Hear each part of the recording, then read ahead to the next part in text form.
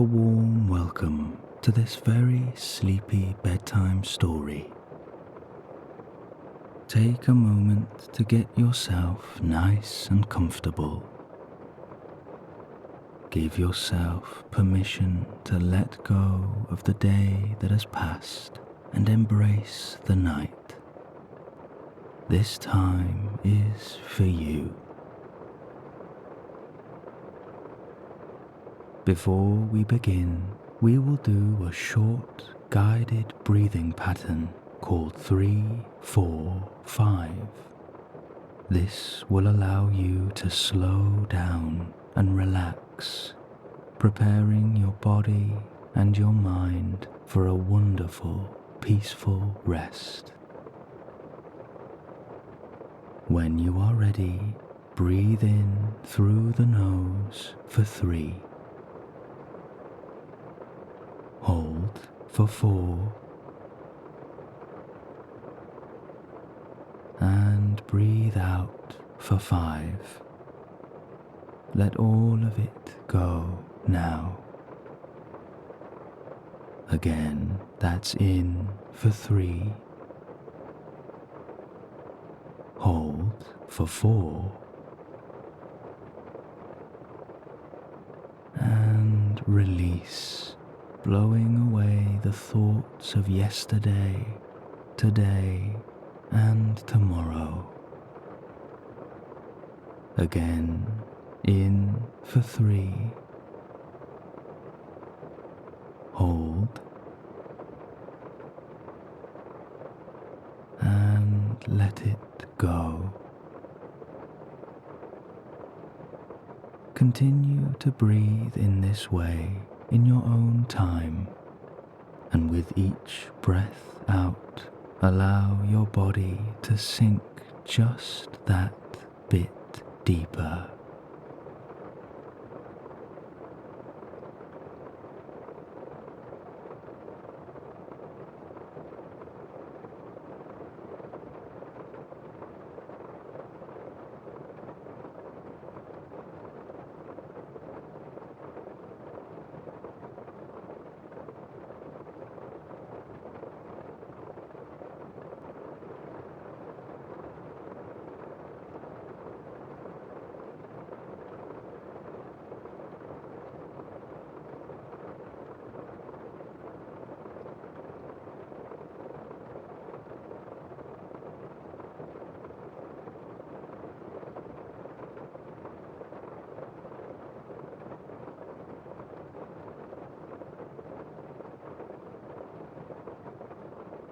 And now allow your breath to fall back into a natural rhythm.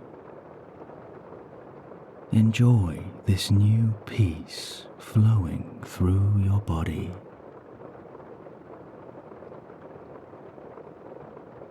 And as you go deeper into relaxation, let us begin tonight's story, The Velveteen Rabbit by Marjorie Williams. There was once a velveteen rabbit, and in the beginning he was really splendid. He was fat and bunchy, as a rabbit should be. His coat was spotted brown and white. He had real thread whiskers, and his ears were lined with pink sateen. On Christmas morning, when he sat wedged in the top of the boy's stocking, with a sprig of holly between his paws, the effect was charming. There were other things in the stocking, nuts and oranges and a toy engine, and chocolate almonds and a clockwork mouse, but the rabbit was quite the best of all.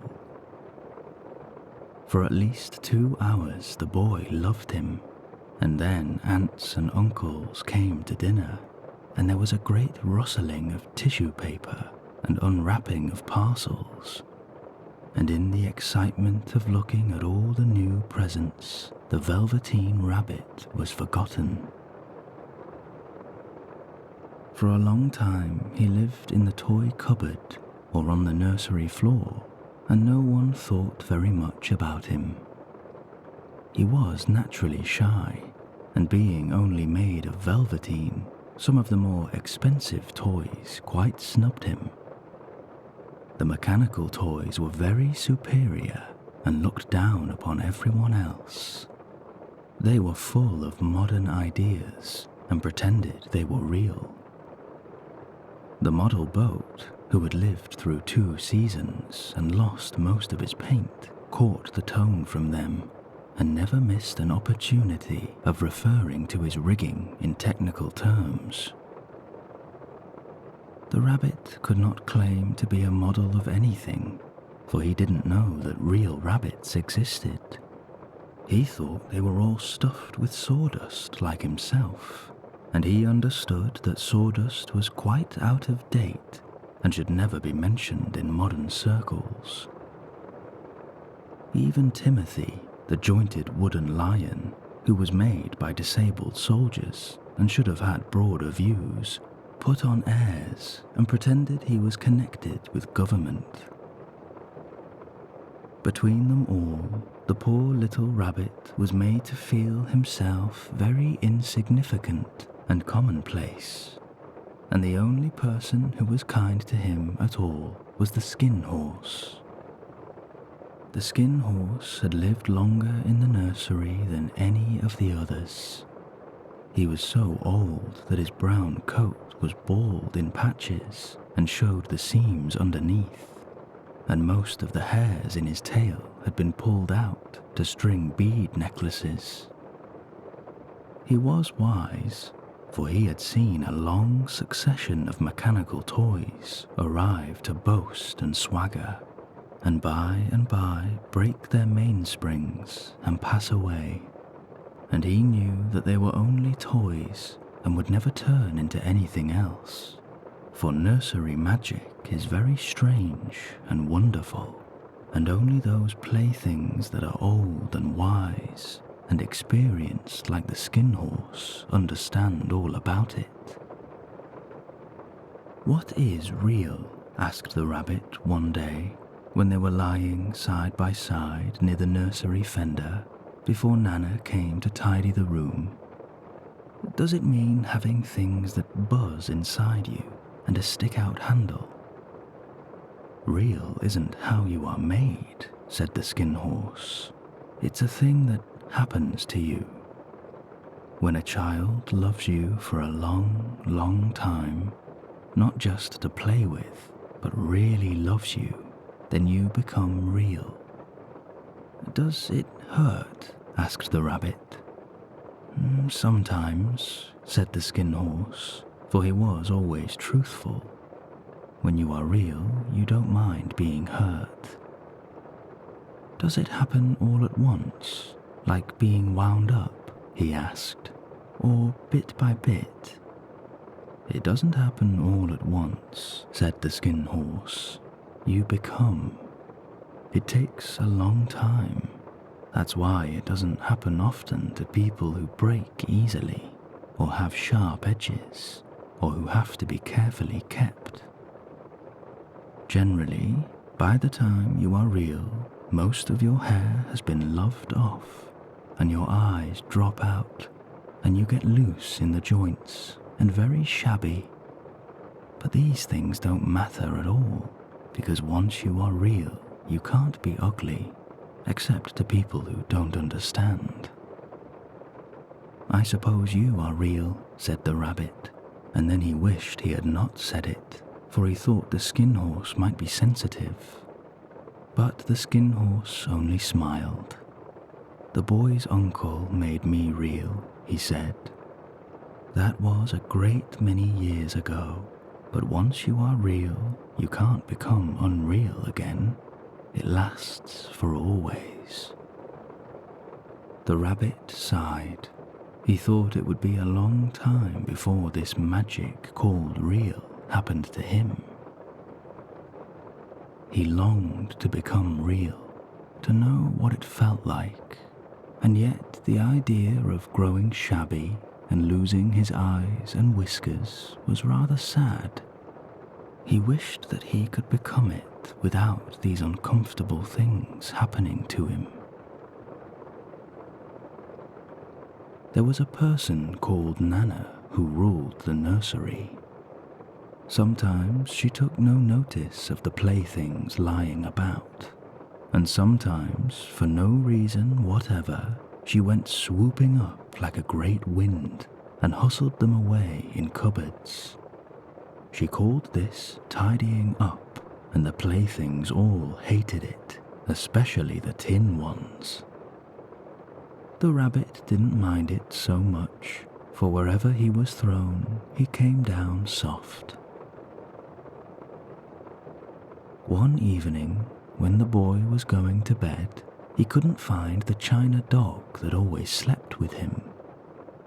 Nana was in a hurry, and it was too much trouble to hunt for china dogs at bedtime, so she simply looked about her, and seeing that the toy cupboard door stood open, she made a swoop. "Here," she said, "take your old bunny. He'll do to sleep with you."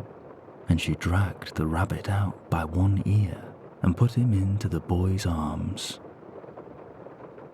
That night, and for many nights after, the Velveteen Rabbit slept in the boy's bed. At first, he found it rather uncomfortable, for the boy hugged him very tight, and sometimes he pushed him so far under the pillow that the rabbit could scarcely breathe. And he missed, too, those long moonlight hours in the nursery when all the house was silent, and his talks with the skin horse.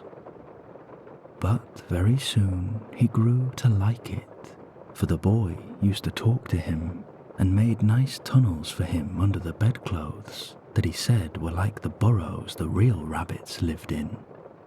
And they had splendid games together in whispers when Nana had gone away to her supper and left the nightlight burning on the mantelpiece. And when the boy dropped off to sleep, the rabbit would snuggle down close under his little warm chin and dream, with the boy's hands clasped close round him all night long. And so time went on, and the little rabbit was very happy. So happy that he never noticed how his beautiful velveteen fur was getting shabbier and shabbier, and his tail becoming unsewn, and all the pink rubbed off his nose where the boy had kissed him. Spring came, and they had long days in the garden, for wherever the boy went, the rabbit went too. He had rides in the wheelbarrow, and picnics on the grass, and lovely fairy huts built for him under the raspberry canes behind the flower border.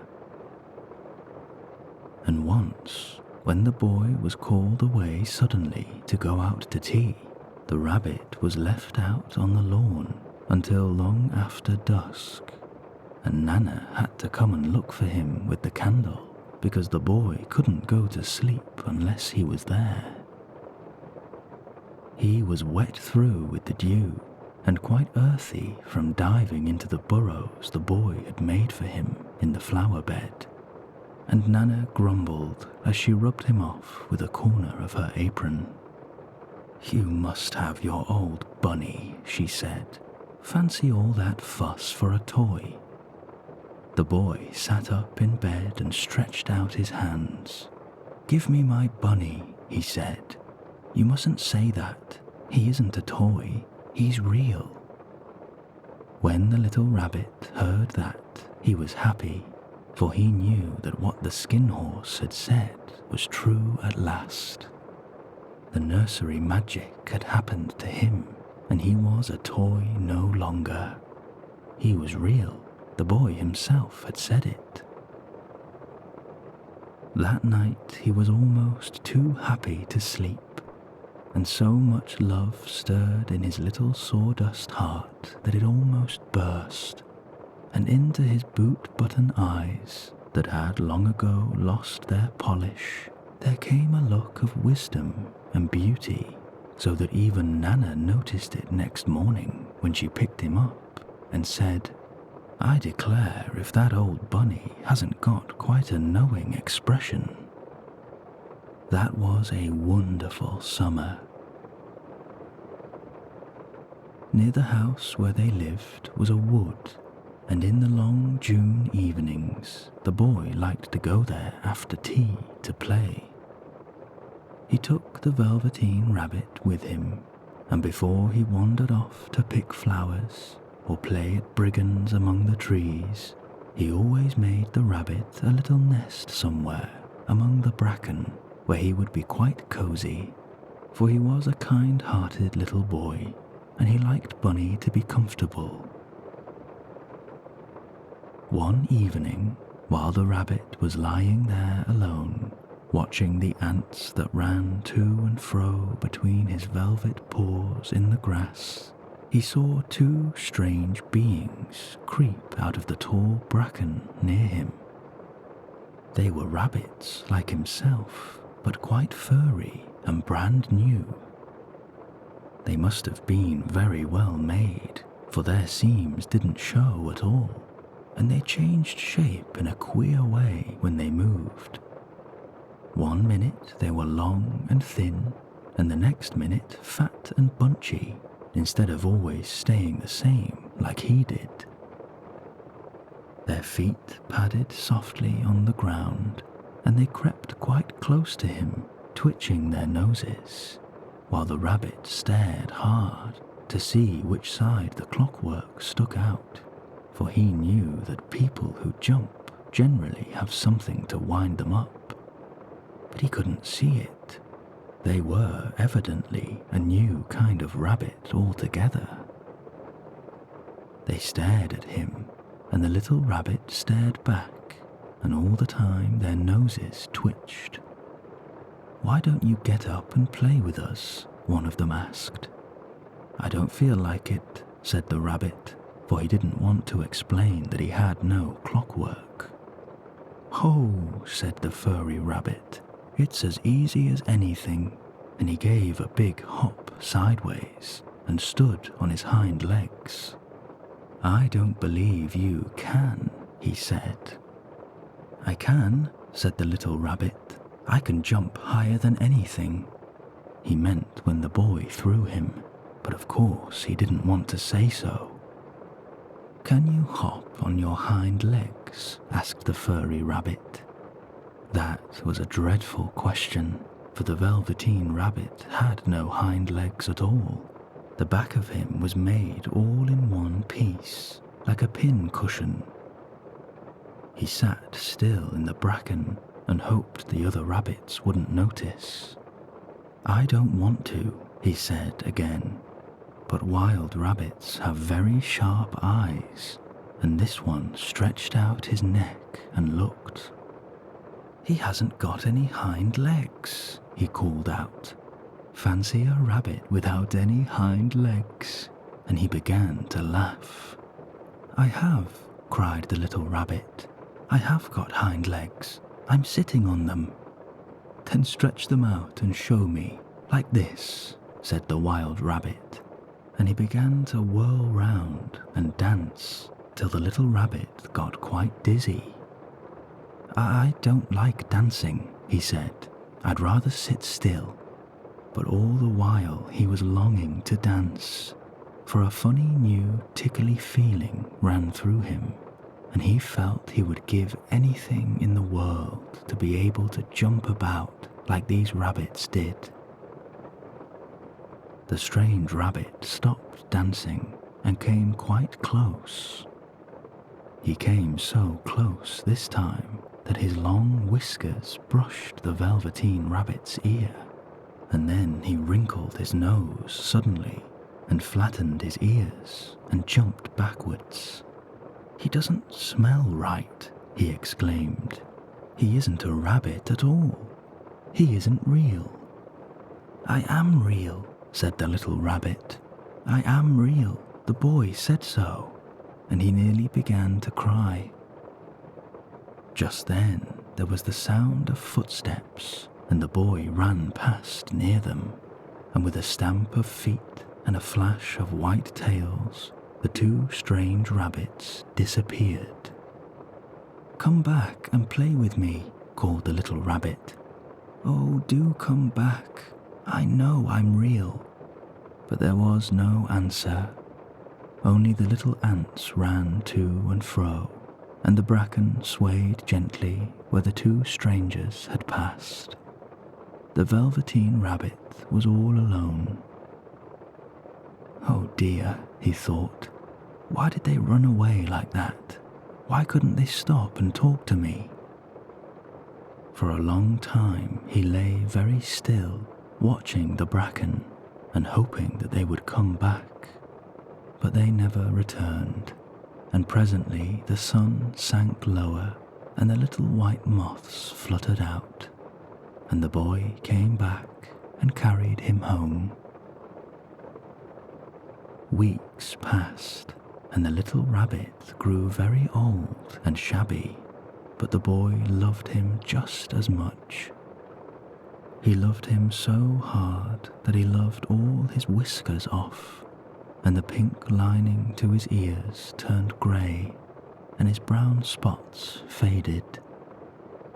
He even began to lose his shape, and he scarcely looked like a rabbit anymore, except to the boy. To him he was always beautiful, and that was all the little rabbit cared about.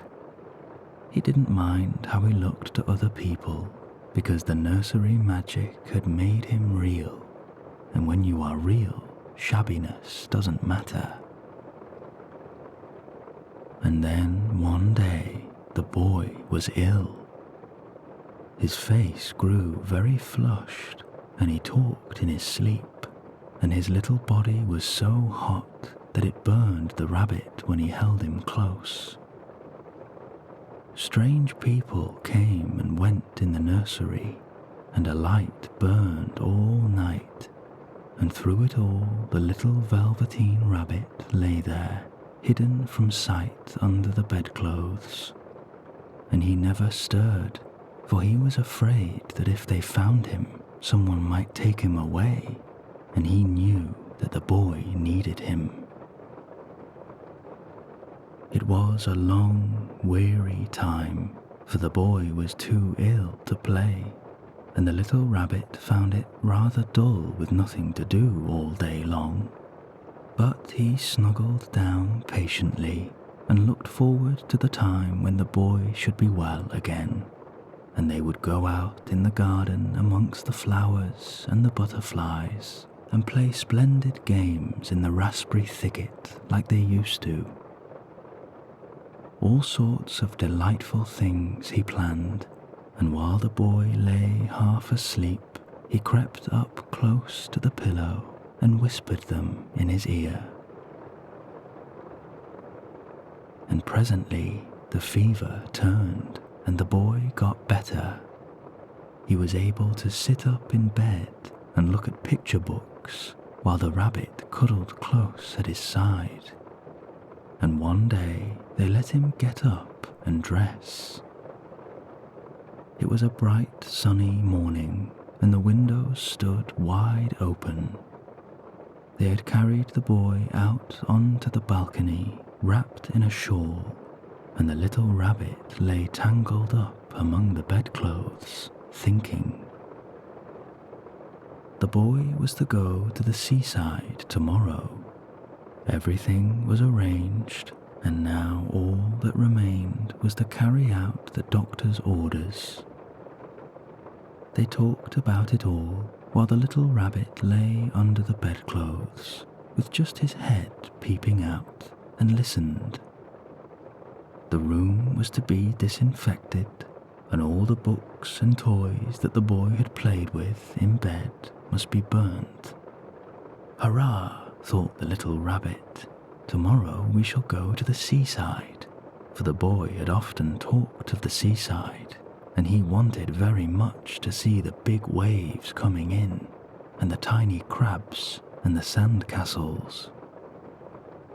Just then Nana caught sight of him.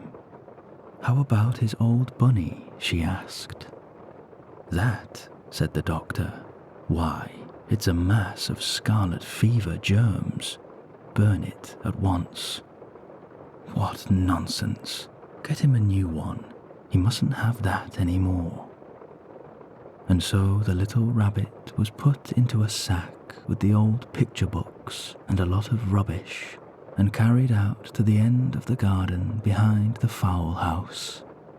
That was a fine place to make a bonfire, only the gardener was too busy just then to attend to it. He had the potatoes to dig and the green peas to gather, but next morning he promised to come quite early and burn the whole lot. That night the boy slept in a different bedroom, and he had a new bunny to sleep with him. It was a splendid bunny, all white plush with real glass eyes, but the boy was too excited to care very much about it, for tomorrow he was going to the seaside, and that in itself was such a wonderful thing that he could think of nothing else.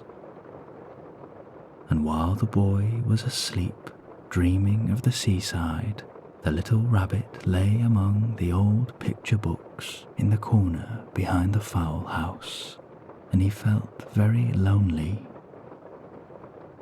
The sack had been left untied, and so, by wriggling a bit, he was able to get his head through the opening and look out.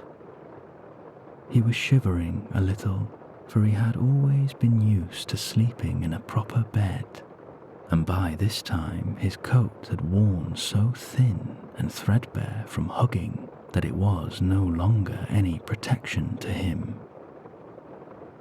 Nearby he could see the thicket of raspberry canes, growing tall and close like a tropical jungle, in whose shadow he had played with the boy on bygone mornings.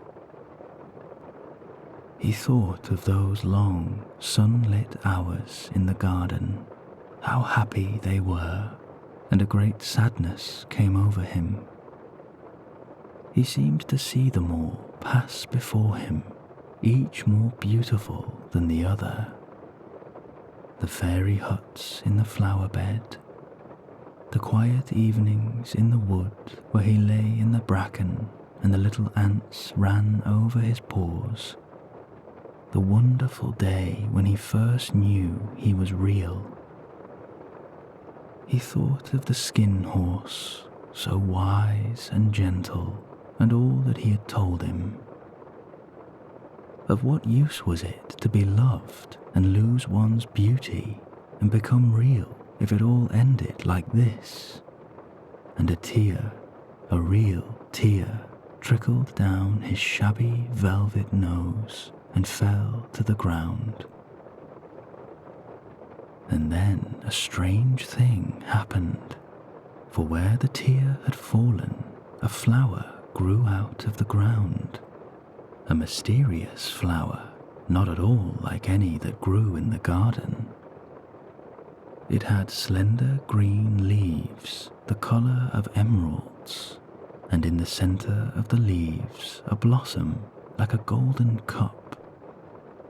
It was so beautiful that the little rabbit forgot to cry and just lay there watching it. And presently the blossom opened, and out of it there stepped a fairy.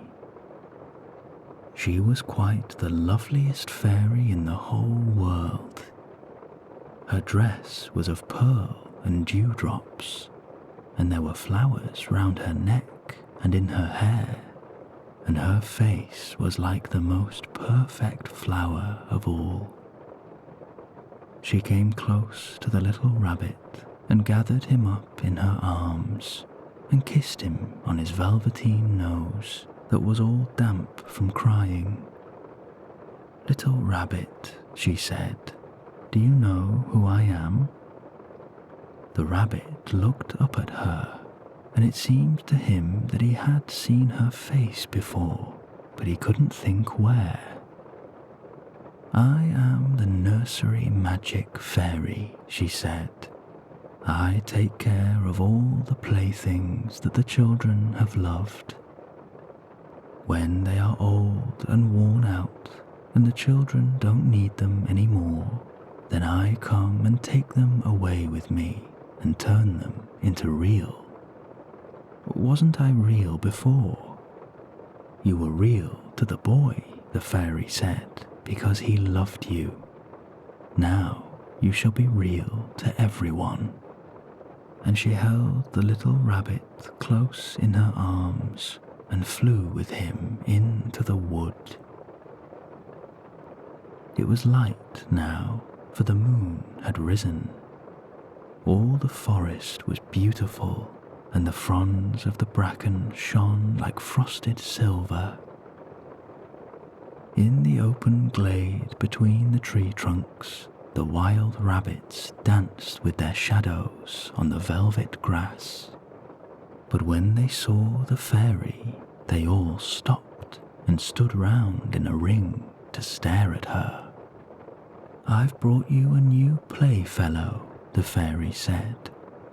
"You must be very kind to him and teach him all he needs to know in Rabbit Land, for he is going to live with you forever and ever." She kissed the rabbit again and put him down on the grass. "Run and play, little rabbit," she said. But the little rabbit sat quite still for a moment and never moved, for when he saw all the wild rabbits dancing around him, he suddenly remembered about his hind legs, and he didn't want them to see that he was made all in one piece. He did not know that when the fairy kissed him that last time, she had changed him altogether, and he might have sat there a long time, too shy to move, if just then something hadn't tickled his nose, and before he thought what he was doing, he lifted his hind toe to scratch it, and he found that he actually had hind legs.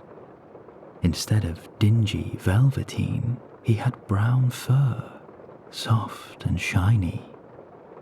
His ears twitched by themselves, and his whiskers were so long that they brushed the grass.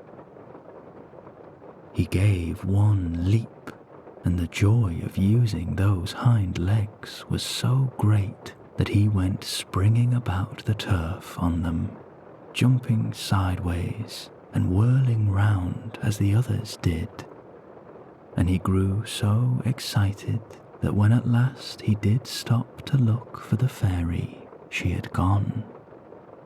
He was a real rabbit at last, at home with the other rabbits. Autumn passed, and winter, and in the spring, when the days grew warm and sunny, the boy went out to play in the wood behind the house.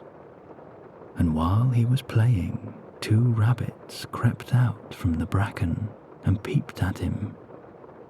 One of them was brown all over, but the other had strange markings under his fur, as though long ago he had been spotted, and the spots still showed through. And about his little soft nose and his round black eyes there was something familiar, and the boy thought to himself, "Why, he looks just like my old bunny that was lost when I had scarlet fever." But he never knew that it really was his own bunny, come back to look at the boy who had first helped him to be real.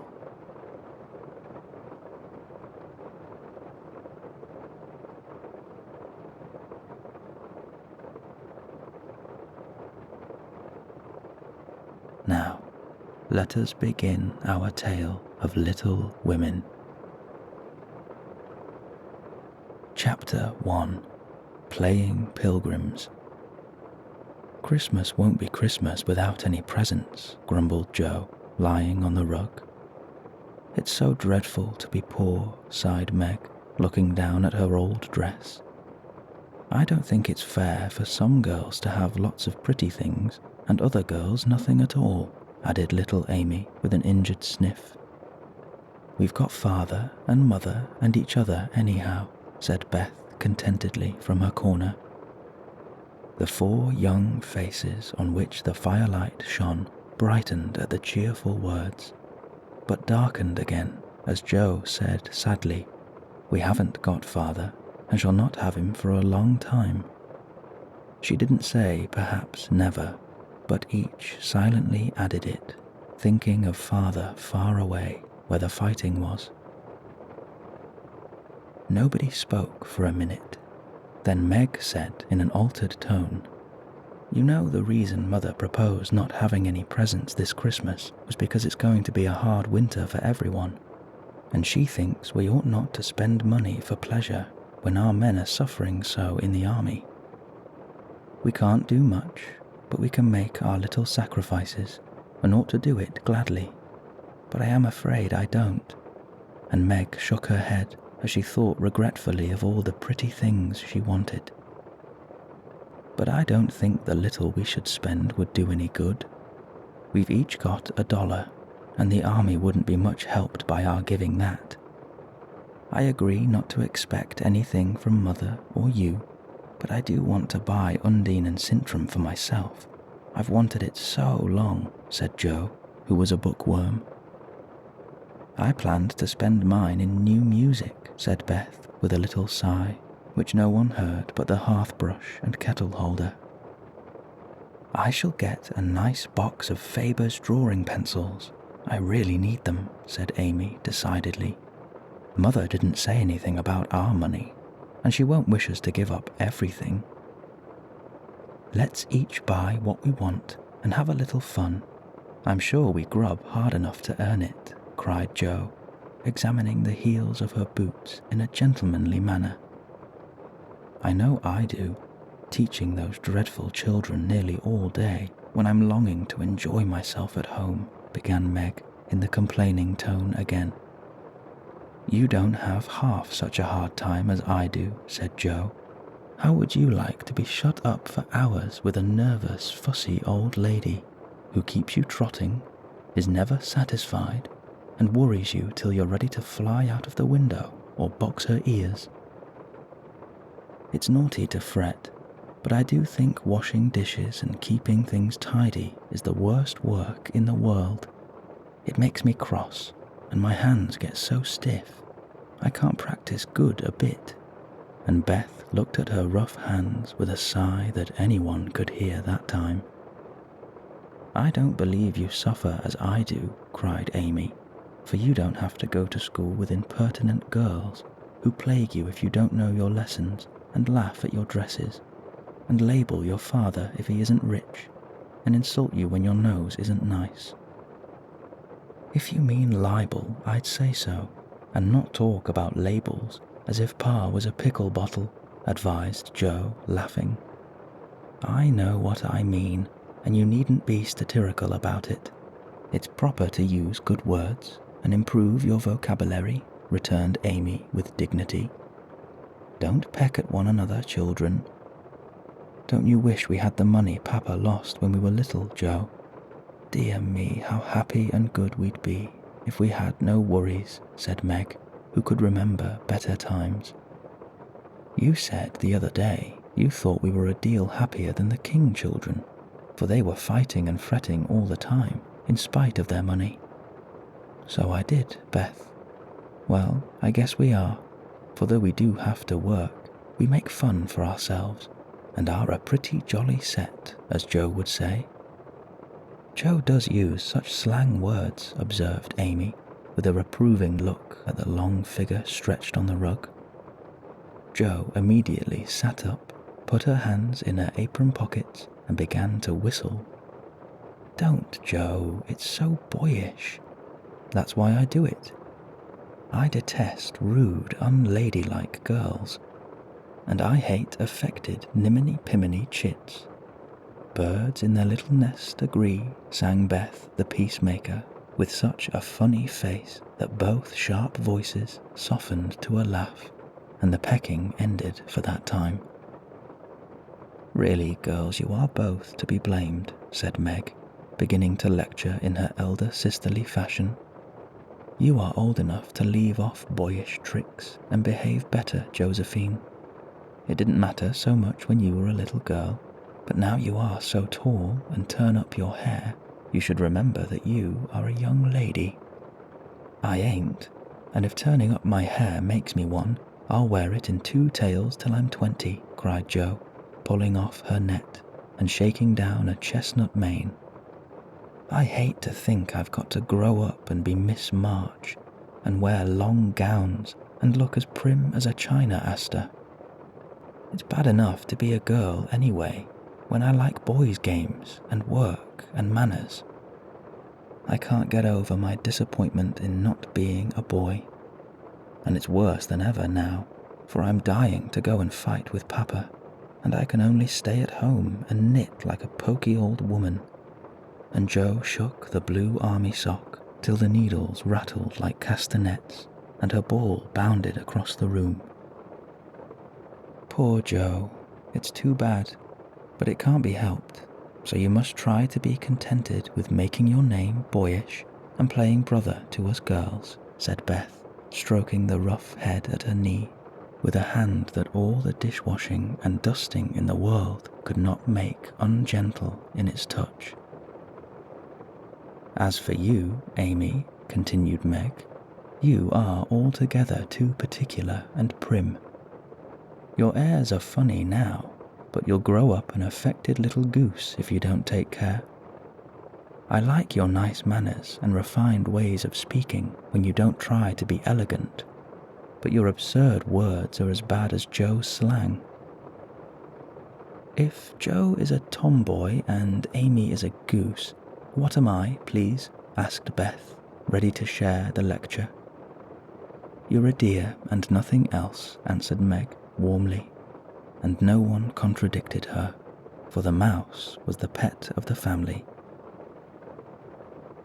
As young readers like to know how people look, we will take this moment to give them a little sketch of the 4 sisters who sat knitting away in the twilight while the December snow fell quietly without and the fire crackled cheerfully within. It was a comfortable old room, though the carpet was faded and the furniture very plain, for a good picture or 2 hung on the walls. Books filled the recesses, chrysanthemums and Christmas roses bloomed in the windows, and a pleasant atmosphere of home peace pervaded it. Margaret, the eldest of the 4, was 16 and very pretty, being plump and fair, with large eyes, plenty of soft brown hair, a sweet mouth, and white hands of which she was rather vain. 15-year-old Jo was very tall, thin, and brown, and reminded one of a colt, for she never seemed to know what to do with her long limbs, which were very much in her way. She had a decided mouth, a comical nose, and sharp grey eyes, which appeared to see everything, and were by turns fierce, funny, or thoughtful. Her long, thick hair was her one beauty, but it was usually bundled into a net to be out of her way. Round shoulders had Jo, big hands and feet, a fly-away look to her clothes, and the uncomfortable appearance of a girl who was rapidly shooting up into a woman and didn't like it.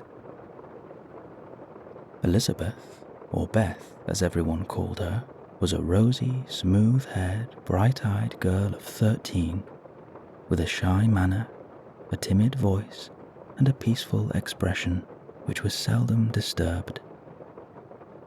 Her father called her Little Tranquillity, and the name suited her excellently, for she seemed to live in a happy world of her own, only venturing out to meet the few whom she trusted and loved. Amy, though the youngest, was a most important person, in her own opinion at least. A regular snow maiden, with blue eyes and yellow hair curling on her shoulders. Pale and slender, and always carrying herself like a young lady mindful of her manners. What the characters of the four sisters were, we will leave to be found out. The clock struck 6, and, having swept up the hearth, Beth put a pair of slippers down to warm. Somehow the sight of the old shoes had a good effect upon the girls, for Mother was coming, and everyone brightened to welcome her. Meg stopped lecturing and lit the lamp. Amy got out of the easy chair without being asked, and Jo forgot how tired she was as she sat up to hold the slippers nearer to the blaze. They are quite worn out. Marmee must have a new pair. I thought I'd get her some with my $1, said Beth. No, I shall, cried Amy. I'm the oldest, began Meg, but Jo cut in with a decided, I'm the man of the family now Papa is away, and I shall provide the slippers, for he told me to take special care of Mother while he was gone. I'll tell you what we'll do, said Beth. Let's each get her something for Christmas and not get anything for ourselves. That's like you, dear. What will we get? Exclaimed Jo. Everyone thought soberly for a minute. Then Meg announced, as if the idea was suggested by the sight of her own pretty hands, I shall give her a nice pair of gloves. Army shoes, best to be had, cried Jo. Some handkerchiefs all hemmed, said Beth. I'll get a little bottle of cologne. She likes it, and it won't cost much, so I'll have some left to buy something for me, added Amy. How will we give the things? Asked Meg. Put 'em on the table and bring her in and see her open the bundles. Don't you remember how we used to do it on our birthdays? Answered Jo. I used to be so frightened when it was my turn to sit in the big chair with a crown on and see you all come marching round to give the presents with a kiss. I liked the things and the kisses, but it was dreadful to have you sit looking at me while I opened the bundles, said Beth, who was toasting her face and the bread for tea at the same time. Let Marmee think we are getting things for ourselves and then surprise her. We must go shopping tomorrow afternoon, Meg. There is lots to do about the play for Christmas night, said Jo, marching up and down with her hands behind her back and her nose in the air. I don't mean to act any more after this time. I'm getting too old for such things, observed Meg, who was as much a child as ever about dressing up frolics. You won't stop, I know, as long as you can trail round in a white gown with your hair down and wear gold paper jewellery. You are the best actress we've got, and there'll be an end of everything if you quit the boards, said Jo. We ought to rehearse tonight. Come here, Amy, and do the fainting scene, for you are as stiff as a poker in that. I can't help it. I never saw anyone faint, and I don't choose to make myself all black and blue, tumbling flat as you do. If I can go down easily, I'll drop. If I can't, I shall fall into a chair and be graceful. I don't care if Hugo does come at me with a pistol, returned Amy, who was not gifted with dramatic power, but was chosen because she was small enough to be borne out shrieking by the hero of the piece. Do it this way. Clasp your hands so, and stagger across the room crying frantically, Rodrigo, save me, save me. And away went Jo, with a melodramatic scream which was truly thrilling. Amy followed, but she poked her hands out stiffly before her and jerked herself along as if she went by machinery. And her ow was more suggestive of pins being run into her than of fear and anguish. Jo gave a despairing groan, and Meg laughed outright, while Beth let her bread burn as she watched the fun with interest. It's no use. Do the best you can when the time comes, and if the audience shout, don't blame me. Come on, Meg." Then things went smoothly, for Don Pedro defied the world in a speech of 2 pages without a single break. Hagar, the witch, chanted an awful incantation over her kettleful of simmering toads with weird effect. Rodrigo rent his chains asunder manfully, and Hugo died in agonies of remorse and arsenic with a wild ha ha. "It's the best we've had yet," said Meg, as the dead villain sat up and rubbed his elbows. "I don't see how you can write and act such splendid things, Joe. You're a regular Shakespeare," exclaimed Beth, who firmly believed that her sisters were gifted with wonderful genius in all things. "Not quite," replied Joe modestly. "I do think The Witch's Curse and operatic tragedy is rather a nice thing, but I'd like to try Macbeth. If we only had a trap door for Banquo. I always wanted to do the killing part." "Is that a dagger that I see before me?" muttered Joe, rolling her eyes and clutching the air, as she had seen a famous tragedian do. "No, it's the toasting fork, with Ma's shoe on it instead of the bread. Beth's stage struck," cried Meg, and the rehearsal ended in a general burst of laughter. "Glad to find you so merry, my girls," said a cheery voice at the door, and actors and audience turned to welcome a stout, motherly lady with a "can I help you" look about her, which was truly delightful. She wasn't a particularly handsome person, but mothers are always lovely to their children, and the girls thought the grey cloak and unfashionable bonnet covered the most splendid woman in the world. "Well, dearies, how have you got on today?" "There was so much to do, getting the boxes ready to go tomorrow, that I didn't come home to dinner." "Has anyone called, Beth?" "How is your cold, Meg?" "Joe, you look tired to death." "Come and kiss me, baby."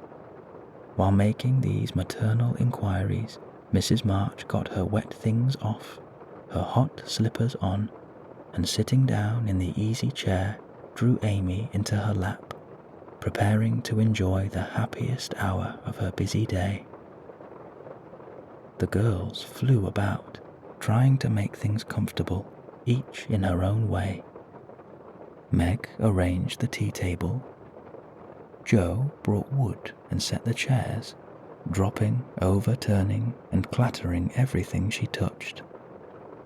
Beth trotted to and fro between parlour and kitchen, quiet and busy, while Amy gave directions to everyone as she sat with her hands folded.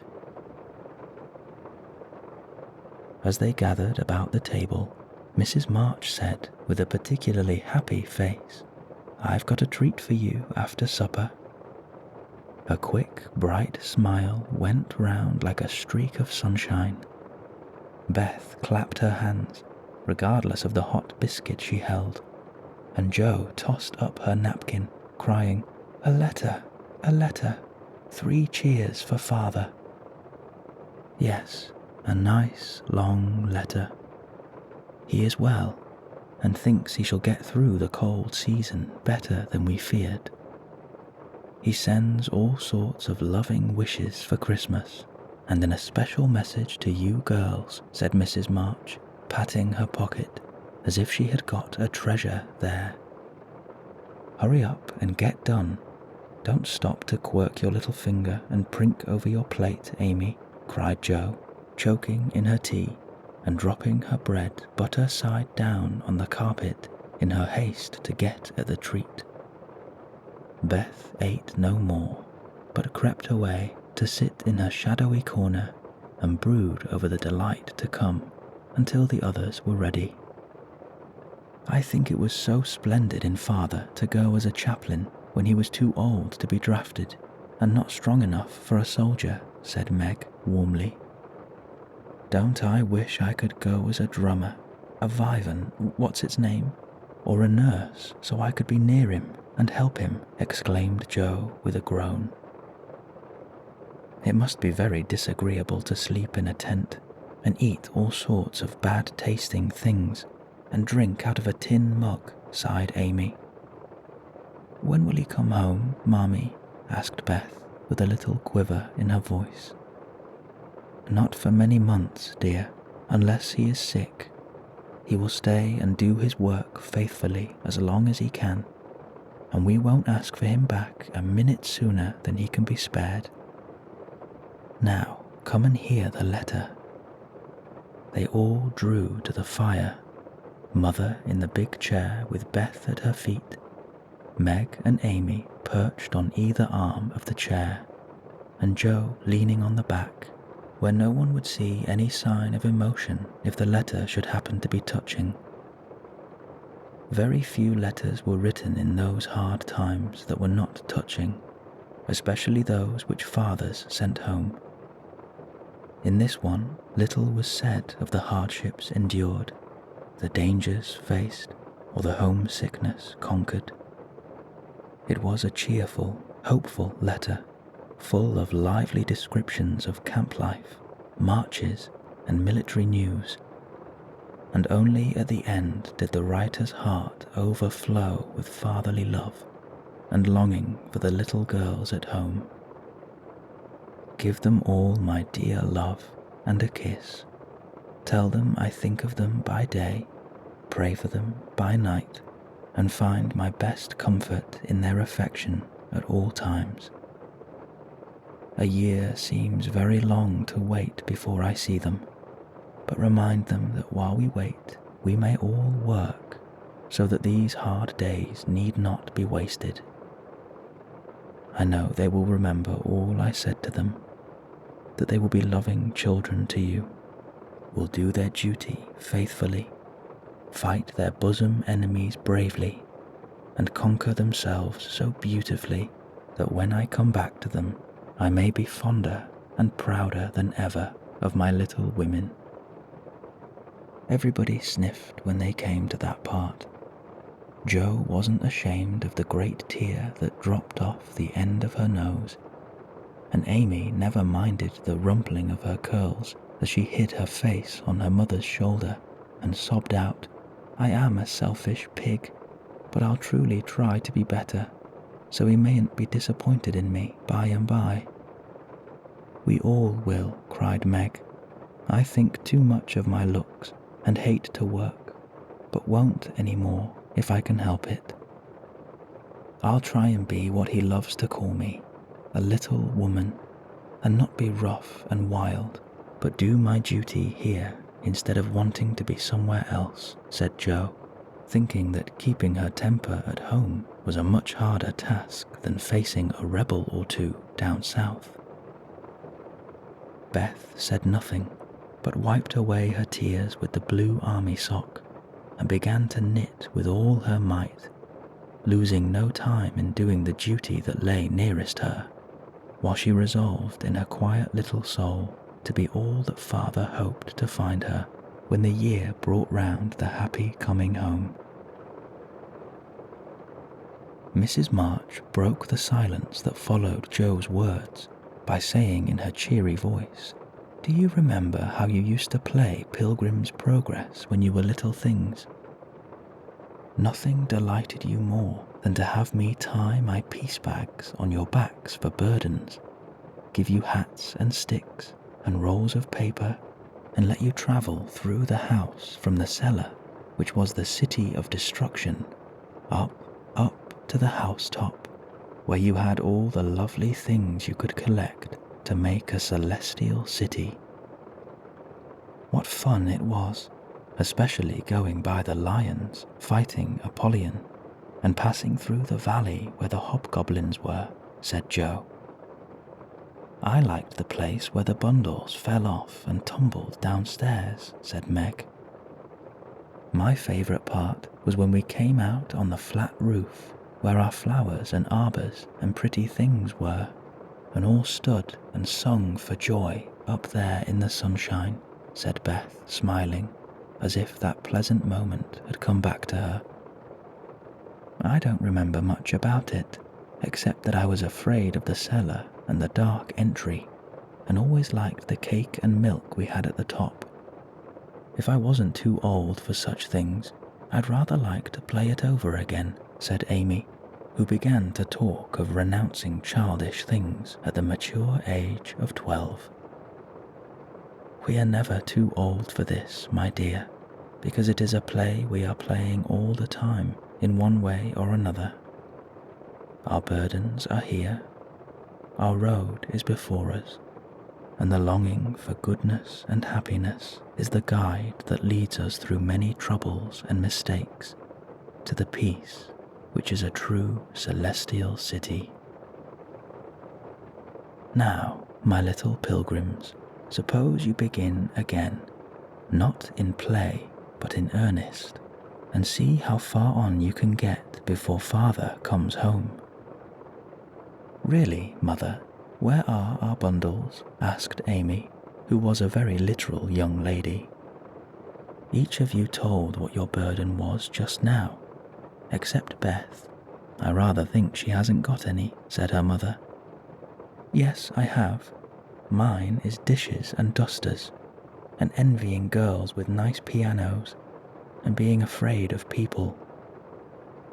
Beth's bundle was such a funny one that everybody wanted to laugh, but nobody did, for it would have hurt her feelings very much. Let us do it, said Meg thoughtfully. It is only another name for trying to be good, and the story may help us, for though we do want to be good, it's hard work, and we forget and don't do our best. We were in the Slough of Despond tonight, and Mother came and pulled us out, as Help did in the book. We ought to have our roll of directions, like Christian. What shall we do about that? Asked Jo, delighted with the fancy which lent a little romance to the very dull task of doing her duty. Look under your pillows Christmas morning, and you will find your guidebook, replied Mrs. March. They talked over the new plan while old Hannah cleared the table. Then out came the 4 little work baskets, and the needles flew as the girls made sheets for Aunt March. It was uninteresting sewing, but tonight no one grumbled. They adopted Jo's plan of dividing the long seams into 4 parts and calling the quarters Europe, Asia, Africa, and America, and in that way got on capitally, especially when they talked about the different countries as they stitched their way through them.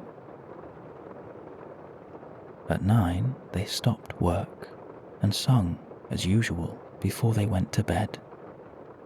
No one but Beth could get much music out of the old piano, but she had a way of softly touching the yellow keys and making a pleasant accompaniment to the simple songs they sung. Meg had a voice like a flute, and she and her mother led the little choir. Amy chirped like a cricket, and Jo wandered through the airs at her own sweet will, always coming out at the wrong place with a crook or a quaver that spoiled the most pensive tune.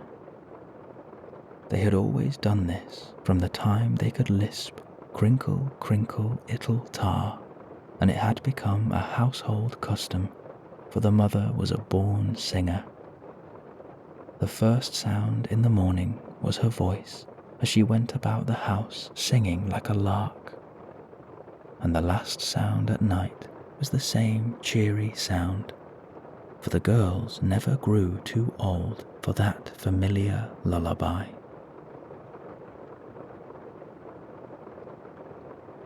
Chapter 2. A Merry Christmas. Jo was the first to wake in the grey dawn of Christmas morning. No stockings hung at the fireplace, and for a moment she felt as much disappointed as she did long ago when her little sock fell down because it was so crammed with goodies.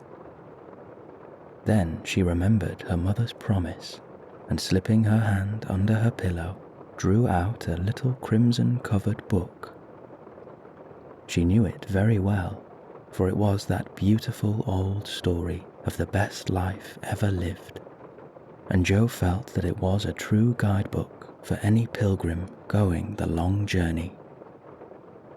She woke Meg with a "Merry Christmas" and bade her see what was under her pillow.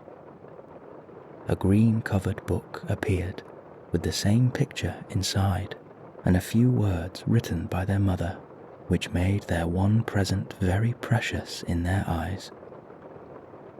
Presently Beth and Amy woke to rummage and find their little books also. One dove-coloured, the other blue, and all sat looking at and talking about them, while the east grew rosy with the coming day. In spite of her small vanities, Margaret had a sweet and pious nature, which unconsciously influenced her sisters, especially Jo, who loved her very tenderly and obeyed her because her advice was so gently given. "Girls," said Meg seriously, looking from the tumbled head beside her to the two little night-capped ones in the room beyond, "Mother wants us to read and love and mind these books, and we must begin at once. We used to be faithful about it, but since Father went away and all this war trouble unsettled us, we have neglected many things. You can do as you please, but I shall keep my book on the table here and read a little every morning as soon as I wake, for I know it will do me good and help me through the day." Then she opened her new book and began to read. Jo put her arm around her and, leaning cheek to cheek, read also, with a quiet expression so seldom seen on her restless face. "How good Meg is! Come, Amy, let's do as they do. I'll help you with the hard words, and they'll explain things if we don't understand," whispered Beth, very much impressed by the pretty books and her sister's example. "I'm glad mine is blue," said Amy. And then the rooms were very still, while the pages were softly turned, and the winter sunshine crept in to touch the bright heads and serious faces with a Christmas greeting. "Where is Mother?" asked Meg, as she and Jo ran down to thank her for their gifts half an hour later. "Goodness only knows. Some poor creetur came a-begging, and your ma went straight off to see what was needed.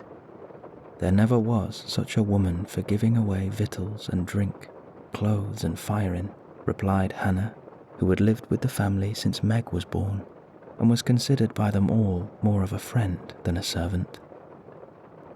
"She will be back soon, I guess, so do your cakes and have everything ready," said Meg, looking over the presents, which were collected in a basket and kept under the sofa, ready to be produced at the proper time.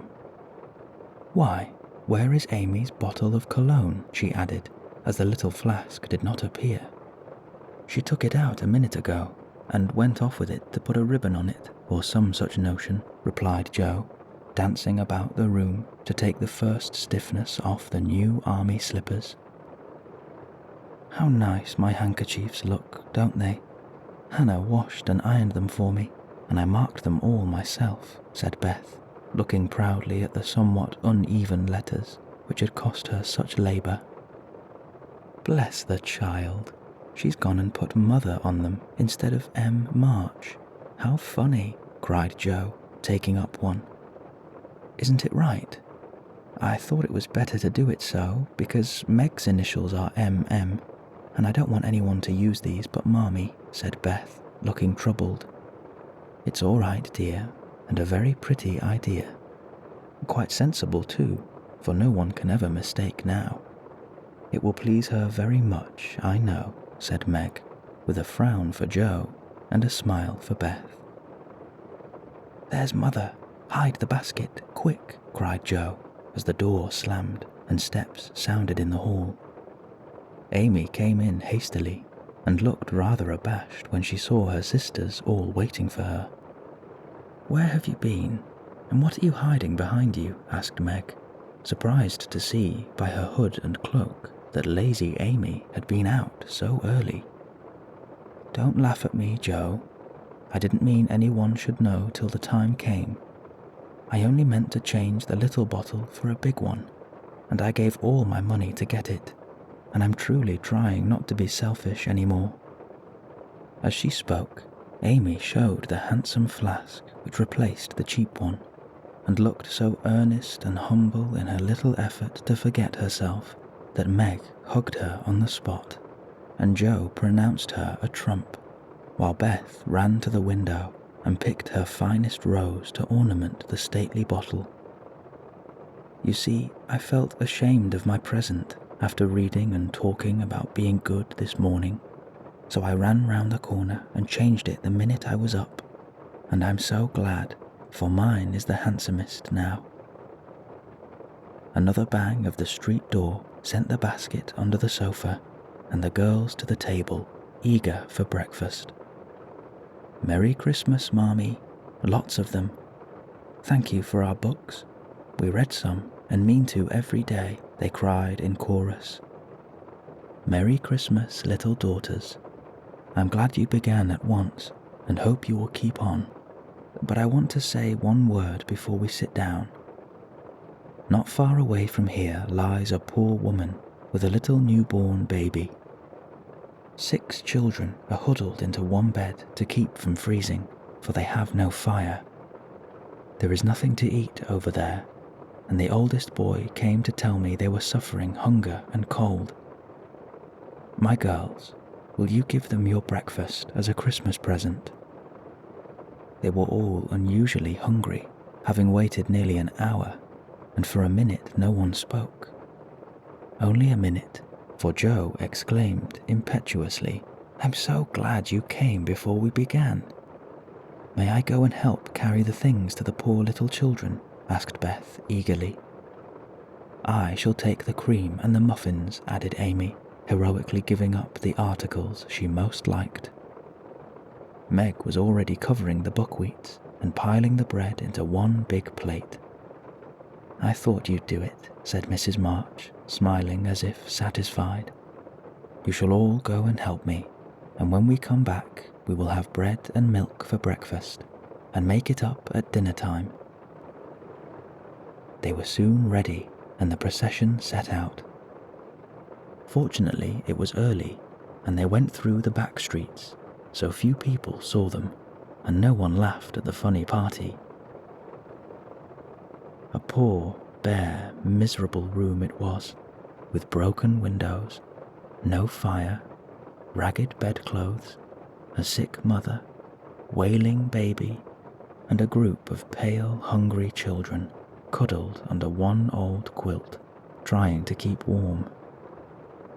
How the big eyes stared and the blue lips smiled as the girls went in. "Ach, mein Gott, it is good angels come to us," cried the poor woman, crying for joy. "Funny angels in hoods and mittens," said Joe, and set them laughing. In a few minutes it really did seem as if kind spirits had been at work there. Hannah, who had carried wood, made a fire and stopped up the broken panes with old hats and her own shawl. Mrs. March gave the mother tea and gruel and comforted her with promises of help, while she dressed the little baby as tenderly as if it had been her own. The girls, meantime, spread the table, set the children round the fire, and fed them like so many hungry birds, laughing, talking, and trying to understand the funny broken English. "Das ist gut, der Angelkinder," cried the poor things as they ate, and warmed their purple hands at the comfortable blaze. The girls had never been called angel children before, and thought it very agreeable, especially Jo, who had been considered a Sancho ever since she was born.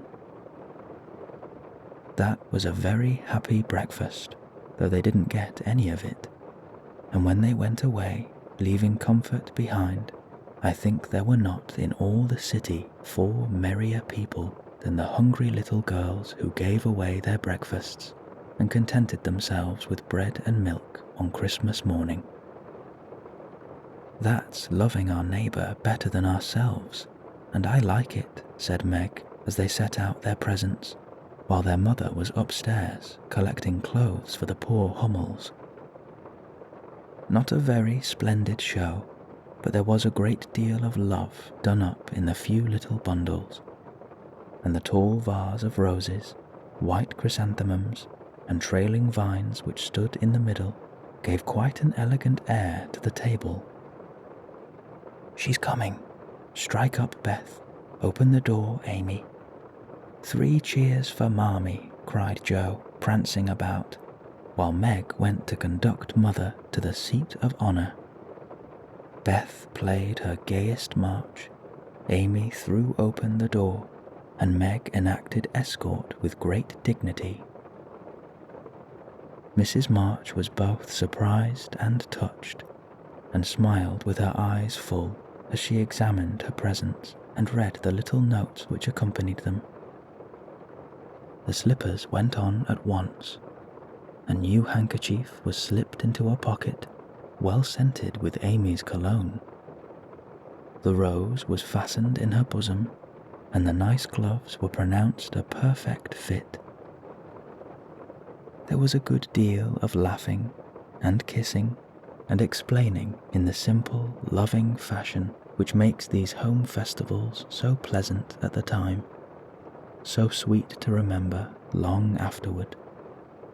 And then all fell to work. The morning charities and ceremonies took so much time that the rest of the day was devoted to preparations for the evening festivities. Being still too young to go often to the theatre, and not rich enough to afford any great outlay for private performances, the girls put their wits to work, and necessity being the mother of invention, made whatever they needed. Very clever were some of their productions: pasteboard guitars, antique lamps made of old-fashioned butter boats covered with silver paper, gorgeous robes of old cotton glittering with tin spangles from a pickle factory, and armour covered with the same useful diamond-shaped bits left in sheets when the lids of tin preserve pots were cut out. The furniture was used to being turned topsy-turvy, and the big chamber was the scene of many innocent revels. No gentlemen were admitted, so Jo played male parts to her heart's content, and took immense satisfaction in a pair of russet leather boots given her by a friend who knew a lady who knew an actor. These boots, an old foil, and a slashed doublet once used by an artist for some picture, were Jo's chief treasures, and appeared on all occasions. The smallness of the company made it necessary for the 2 principal actors to take several parts apiece, and they certainly deserved some credit for the hard work they did in learning 3 or 4 different parts, whisking in and out of various costumes, and managing the stage besides. It was excellent drill for their memories, and harmless amusement, and employed many hours which otherwise would have been idle, lonely, or spent in less profitable society. On Christmas night, a dozen girls piled on the bed, which was the dress circle, and sat before the blue and yellow chintz curtains in a most flattering state of expectancy. There was a good deal of rustling and whispering behind the curtain, a trifle of lamp smoke, and an occasional giggle from Amy, who was apt to get hysterical in the excitement of the moment. Presently a bell sounded, the curtains flew apart, and the operatic tragedy began. A gloomy wood, according to the one playbill, was represented by a few shrubs in pots, a green baize on the floor, and a cave in the distance. This cave was made with a clothes horse for a roof, bureaus for walls, and in it was a small furnace in full blast, with a black pot on it, and an old witch bending over it, The stage was dark, and the glow of the furnace had a fine effect, especially as real steam issued from the kettle when the witch took off the cover. A moment was allowed for the first thrill to subside. Then Hugo, the villain, stalked in with a clanking sword at his side, a slouched hat, black beard, mysterious cloak, and the boots. After pacing to and fro in much agitation, he struck his forehead and burst out in a wild strain, singing of his hatred for Rodrigo, his love for Zara, and his pleasing resolution to kill the one and win the other. The gruff tones of Hugo's voice, with an occasional shout when his feelings overcame him, were very impressive, and the audience applauded the moment he paused for breath. Bowing with the air of one accustomed to public praise, he stole to the cavern and ordered Hagar to come forth with a commanding, "What ho, minion, I need thee." Out came Meg, with grey horsehair hanging about her face, a red and black robe, a staff, and cabalistic signs upon her cloak. Hugo demanded a potion to make Zara adore him, and one to destroy Rodrigo. Hagar, in a fine dramatic melody, promised both, and proceeded to call up the spirit who would bring the love philter.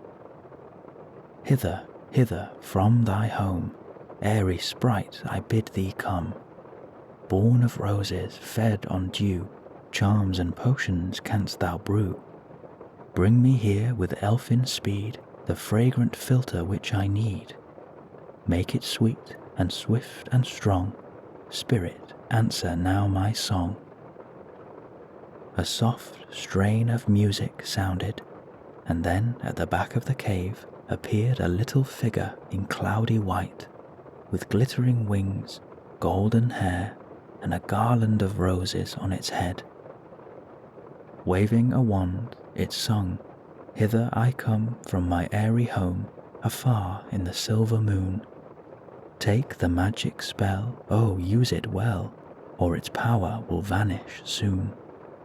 And dropping a small gilded bottle at the witch's feet, the spirit vanished. Another chant from Hagar produced another apparition, not a lovely one, for with a bang an ugly imp appeared, and having croaked a reply, tossed a dark bottle at Hugo and disappeared with a mocking laugh.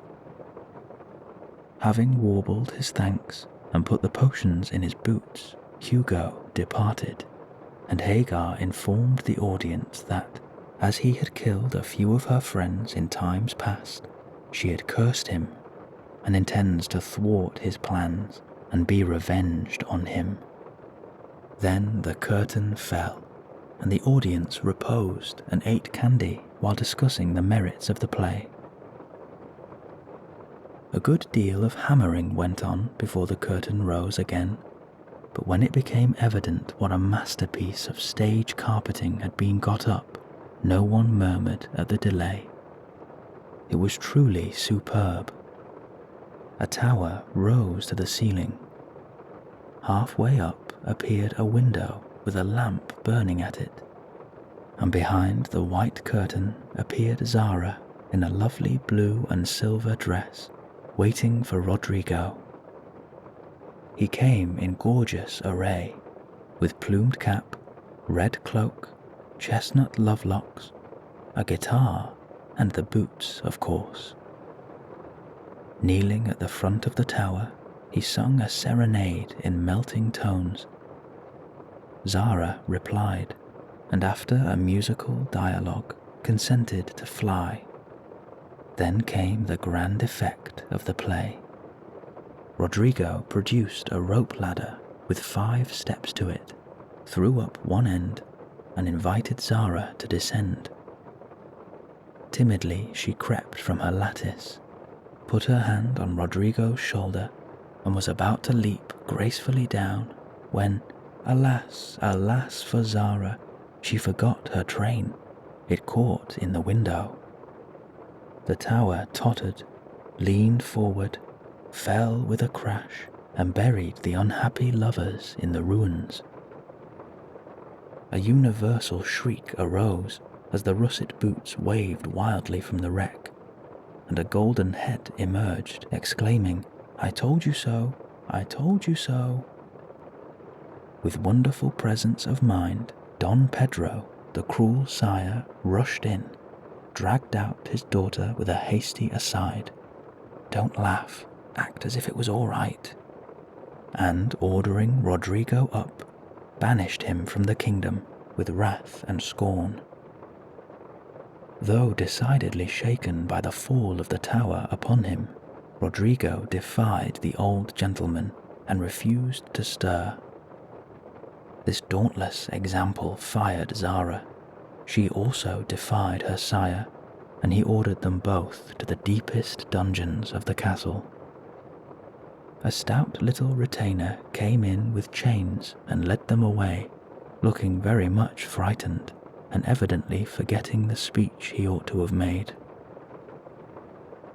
Act Third was the castle hall, and here Hagar appeared, having come to free the lovers and finish Hugo. She hears him coming and hides, sees him put the potions into 2 cups of wine, and bid the timid little servant bear them to the captives in their cells and tell them I shall come anon. The servant takes Hugo aside to tell him something, and Hagar changes the cups for 2 others which are harmless. Ferdinando, the minion, carries them away, and Hagar puts back the cup which holds the poison meant for Rodrigo. Hugo, getting thirsty after a long warble, drinks it, loses his wits, and after a good deal of clutching and stamping, falls flat and dies, while Hagar informs him what she has done in a song of exquisite power and melody. This was a truly thrilling scene, though some persons might have thought that the sudden tumbling down of a quantity of long hair rather marred the effect of the villain's death. He was called before the curtain, and with great propriety appeared leading Hagar, whose singing was considered more wonderful than all the rest of the performance put together. Act Fourth displayed the despairing Rodrigo on the point of stabbing himself because he has been told that Zara has deserted him. Just as the dagger is at his heart, a lovely song is sung under his window, informing him that Zara is true, but in danger, and he can save her if he will. A key is thrown in which unlocks the door, and in a spasm of rapture he tears off his chains and rushes away to find and rescue his lady-love. Act Fifth opened with a stormy scene between Zara and Don Pedro. He wishes her to go into a convent, but she won't hear of it, and, after a touching appeal, is about to faint when Rodrigo dashes in and demands her hand. Don Pedro refuses because he is not rich. They shout and gesticulate tremendously, but cannot agree, and Rodrigo is about to bear away the exhausted Zara when the timid servant enters with a letter and a bag from Hagar, who has mysteriously disappeared. The letter informs the party that she bequeaths untold wealth to the young pair, and an awful doom to Don Pedro if he doesn't make them happy. The bag is opened, and several quarts of tin money shower down upon the stage, till it is quite glorified with the glitter. This entirely softens the stern sire. He consents without a murmur. All join in a joyful chorus, and the curtain falls upon the lovers kneeling to receive Don Pedro's blessing in attitudes of the most romantic grace. Tumultuous applause followed, but received an unexpected check, for the cot bed on which the dress circle was built suddenly shut up and extinguished the enthusiastic audience. Rodrigo and Don Pedro flew to the rescue, and all were taken out unhurt, though many were speechless with laughter. The excitement had hardly subsided when Hannah appeared, with Mrs. March's compliments, and would the ladies walk down to supper. This was a surprise, even to the actors, and when they saw the table, they looked at one another in rapturous amazement. It was like Marmee to get up a little treat for them, but anything so fine as this was unheard of since the departed days of plenty. There was ice cream, actually 2 dishes of it, pink and white, and cake, and fruit, and distracting French bonbons, and in the middle of the table 4 great bouquets of hothouse flowers. It quite took their breath away, and they stared first at the table and then at their mother, who looked as if she was enjoying it immensely. "Is it fairies?" asked Amy. "It's Santa Claus," said Beth. "Mother did it," and Meg smiled her sweetest, in spite of her grey beard and white eyebrows. "Aunt March had a good fit and sent the supper," cried Joe, with sudden inspiration. "All wrong. Old Mr. Lawrence sent it," replied Mrs. March. "The Lawrence boy's grandfather? What in the world put such a thing into his head? We don't know him," exclaimed Meg. "Hannah told one of his servants about your breakfast party. He is an odd old gentleman, but that pleased him. He knew my father years ago, and he sent me a polite note this afternoon, saying he hoped I would allow him to express his friendly feeling toward my children by sending them a few trifles in honor of the day. I could not refuse, and so you have a little feast at night to make up for the bread and milk breakfast." "That boy put it into his head. I know he did. He's a capital fellow, and I wish we could get acquainted. He looks as if he'd like to know us, but he's bashful, and Meg is so prim she won't let me speak to him when we pass," said Joe as the plates went round, and the ice began to melt out of sight with oohs and ahs of satisfaction. "You mean the people who live in the big house next door, don't you?" asked one of the girls. "My mother knows old Mr. Lawrence, but says he's very proud and don't like to mix with his neighbours. He keeps his grandson shut up when he isn't riding or walking with his tutor, and makes him study dreadfully hard. We invited him to our party, but he didn't come. Mother says he's very nice, though he never speaks to us girls. Our cat ran away once, and he brought her back, and we talked over the fence, and were getting on capitally, all about cricket and so on, when he saw Meg coming and walked off. I mean to know him some day, for he needs fun, I'm sure he does," said Joe decidedly. "I like his manners, and he looks like a little gentleman, so I've no objection to your knowing him if a proper opportunity comes. He brought the flowers himself, and I should have asked him in if I had been sure what was going on upstairs. He looked so wistful as he went away, hearing the frolic, and evidently having none of his own." "It's a mercy you didn't, Mother," laughed Joe, looking at her boots. "But we'll have another play sometime that he can see. Maybe he'll help act. Wouldn't that be jolly?" "I never had a bouquet before. How pretty it is," and Meg examined her flowers with great interest. "They are lovely, but Beth's roses are sweeter to me," said Mrs. March, sniffing at the half-dead posy in her belt. Beth nestled up to her and whispered softly, "I wish I could send my bunch to Father. I'm afraid he isn't having such a Merry Christmas as we are."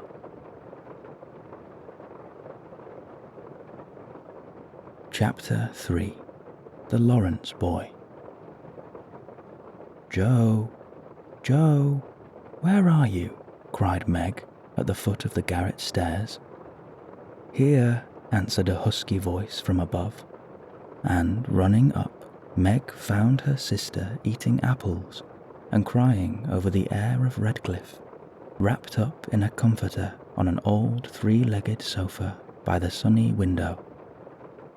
This was Jo's favourite refuge, and here she loved to retire with half a dozen russets and a nice book, to enjoy the quiet and the society of a pet rat who lived nearby and didn't mind her a particle. As Meg appeared, Scrabble whisked into his hole. Jo shook the tears off her cheeks and waited to hear the news. "Such fun! Only see! A regular note of invitation from Mrs. Gardiner for tomorrow night," cried Meg, waving the precious paper, and then proceeding to read it with girlish delight. Mrs. Gardiner would be happy to see Miss March and Miss Josephine at a little dance on New Year's Eve. Marmee is willing we should go. Now what shall we wear? What's the use of asking that when you know we shall wear our poplins because we haven't got anything else, answered Jo with her mouth full. If I only had a silk, sighed Meg. Mother says I may when I'm 18, perhaps, but 2 years is an everlasting time to wait. I'm sure our pops look like silk, and they are nice enough for us. Yours is as good as new, said Jo, but I forgot the burn and the tear in mine. Whatever shall I do? The burn shows horridly, and I can't take any out.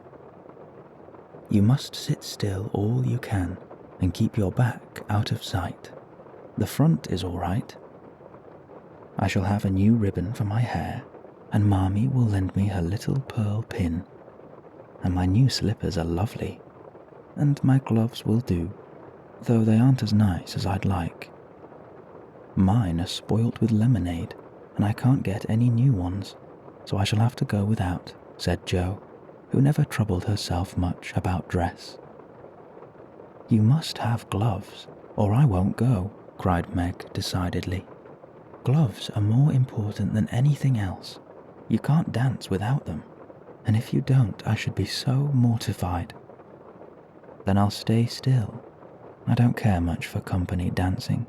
It's no fun to go sailing round. I like to fly about and cut capers. You can't ask Mother for new ones. They are so expensive, and you are so careless. She said, when you spoilt the others, that she shouldn't get you any more this winter. Can't you fix them anyway? Asked Meg anxiously. I can hold them crunched up in my hand, so no one will know how stained they are. That's all I can do. No, I'll tell you how we can manage. Each wear one good one and carry a bad one, don't you see? Your hands are bigger than mine, and you will stretch my glove dreadfully, began Meg, whose gloves were a tender point with her. Then I'll go without.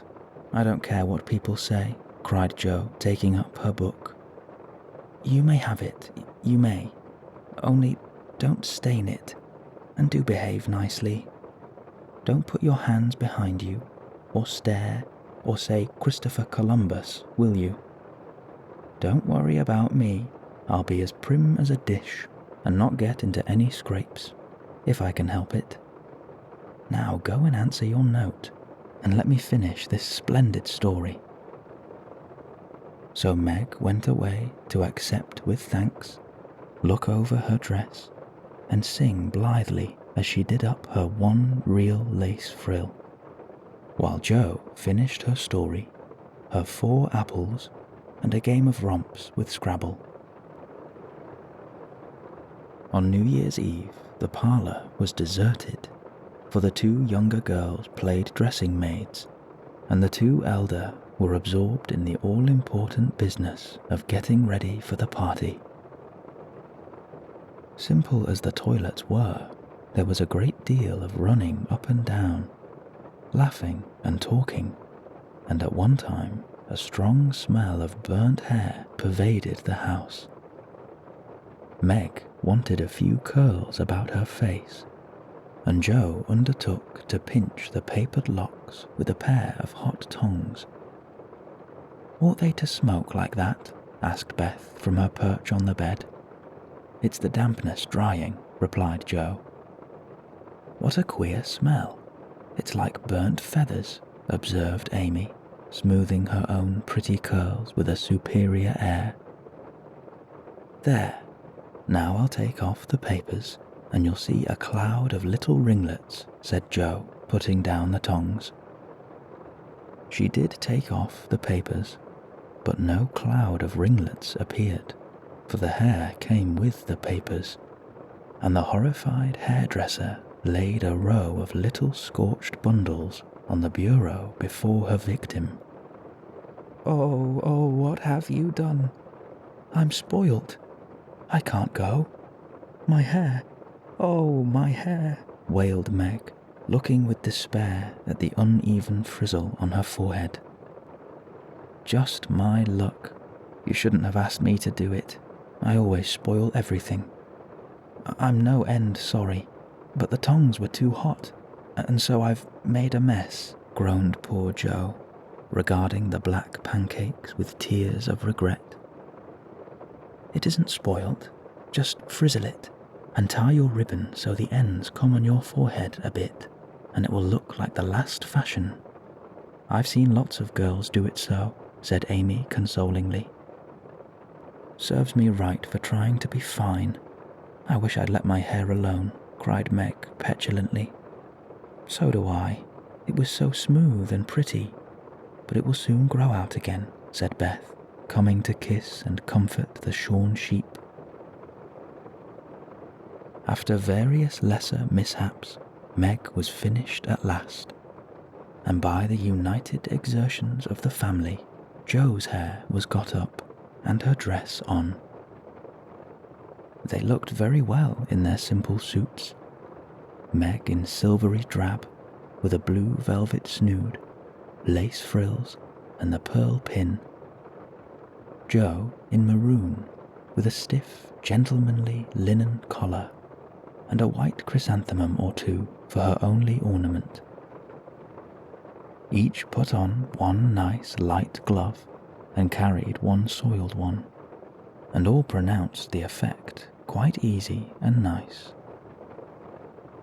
Meg's high-heeled slippers were dreadfully tight and hurt her, though she would not own it, and Joe's 19 hairpins all seemed stuck straight into her head, which was not exactly comfortable, but, dear me, let us be elegant or die. "Have a good time, dearies," said Mrs. March, as the sisters went daintily down the walk. "Don't eat much supper, and come away at 11 when I send Hannah for you." As the gate clashed behind them, a voice cried from a window, "Girls, girls, have you both got nice pocket handkerchiefs?" "Yes, yes, spandy nice, and Meg has cologne on hers," cried Joe, adding with a laugh as they went on, "I do believe Marmee would ask that if we were all running away from an earthquake. It is one of her aristocratic traits, and quite proper, for a real lady is always known by neat boots, gloves, and handkerchief," replied Meg, who had a good many little aristocratic tastes of her own.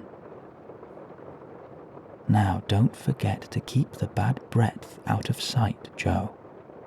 Is my sash right? And does my hair look very bad?" said Meg, as she turned from the glass in Mrs. Gardner's dressing room after a prolonged prink.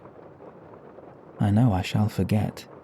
If you see me doing anything wrong, you just remind me with a wink, will you?"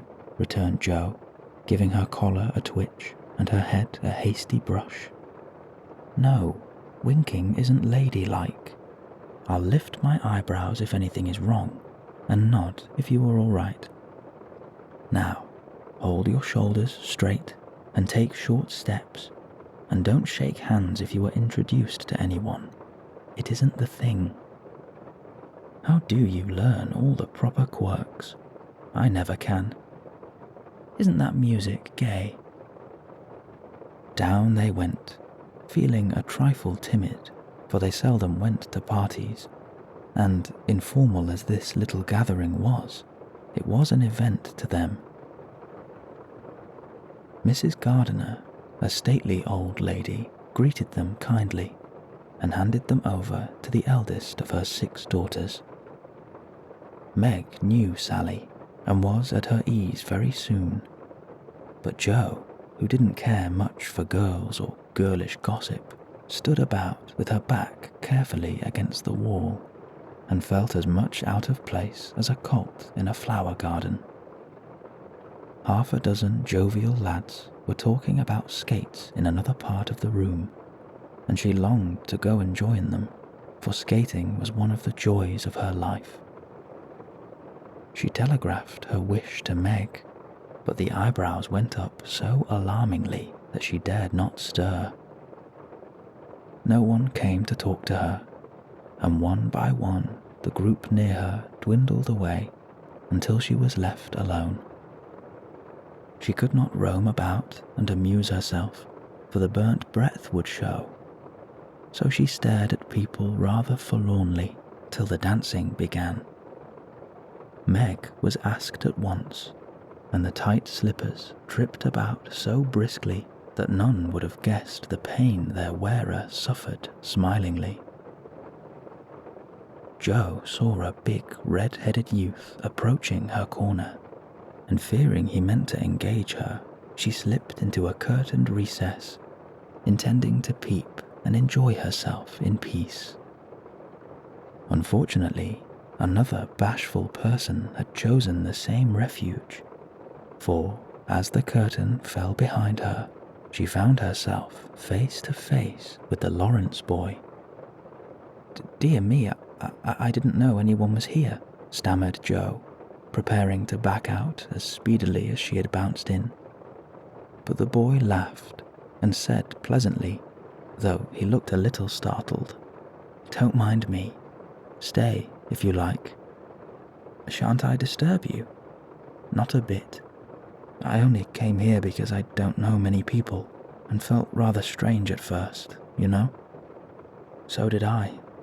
Don't go away, please, unless you'd rather."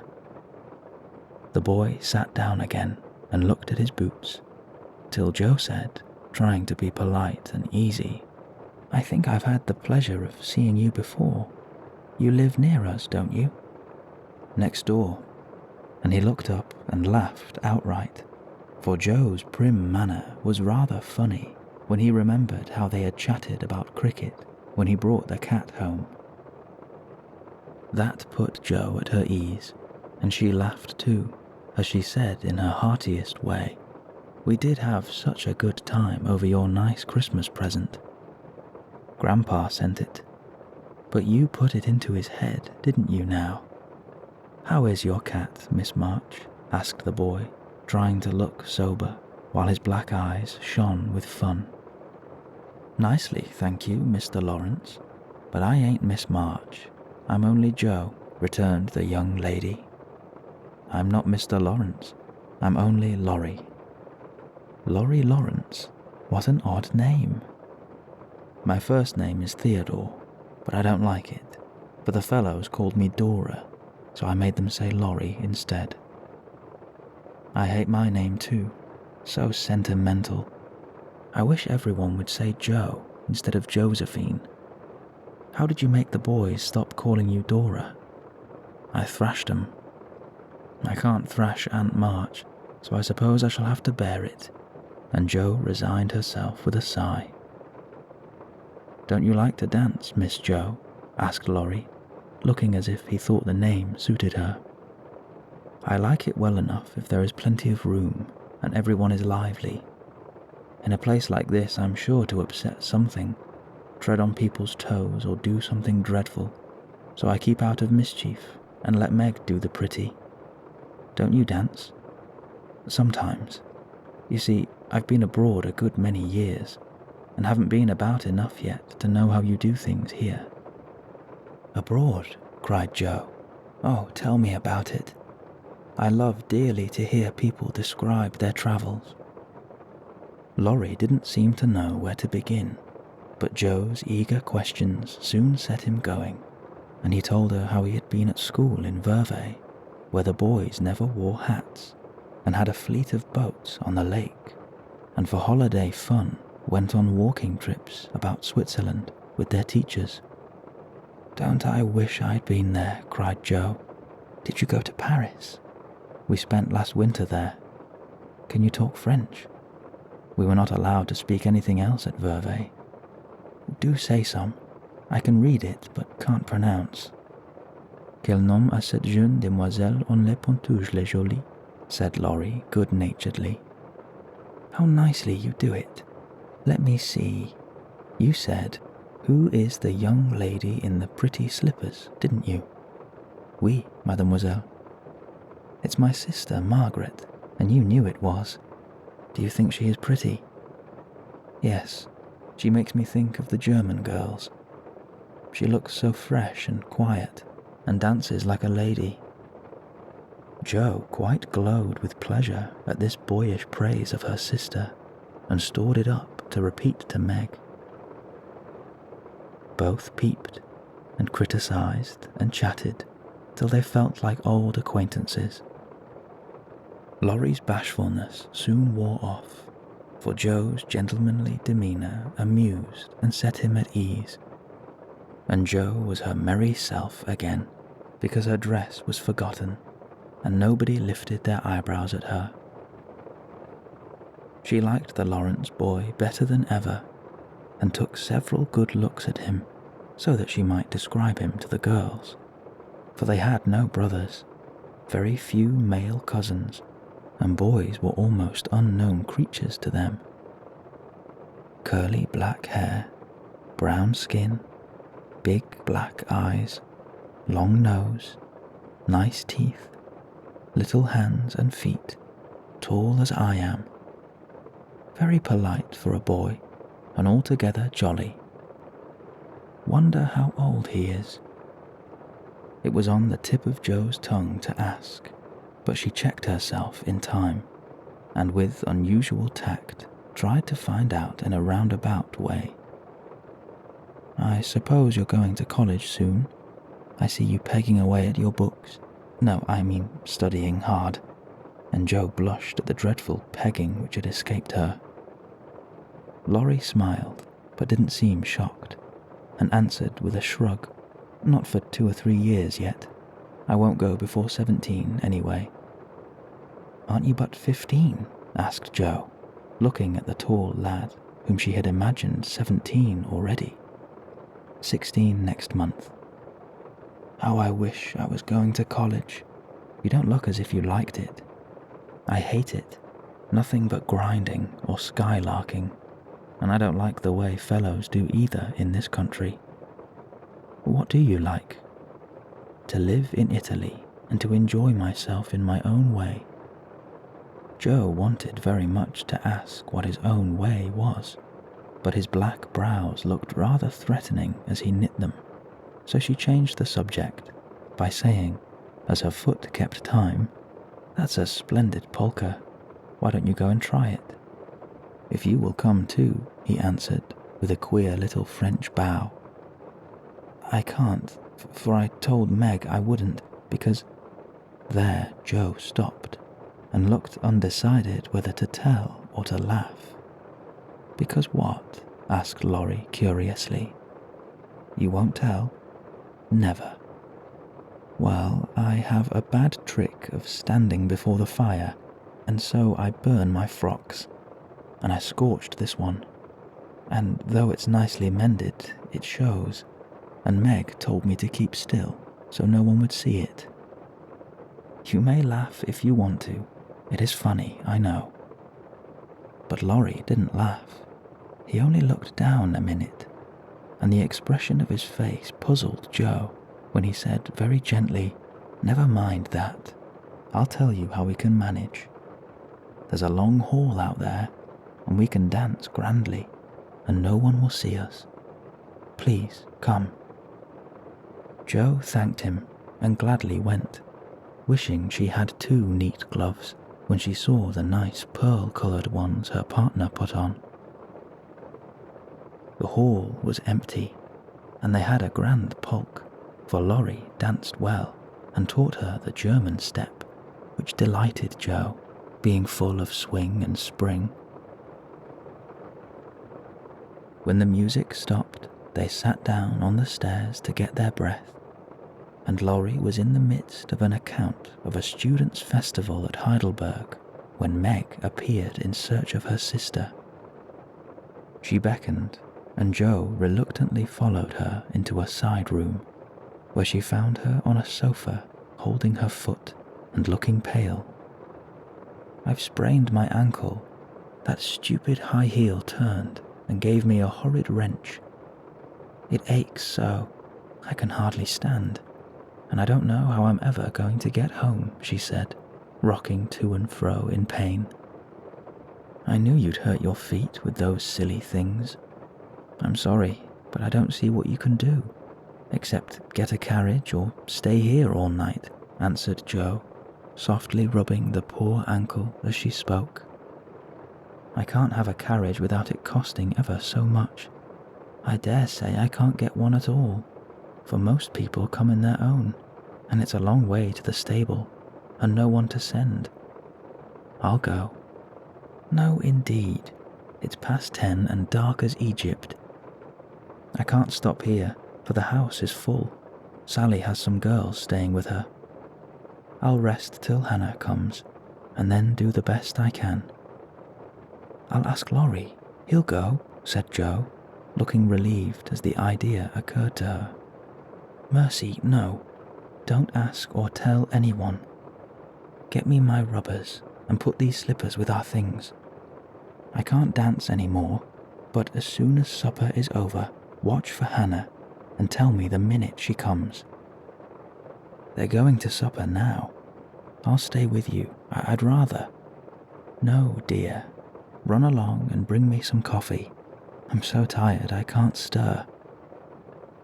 So Meg reclined with the rubbers well hidden, and Jo went blundering away to the dining room, which she found after going into a china closet and opening the door of a room where old Mr. Gardiner was taking a little private refreshment. Making a dive at the table, she secured the coffee, which she immediately spilt, thereby making the front of her dress as bad as the back. "Oh dear, what a blunderbuss I am," exclaimed Jo, finishing Meg's glove by scrubbing her gown with it. "Can I help you?" said a friendly voice, and there was Laurie with a full cup in one hand and a plate of ice in the other. "I was trying to get something for Meg, who is very tired, and someone shook me, and here I am in a nice state," answered Jo, glancing dismally from the stained skirt to the coffee-coloured glove. "Too bad. I was looking for someone to give this to. May I take it to your sister?" "Oh, thank you. I'll show you where she is. I don't offer to take it myself, for I should only get into another scrape if I did." Jo led the way, and, as if used to waiting on ladies, Laurie drew up a little table, brought a second installment of coffee and ice for Jo, and was so obliging that even particular Meg pronounced him a nice boy. They had a merry time over the bonbons and mottos, and were in the midst of a quiet game of buzz with 2 or 3 other young people who had strayed in, when Hannah appeared. Meg forgot her foot and rose so quickly that she was forced to catch hold of Jo with an exclamation of pain. "Hush, don't say anything," she whispered, adding aloud, "It's nothing. I turned my foot a little, that's all," and limped up the stairs to put her things on.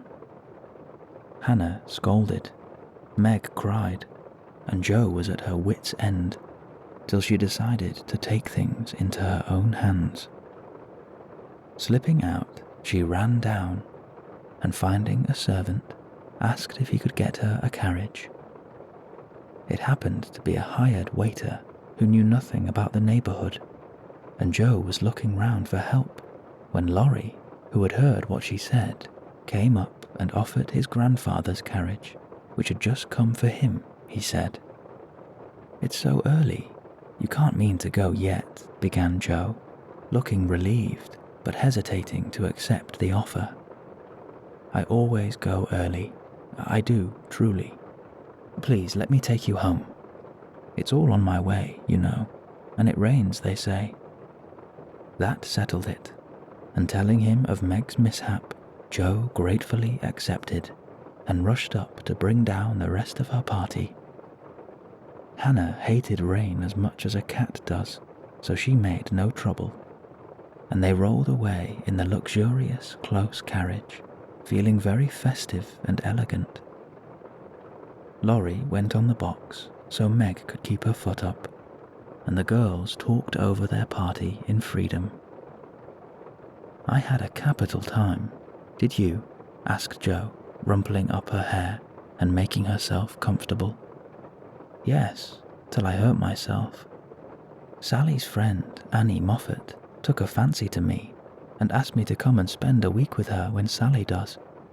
She's going in the spring when the opera comes, and it will be perfectly splendid if Mother only lets me go," answered Meg, cheering up at the thought. "I saw you dancing with the red-headed man I ran away from. Was he nice?" "Oh, very. His hair is auburn, not red, and he was very polite, and I had a delicious redowa with him. He looked like a grasshopper in a fit when he did the new step. Laurie and I couldn't help laughing. Did you hear us?" "No, but it was very rude. What were you about all that time, hidden away in there?" Jo told her adventures, and by the time she had finished, they were at home. With many thanks, they said good night and crept in, hoping to disturb no one.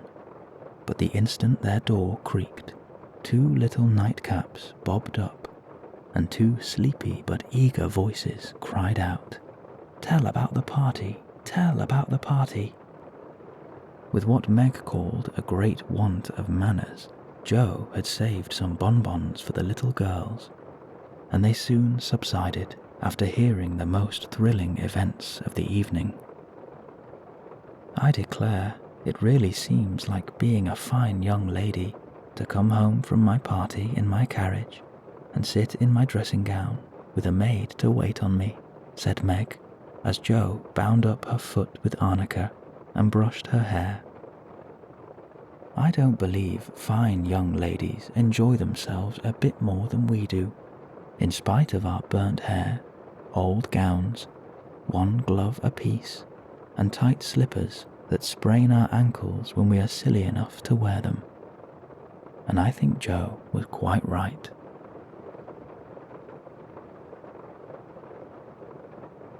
Chapter 4.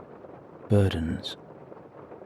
"Oh dear, how hard it does seem to take up our packs and go on," sighed Meg the morning after the party. For now the holidays were over, the week of merrymaking did not fit her for going on easily with the task she never liked.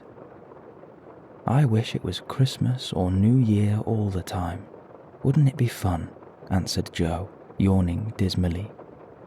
"We shouldn't enjoy ourselves half as much as we do now, but it does seem so nice to have little suppers and bouquets, and go to parties, and drive home in a carriage, and read and rest, and not grub.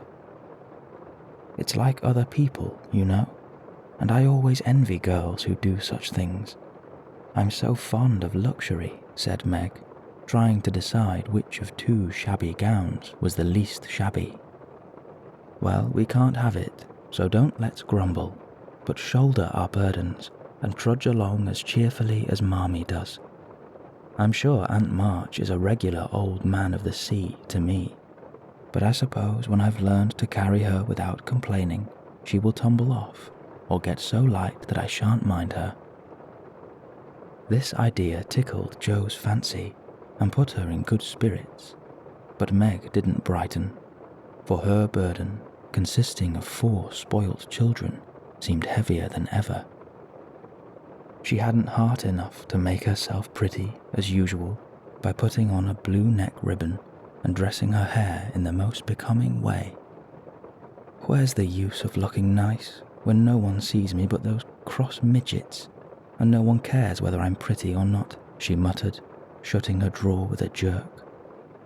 "I shall have to toil and moil all my days, with only little bits of fun now and then, and get old and ugly and sour because I'm poor and can't enjoy my life as other girls do.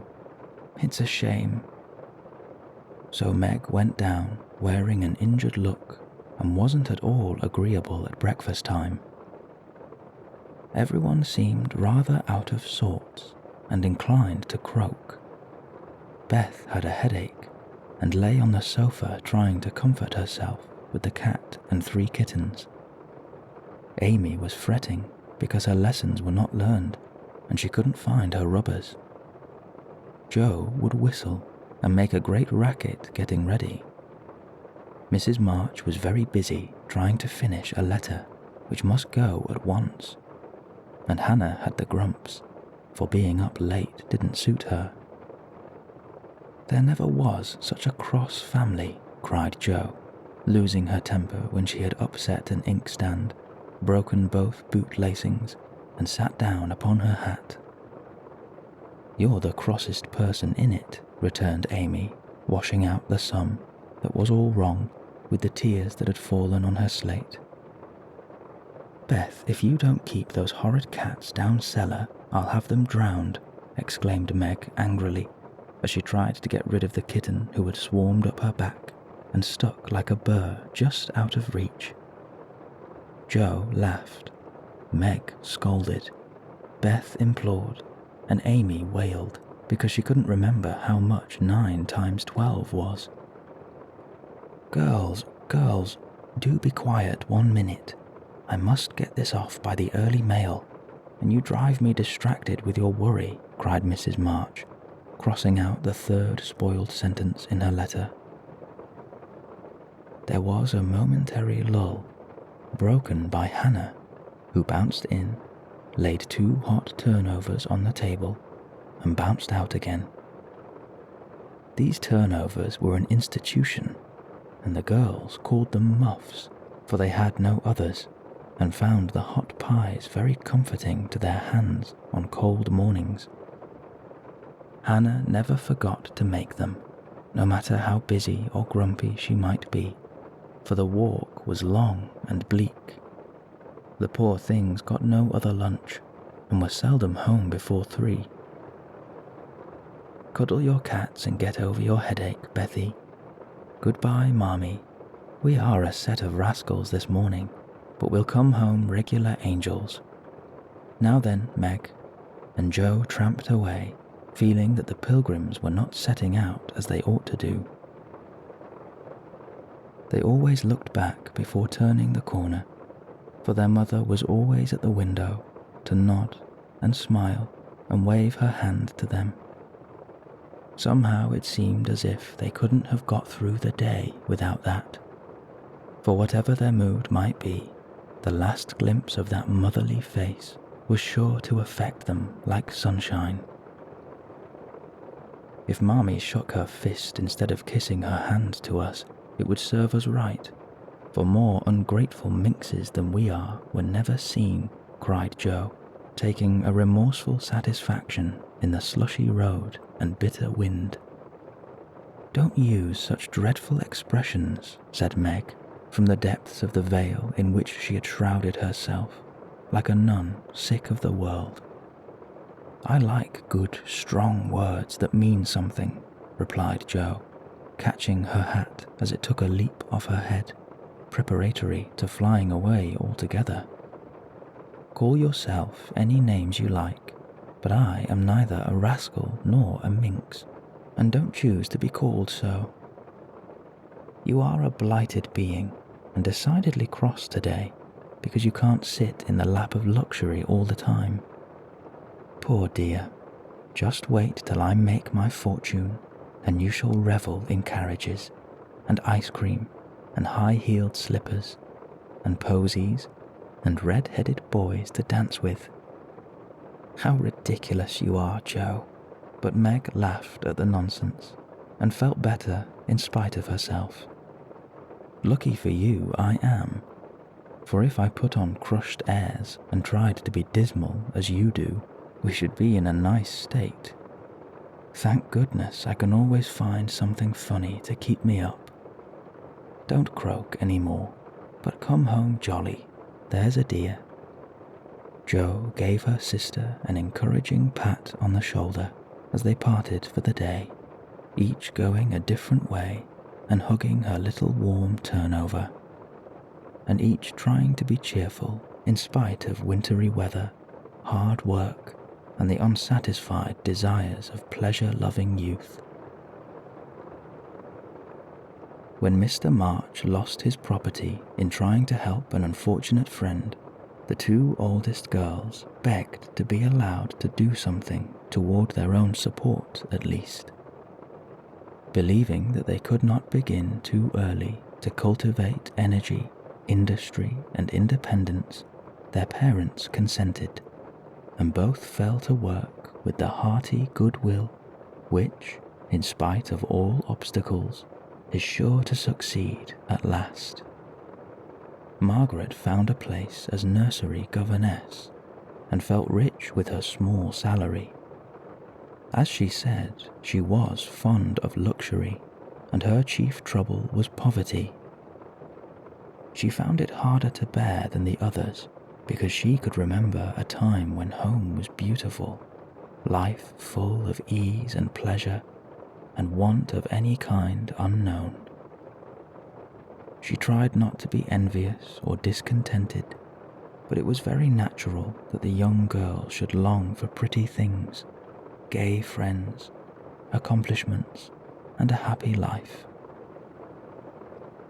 At the King's, she daily saw all she wanted, for the children's older sisters were just out, and Meg caught frequent glimpses of dainty ball dresses and bouquets, heard lively gossip about theatres, concerts, sleighing parties, and merry-makings of all kinds, and saw money lavished on trifles which would have been so precious to her. Poor Meg seldom complained, but a sense of injustice made her feel bitter toward everyone sometimes, for she had not yet learned to know how rich she was in the blessings which alone can make life happy. Jo happened to suit Aunt March, who was lame and needed an active person to wait upon her. The childless old lady had offered to adopt one of the girls when the troubles came, and was much offended because her offer was declined. Other friends told the Marches that they had lost all chance of being remembered in the rich old lady's will, but the unworldly Marches only said, "We can't give up our girls for a dozen fortunes. Rich or poor, we will keep together and be happy in one another." The old lady wouldn't speak to them for a time, but happening to meet Jo at a friend's, something in her comical face and blunt manners struck the old lady's fancy, and she proposed to take her for a companion. This did not suit Jo at all, but she accepted the place, since nothing better appeared, and to everyone's surprise, got on remarkably well with her irascible relative. There was an occasional tempest, and once Jo had marched home, declaring she couldn't bear it any longer. But Aunt March always cleared up quickly, and sent for her back again with such urgency that she could not refuse, for in her heart she rather liked the peppery old lady. I suspect that the real attraction was a large library of fine books, which was left to dust and spiders since Uncle March died. Jo remembered the kind old gentleman who used to let her build railroads and bridges with his big dictionaries, would tell her stories about the queer pictures in his Latin books, and buy her cards of gingerbread whenever he met her in the street. The dim, dusty room with the busts staring down from the tall bookcases, the cosy chairs, the globes, and best of all, the wilderness of books in which she could wander where she liked, made the library a region of bliss to her. The moment Aunt March took a nap or was busy with company, Jo hurried to this quiet place and, curling herself up in the big chair, devoured poetry, romance, history, travels, and pictures like a regular bookworm. But like all happiness, it did not last long, for as sure as she had just reached the heart of the story, the sweetest verse of the song, or the most perilous adventure of her traveller, a shrill voice called, "Josephine, Josephine," and she had to leave her paradise to wind yarn, wash the poodle, or read Belsham's essays by the hour together. Jo's ambition was to do something very splendid. What it was, she had no idea, but left it for time to tell her, and, meanwhile, found her greatest affliction in the fact that she couldn't read, run, and ride as much as she liked.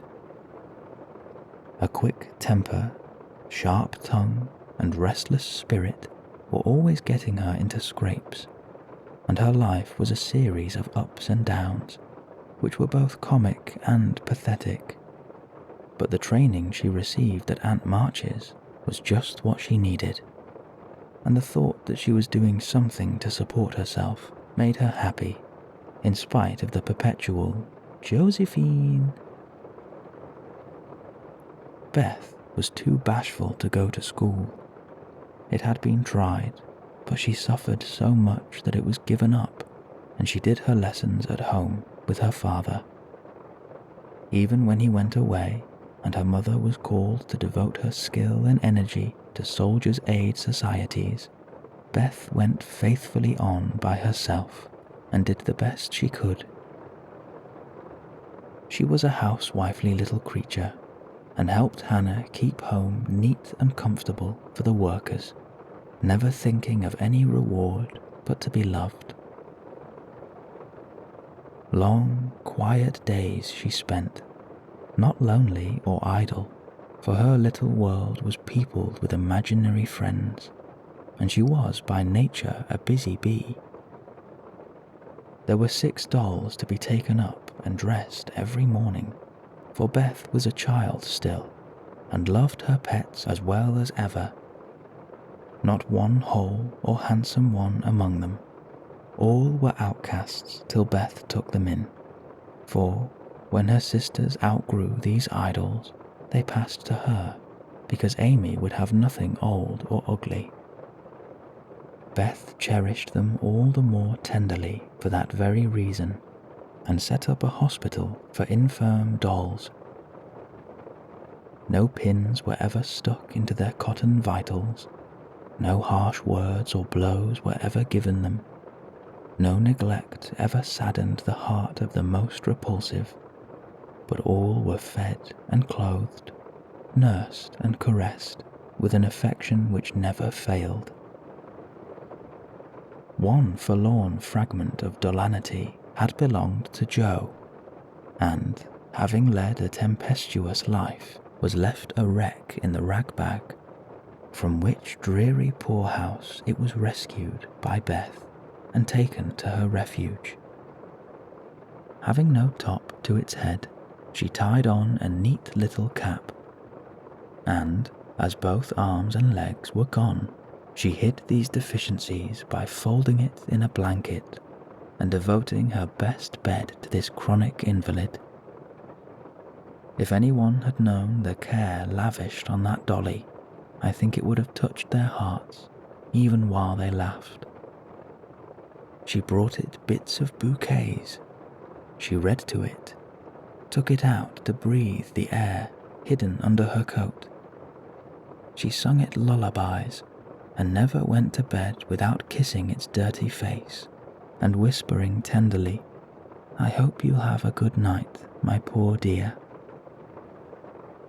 Beth had her troubles as well as the others, and not being an angel, but a very human little girl, she often wept a little weep, as Joe said, because she couldn't take music lessons and have a fine piano.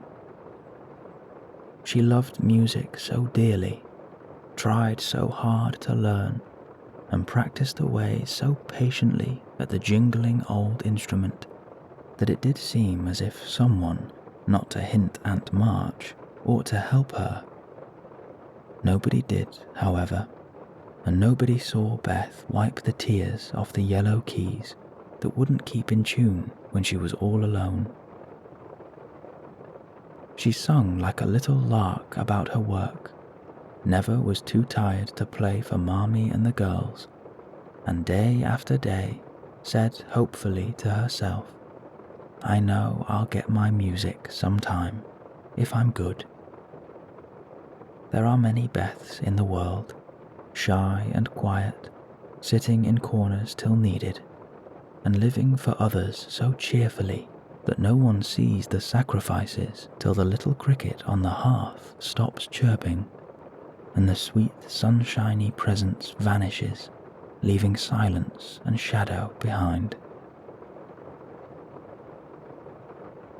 If anybody asked Amy what the greatest trial of her life was, she would have answered at once, "My nose."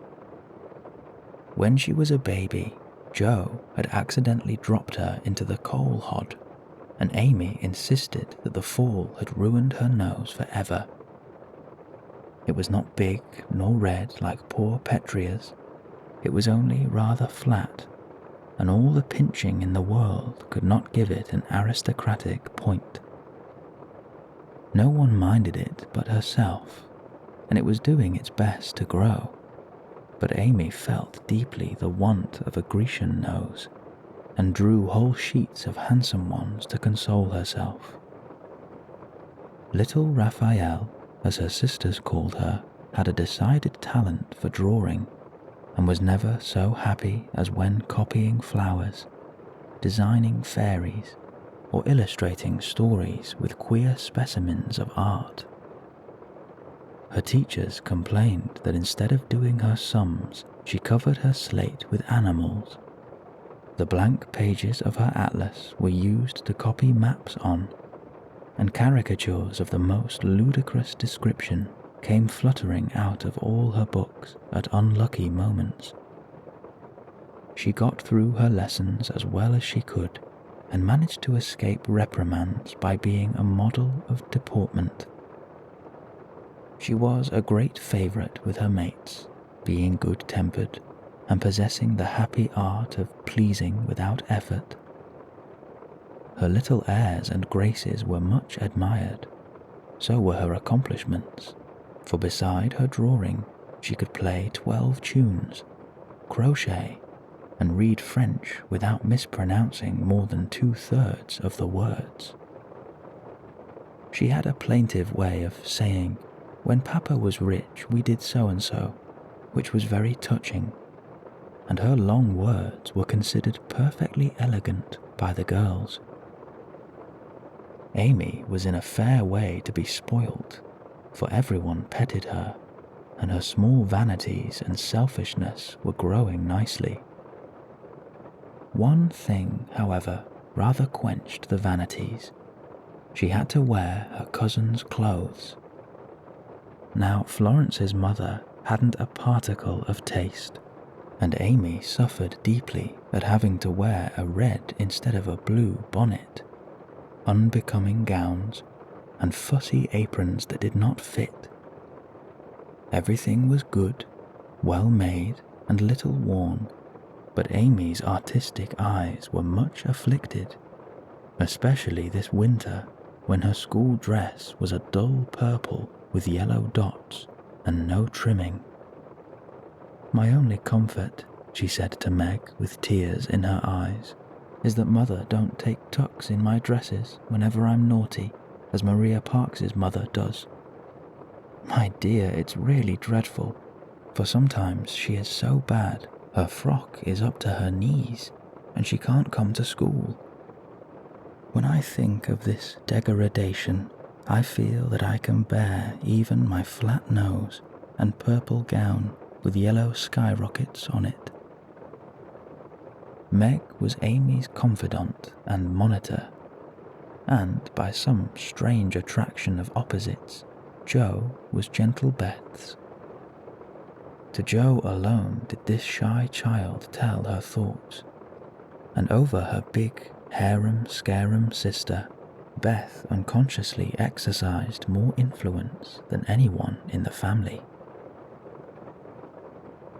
The two older girls were a great deal to each other, but both took one of the younger into their keeping and watched over them in their own way. Playing mother, they called it, and put their sisters in the places of discarded dolls, with the maternal instinct of little women. Has anybody got anything to tell? It's been such a dismal day, I'm really dying for some amusement, said Meg, as they sat sewing together that evening. I had a queer time with Aunt today, and as I got the best of it, I'll tell you about it, began Jo, who dearly loved to tell stories. I was reading that everlasting Belsham and droning away as I always do, for Aunt soon drops off, and then I take out some nice book and read like fury till she wakes up. I actually made myself sleepy, and before she began to nod, I gave such a gape that she asked me what I meant by opening my mouth wide enough to take the whole book in at once. I wish I could and be done with it, said I, trying not to be saucy. Then she gave me a long lecture on my sins and told me to sit and think them over while she just lost herself for a moment. She never finds herself very soon, so the minute her cap began to bob, like a top-heavy dahlia, I whipped the Vicar of Wakefield out of my pocket and read away, with one eye on him and one on Aunt. I'd just got to where they all tumbled into the water when I forgot and laughed out loud. Aunt woke up, and being more good-natured after her nap, told me to read a bit and show what frivolous work I preferred to the worthy and instructive Belsham. I did my very best, and she liked it, though she only said, "I don't understand what it's all about. Go back and begin it, child." Back I went, and made the primroses as interesting as ever I could. Once I was wicked enough to stop in a thrilling place and say meekly, "I'm afraid it tires you, ma'am. Shan't I stop now?" She caught up her knitting, which had dropped out of her hands, gave me a sharp look through her specs, and said in her short way, "Finish the chapter and don't be impertinent, miss." Did she own she liked it? Asked Meg. Oh, bless you, no. But she let old Belsham rest, and when I ran back after my gloves this afternoon, there she was, so hard at the vicar that she didn't hear me laugh as I danced a jig in the hall because of the good time coming. What a pleasant life she might have if she only chose. I don't envy her much, in spite of her money, for after all, rich people have about as many worries as poor ones, I guess. That reminds me, said Meg, that I've got something to tell. It isn't funny, like Joe's story, but I thought about it a good deal as I came home. At the King's today, I found everybody in a flurry, and one of the children said that her oldest brother had done something dreadful and Papa had sent him away. I heard Mrs. King crying and Mr. King talking very loud, and Grace and Ellen turned away their faces when they passed me, so I shouldn't see how red their eyes were. I didn't ask any questions, of course, but I felt so sorry for them, and was rather glad I hadn't any wild brothers to do wicked things and disgrace the family. I think being disgraced in school is a great deal tryinger than anything bad boys can do," said Amy, shaking her head, as if her experience of life had been a deep one. "Susie Perkins came to school today with a lovely red carnelian ring. I wanted it dreadfully and wished I was her with all my might. Well, she drew a picture of Mr. Davis with a monstrous nose and a hump, and the words, 'Young ladies, my eye is upon you,' coming out of his mouth in a balloon thing. We were laughing over it, when all of a sudden his eye was on us, and he ordered Susie to bring up her slate. She was paralyzed with fright, but she went, and oh, what do you think he did? He took her by the ear, just fancy how horrid, and led her to the recitation platform, and made her stand there half an hour, holding the slate so everyone could see. Didn't the girls shout at the picture?" asked Joe, who relished the scrape. "Laugh? Not a one. They sat as still as mice, and Susie cried quarts, I know she did. I didn't envy her then, for I felt that millions of carnelian rings wouldn't have made me happy after that. I never should have got over such an agonizing mortification." And Amy went on with her work, in the proud consciousness of virtue and the successful utterance of 2 long words in a breath. "I saw something that I liked this morning, and I meant to tell it at dinner, but I forgot," said Beth, putting Joe's topsy-turvy basket in order as she talked. "When I went to get some oysters for Hannah, Mr. Lawrence was in the fish shop, but he didn't see me, for I kept behind a barrel, and he was busy with Mr. Cutter, the fish man. A poor woman came in with a pail and a mop, and asked Mr. Cutter if he would let her do some scrubbing for a bit of fish, because she didn't have any dinner for her children, and had been disappointed of a day's work. Mr. Cutter was in a hurry, and said no rather crossly, so she was going away, looking hungry and sorry, when Mr. Lawrence hooked up a big fish with the crooked end of his cane and held it out to her. She was so glad and surprised she took it right in her arms and thanked him over and over. He told her to go along and cook it, and she hurried off so happy. Wasn't it nice of him? Oh, she did look so funny, hugging the big slippery fish and hoping Mr. Lawrence's bed in heaven would be easy."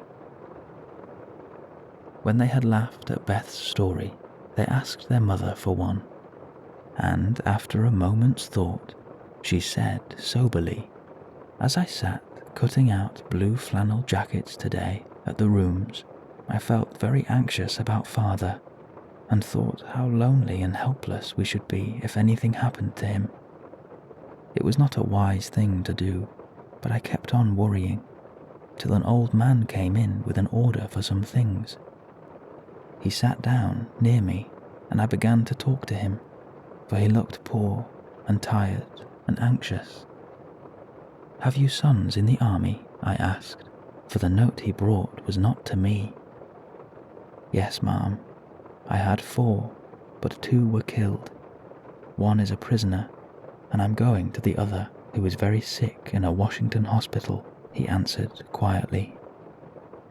'You have done a great deal for your country, sir,' I said, feeling respect now instead of pity. 'Not a mite more than I ought, ma'am. I'd go myself if I was any use. As I ain't, I give my boys, and give 'em free.' He spoke so cheerfully, looked so sincere, and seemed so glad to give his all that I was ashamed of myself. I'd given 1 man and thought it too much, while he gave 4 without grudging them. I had all my girls to comfort me at home, and his last son was waiting miles away to say goodbye to him, perhaps. I felt so rich, so happy thinking of my blessings that I made him a nice bundle, gave him some money, and thanked him heartily for the lesson he had taught me. Tell another story, Mother, one with a moral to it, like this. I like to think about them afterwards, if they are real, and not too preachy, said Joe, after a minute's silence.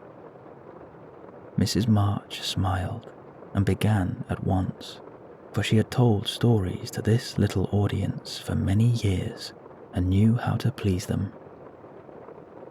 Once upon a time, there were 4 girls who had enough to eat and drink and wear, a good many comforts and pleasures, kind friends and parents who loved them dearly, and yet they were not contented. Here the listeners stole sly looks at one another and began to sew diligently.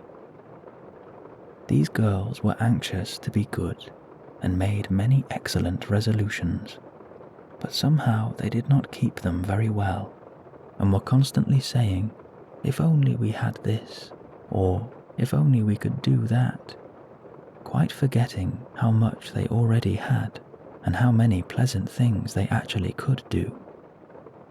So they asked an old woman what spell they could use to make them happy, and she said, "When you feel discontented, think over your blessings and be grateful."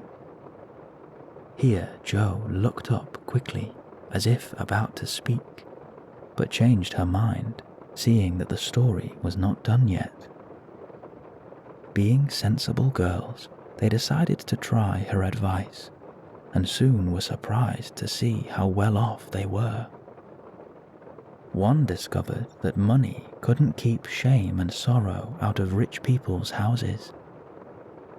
Another that though she was poor, she was a great deal happier with her youth, health, and good spirits than a certain fretful, feeble old lady who couldn't enjoy her comforts.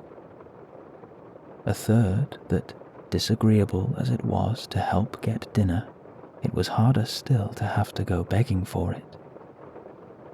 And the fourth, that even carnelian rings were not so valuable as good behavior. So they agreed to stop complaining, to enjoy the blessings already possessed, and try to deserve them, lest they should be taken away entirely instead of increased. And I believe they were never disappointed or sorry that they took the old woman's advice. Now, Marmee, that is very cunning of you to turn our own stories against us and give us a sermon instead of a spin, cried Meg. I like that kind of sermon. It's the sort Father used to tell us, said Beth thoughtfully, putting the needles straight on Joe's cushion. I don't complain near as much as the others do, and I shall be more careful than ever now, for I've had warning from Susie's downfall, said Amy morally. We needed that lesson, and we won't forget it. If we do, you just say to us as old Chloe did in Uncle Tom, "Tink ob your mercies, chillun, tink ob your mercies," added Joe, who could not for the life of her help getting a morsel of fun out of the little sermon, though she took it to heart as much as any of them.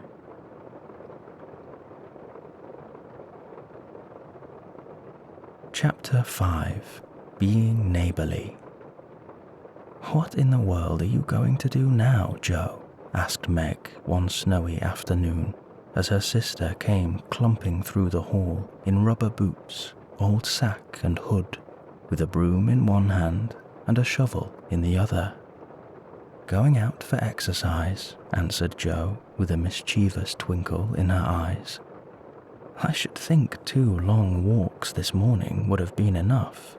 It's cold and dull out, and I advise you to stay warm and dry by the fire as I do, said Meg with a shiver. Never take advice, can't keep still all day, and not being a pussycat, I don't like to doze by the fire.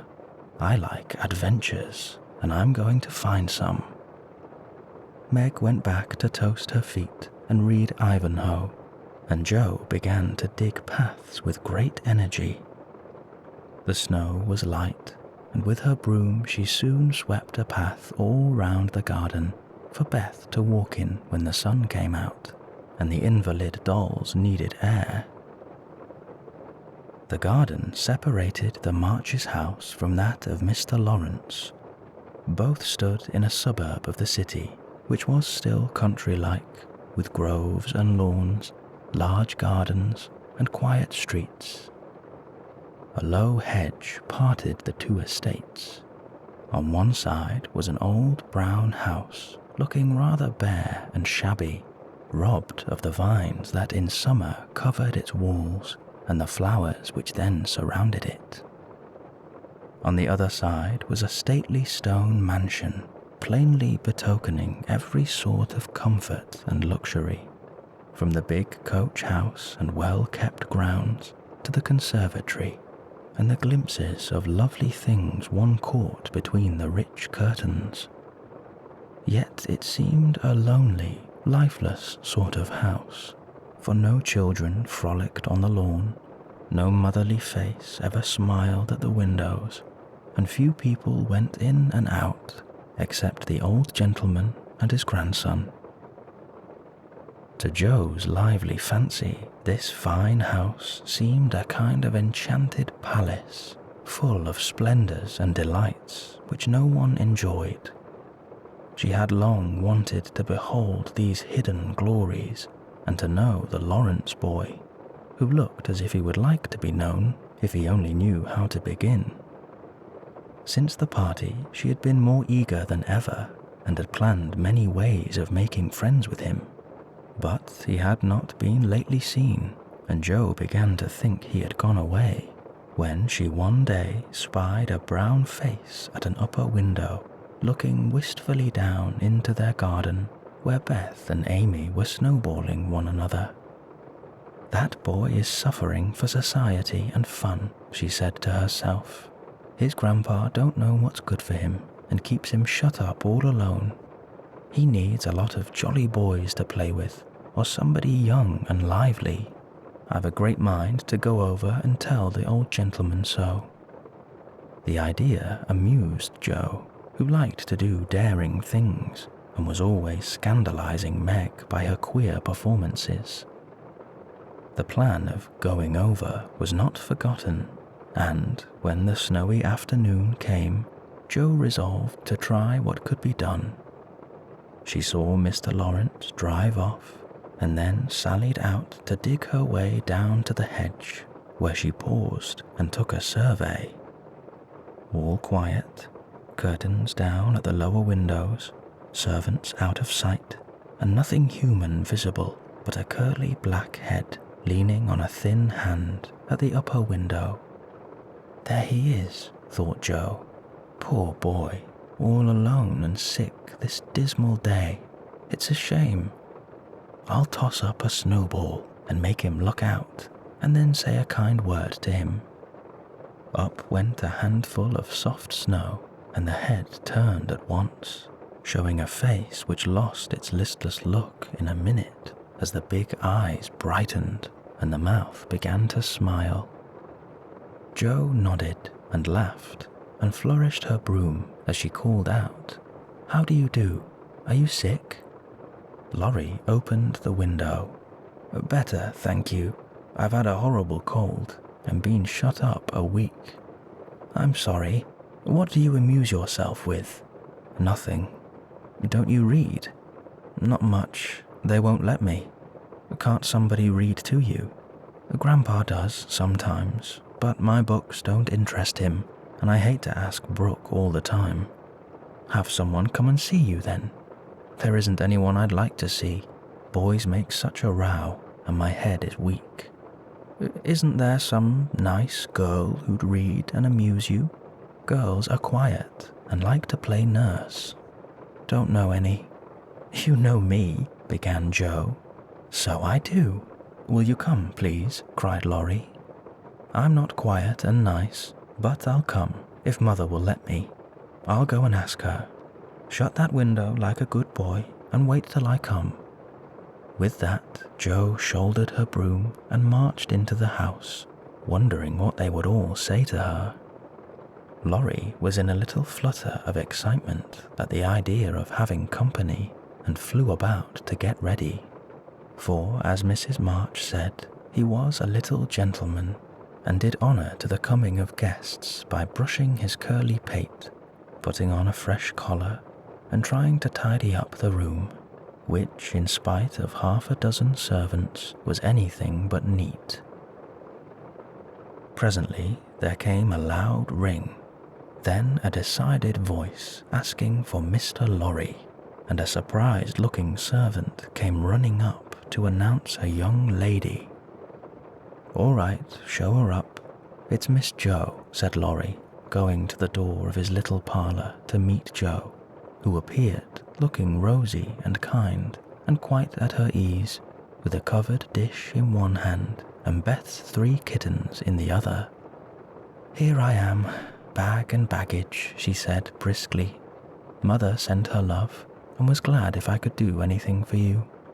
Meg wanted me to bring some of her blancmange. She makes it very nice. And Beth thought her cats would be comforting. I knew you'd shout at them, but I couldn't refuse. She was so anxious to do something." It so happened that Beth's funny loan was just the thing, for in laughing over the kits, Laurie forgot his bashfulness and grew sociable at once. "That looks too pretty to eat," he said, smiling with pleasure, as Jo uncovered the dish and showed the blancmange, surrounded by a garland of green leaves and the scarlet flowers of Amy's pet geranium. "It isn't anything, only they all felt kindly and wanted to show it. Tell the girl to put it away for your tea. It's so simple. You can eat it, and, being soft, it will slip down without hurting your sore throat. What a cosy room this is. It might be if it was kept nice, but the maids are lazy, and I don't know how to make them mind. It worries me, though. I'll write it up in 2 minutes, for it only needs to have the hearth brushed so, and the things stood straight on the mantelpiece so, and the books put here, the bottles there, and your sofa turned from the light, and the pillows plumped up a bit. Now then, you're fixed." And so he was, for as she laughed and talked, Jo had whisked things into place and given quite a different air to the room. Laurie watched her in respectful silence, and when she beckoned him to his sofa, he sat down with a sigh of satisfaction, saying gratefully, "How kind you are. Yes, that's what it wanted. Now please take the big chair and let me do something to amuse my company." "No, I came to amuse you. Shall I read aloud?" And Jo looked affectionately towards some inviting books nearby. "Thank you, I've read all those, and if you don't mind, I'd rather talk," answered Laurie. "Not a bit. I'll talk all day if you only set me going. Beth says I never know when to stop." "Is Beth the rosy one who stays at home a good deal and sometimes goes out with a little basket?" asked Laurie with interest. "Yes, that's Beth. She's my girl, and a regular good one she is too. The pretty one is Meg, and the curly-haired one is Amy, I believe. How did you find that out?" Laurie coloured up, but answered frankly, "Why, you see, I often hear you calling to one another, and when I'm alone up here, I can't help looking over at your house. You always seem to be having such good times. I beg your pardon for being so rude, but sometimes you forget to put the curtain down at the window where the flowers are, and when the lamps are lighted, it's like looking at a picture to see the fire and you all round the table with your mother. Her face is right opposite, and it looks so sweet behind the flowers. I can't help watching it. I haven't got any mother, you know." And Laurie poked the fire to hide a little twitching of the lips that he could not control. The solitary, hungry look in his eyes went straight to Jo's warm heart. She had been so simply taught that there was no nonsense in her head, and at 15 she was as innocent and frank as any child. Laurie was sick and lonely, and feeling how rich she was in home love and happiness, she gladly tried to share it with him.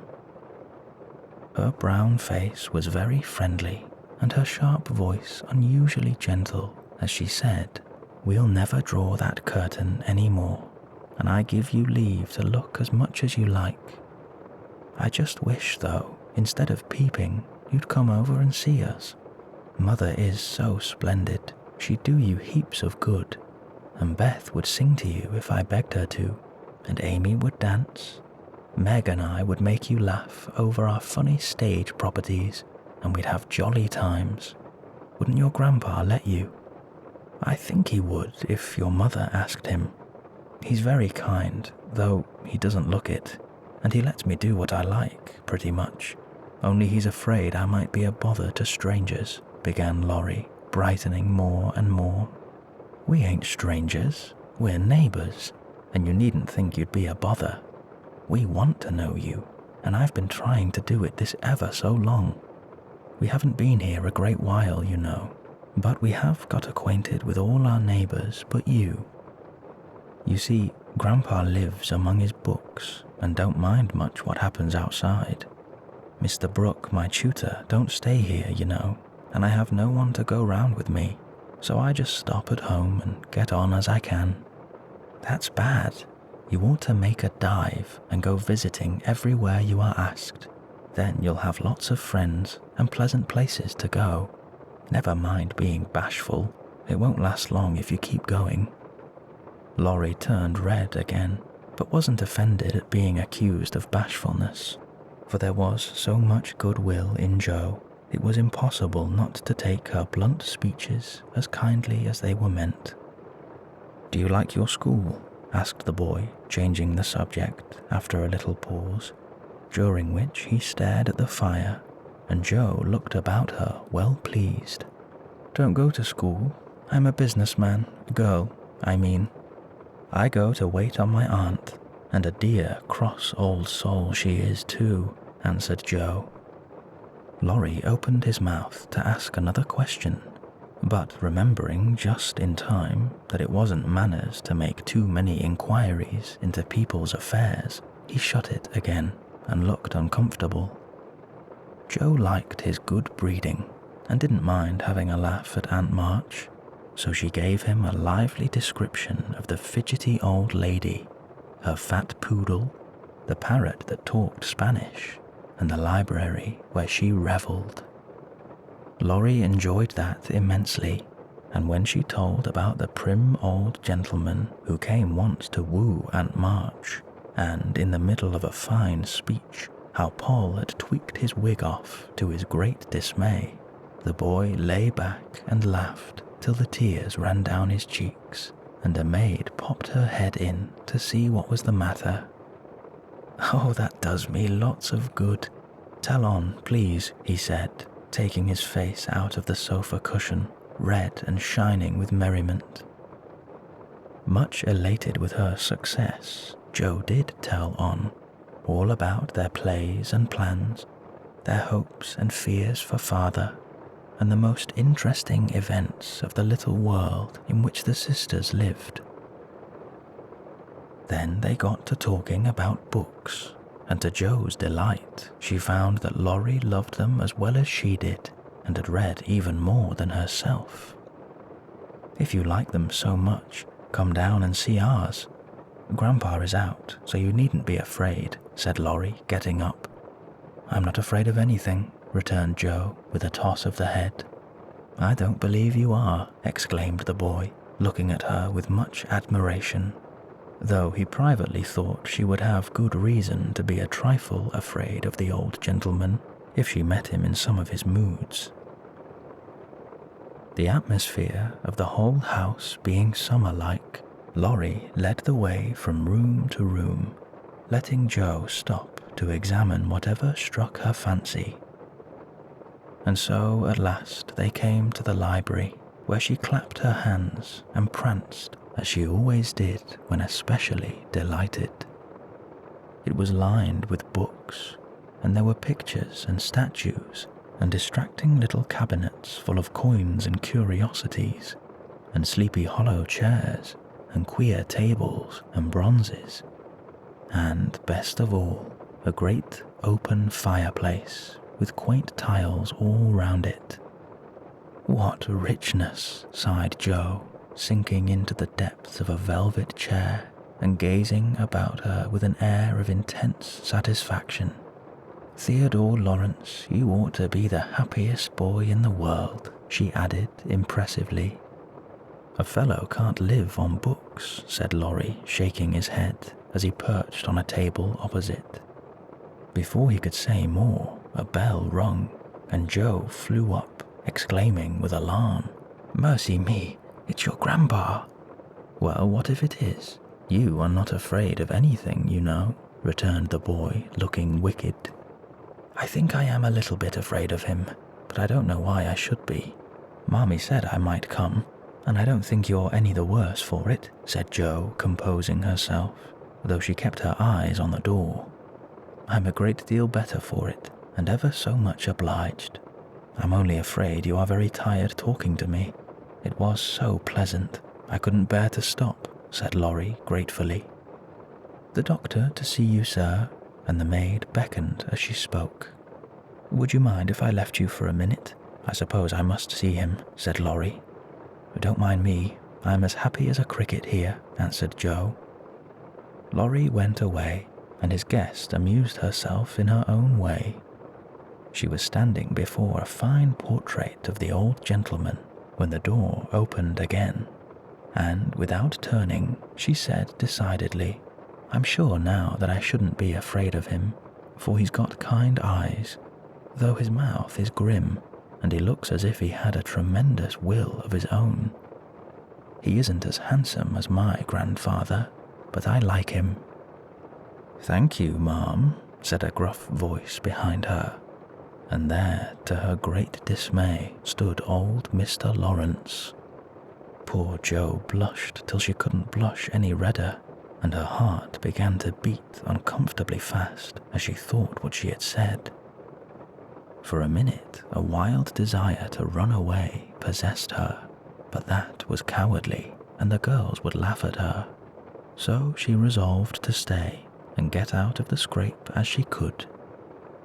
A second look showed her that the living eyes, under the bushy grey eyebrows, were kinder even than the painted ones, and there was a sly twinkle in them which lessened her fear a good deal. The gruff voice was gruffer than ever as the old gentleman said abruptly after that dreadful pause, "So you're not afraid of me, eh?" "Not much, sir." "And you don't think me as handsome as your grandfather?" "Not quite, sir." "And I've got a tremendous will, have I?" "I only said I thought so." "But you like me in spite of it?" "Yes, I do, sir." That answer pleased the old gentleman. He gave a short laugh, shook hands with her, and putting his finger under her chin, turned up her face, examined it gravely, and let it go, saying with a nod, "You've got your grandfather's spirit, if you haven't his face. He was a fine man, my dear, but what is better, he was a brave and honest one, and I was proud to be his friend." "Thank you, sir," and Joe was quite comfortable after that, for it suited her exactly. "What have you been doing to this boy of mine, eh?" was the next question, sharply put. "Only trying to be neighbourly, sir," and Joe told how her visit came about. "You think he needs cheering up a bit, do you?" "Yes, sir. He seems a little lonely, and young folks would do him good, perhaps.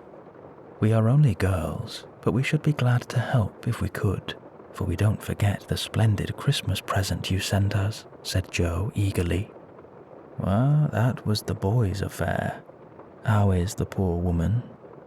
"Doing nicely, sir," and off went Joe, talking very fast as she told all about the Hummels, in whom her mother had interested richer friends than they were. just her father's way of doing good. I shall come and see your mother some fine day. Tell her so. Ah, there's the tea bell. We have it early on the boy's account. Come down and go on being neighbourly. If you'd like to have me, sir. Shouldn't ask you if I didn't.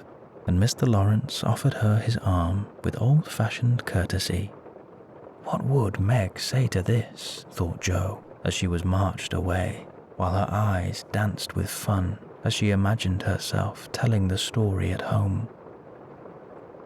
Why, what the dickens has come to the fellow, said the old gentleman, as Laurie came running down the stairs and brought up with a start of surprise at the astonishing sight of Jo arm in arm with his redoubtable grandfather.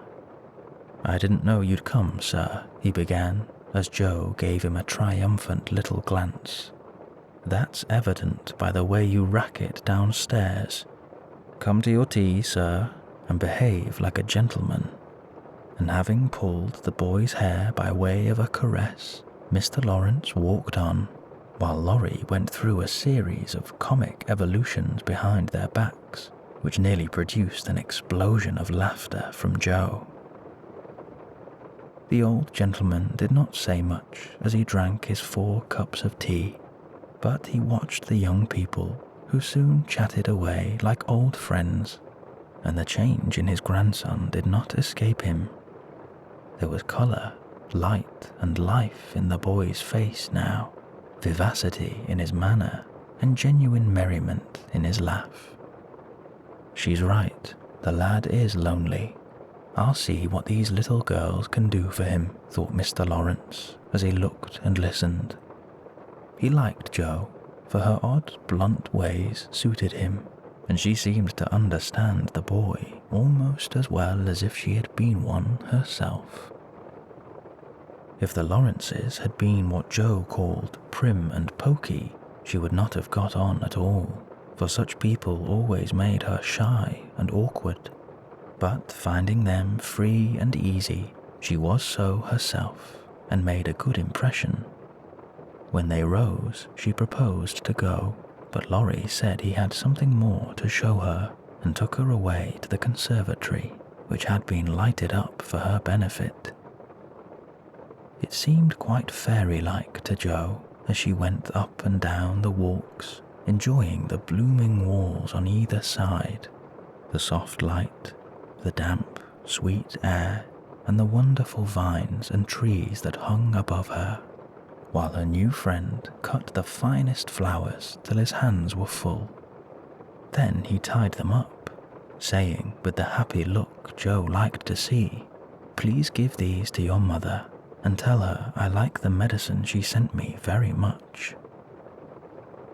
They found Mr. Lawrence standing before the fire in the great drawing room, but Jo's attention was entirely absorbed by the grand piano which stood open. "Do you play?" she asked, turning to Laurie with a respectful expression. "Sometimes," he answered modestly. "Please do now. I want to hear it so I can tell Beth." "Won't you first?" "Don't know how. Too stupid to learn, but I love music dearly." So Laurie played, and Jo listened, with her nose luxuriously buried in heliotrope and tea roses. Her respect and regard for the Lawrence boy increased very much, for he played remarkably well and didn't put on any airs. She wished Beth could hear him, but she did not say so, only praised him till he was quite abashed, and his grandfather came to the rescue. That will do, young lady. Too many sugar plums are not good for him. His music isn't bad, but I hope he will do as well in more important things." "Going? Well, I'm much obliged to you, and I hope you'll come again. My respects to your mother. Good night, Dr. Jo." He shook hands kindly, but looked as if something did not please him. When they got into the hall, Jo asked Laurie if she had said anything amiss. He shook his head. "No, it was me. He doesn't like to hear me play." "Why not?" "I'll tell you some day." John is going home with you, as I can't." "No need of that. I ain't a young lady, and it's only a step. Take care of yourself, won't you?" "Yes, but you will come again, I hope." "If you promise to come and see us after you're well." "I will. Good night, Laurie. Good night, Joe. Good night."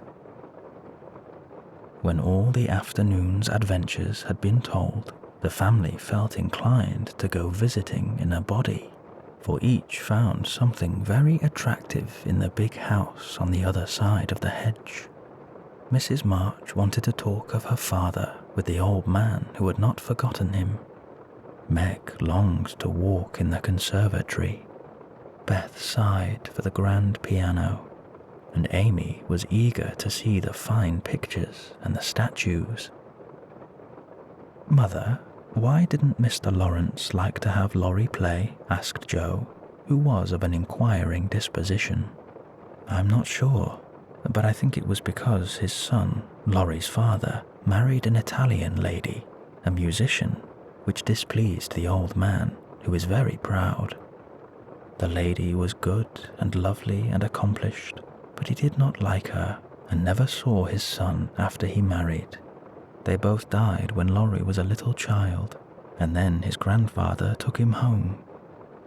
I fancy the boy, who was born in Italy, is not very strong, and the old man is afraid of losing him, which makes him so careful.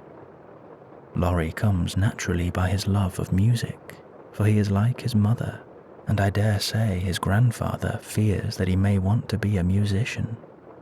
At any rate, his skill reminds him of the woman he did not like, and so he glowered, as Joe said. "Dear me, how romantic," exclaimed Meg. "How silly," said Joe. "Let him be a musician if he wants to, and not plague his life out sending him to college when he hates to go. That's why he has such handsome black eyes and pretty manners, I suppose. Italians are always nice," said Meg, who was a little sentimental. "What do you know about his eyes and his manners? You never spoke to him hardly," cried Joe, who was not sentimental. "I saw him at the party, and what you tell shows that he knows how to behave. That was a nice little speech about the medicine Mother sent him. He meant the blancmange, I suppose. Oh, how stupid you are, child. He meant you, of course." "Did he?" And Joe opened her eyes as if it had never occurred to her before.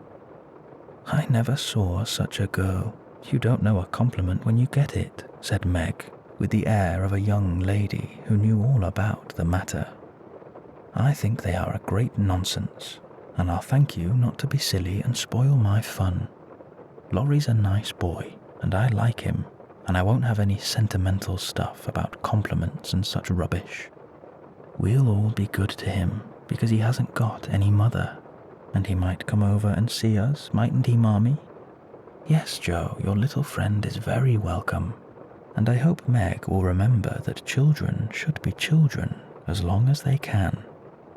"I don't call myself a child, and I'm not in my teens yet," observed Amy. "What do you say, Beth?" "I was thinking about our Pilgrim's Progress," answered Beth, who had not heard a word.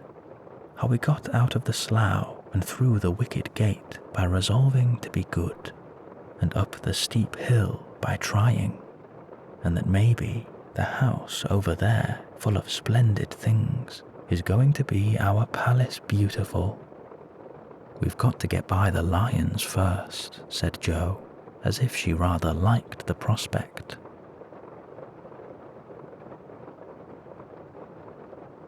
Chapter 6. Beth finds the palace beautiful. The big house did prove a palace beautiful, though it took some time for all to get in, and Beth found it very hard to pass the lions. Old Mr. Lawrence was the biggest one, but after he had called, said something funny or kind to each one of the girls, and talked over old times with their mother, nobody felt much afraid of him, except timid Beth. The other lion was the fact that they were poor and Laurie was rich, for this made them shy of accepting favors which they could not return. But after a while, they found that he considered them the benefactors and could not do enough to show how grateful he was for Mrs. March's motherly welcome, their cheerful society, and the comfort he took in that humble home of theirs. So they soon forgot their pride and interchanged kindnesses without stopping to think which was the greater. All sorts of pleasant things happened about that time, for new friendship flourished like grass in spring. Everyone liked Laurie, and he privately informed his tutor that the Marches were regularly splendid girls. With the delightful enthusiasm of youth, they took the solitary boy into their midst and made much of him, and he found something very charming in the innocent companionship of these simple-hearted girls. Never having known mother or sisters, he was quick to feel the influences they brought about him, and their busy, lively ways made him ashamed of the indolent life he had led. He was tired of books and found people so interesting now that Mr. Brooke was obliged to make very unsatisfactory reports, for Laurie was always playing truant and running over to the Marches. "Never mind, let him take a holiday and make it up afterward," said the old gentleman. "The good lady next door says he is studying too hard and needs young society, amusement and exercise. I suspect she is right, and that I've been coddling the fellow as if I'd been his grandmother. Let him do what he likes as long as he is happy. He can't get into mischief in that little nunnery over there, and Mrs. March is doing more for him than we can." What good times they had, to be sure. Such plays and tableaux, such sleigh rides and skating frolics, such pleasant evenings in the old parlor, and now and then such gay little parties at the great house. Meg could walk in the conservatory whenever she liked and revel in bouquets. Jo browsed over the new library voraciously and convulsed the old gentleman with her criticisms.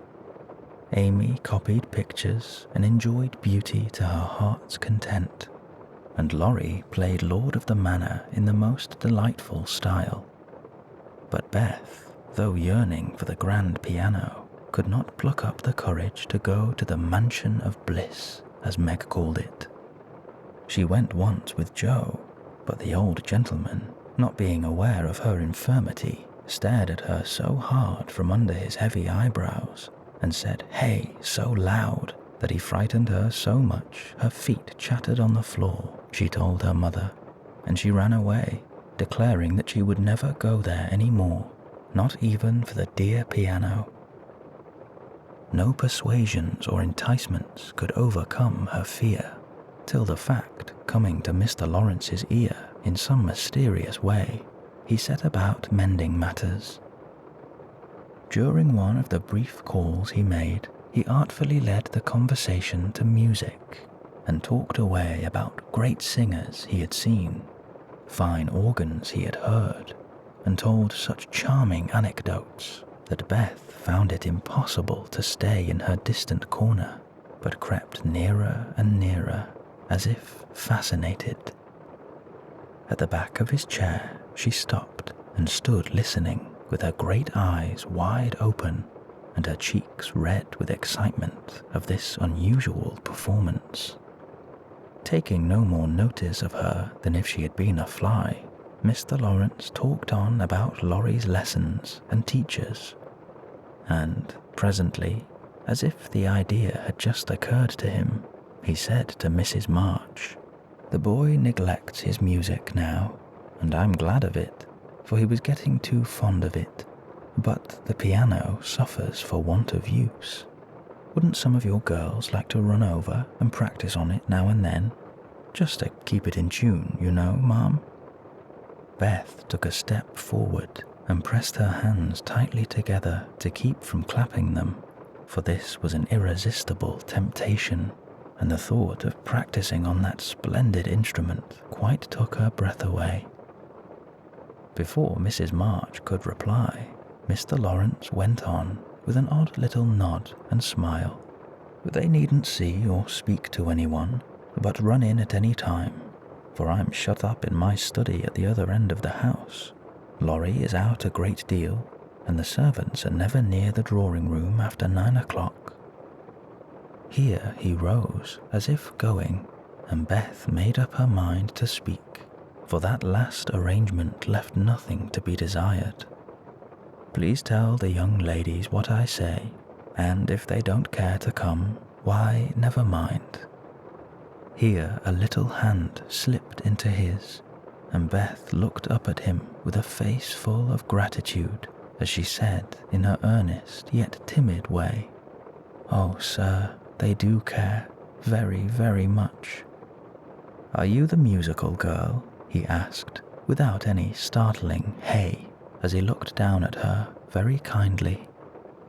"I'm Beth.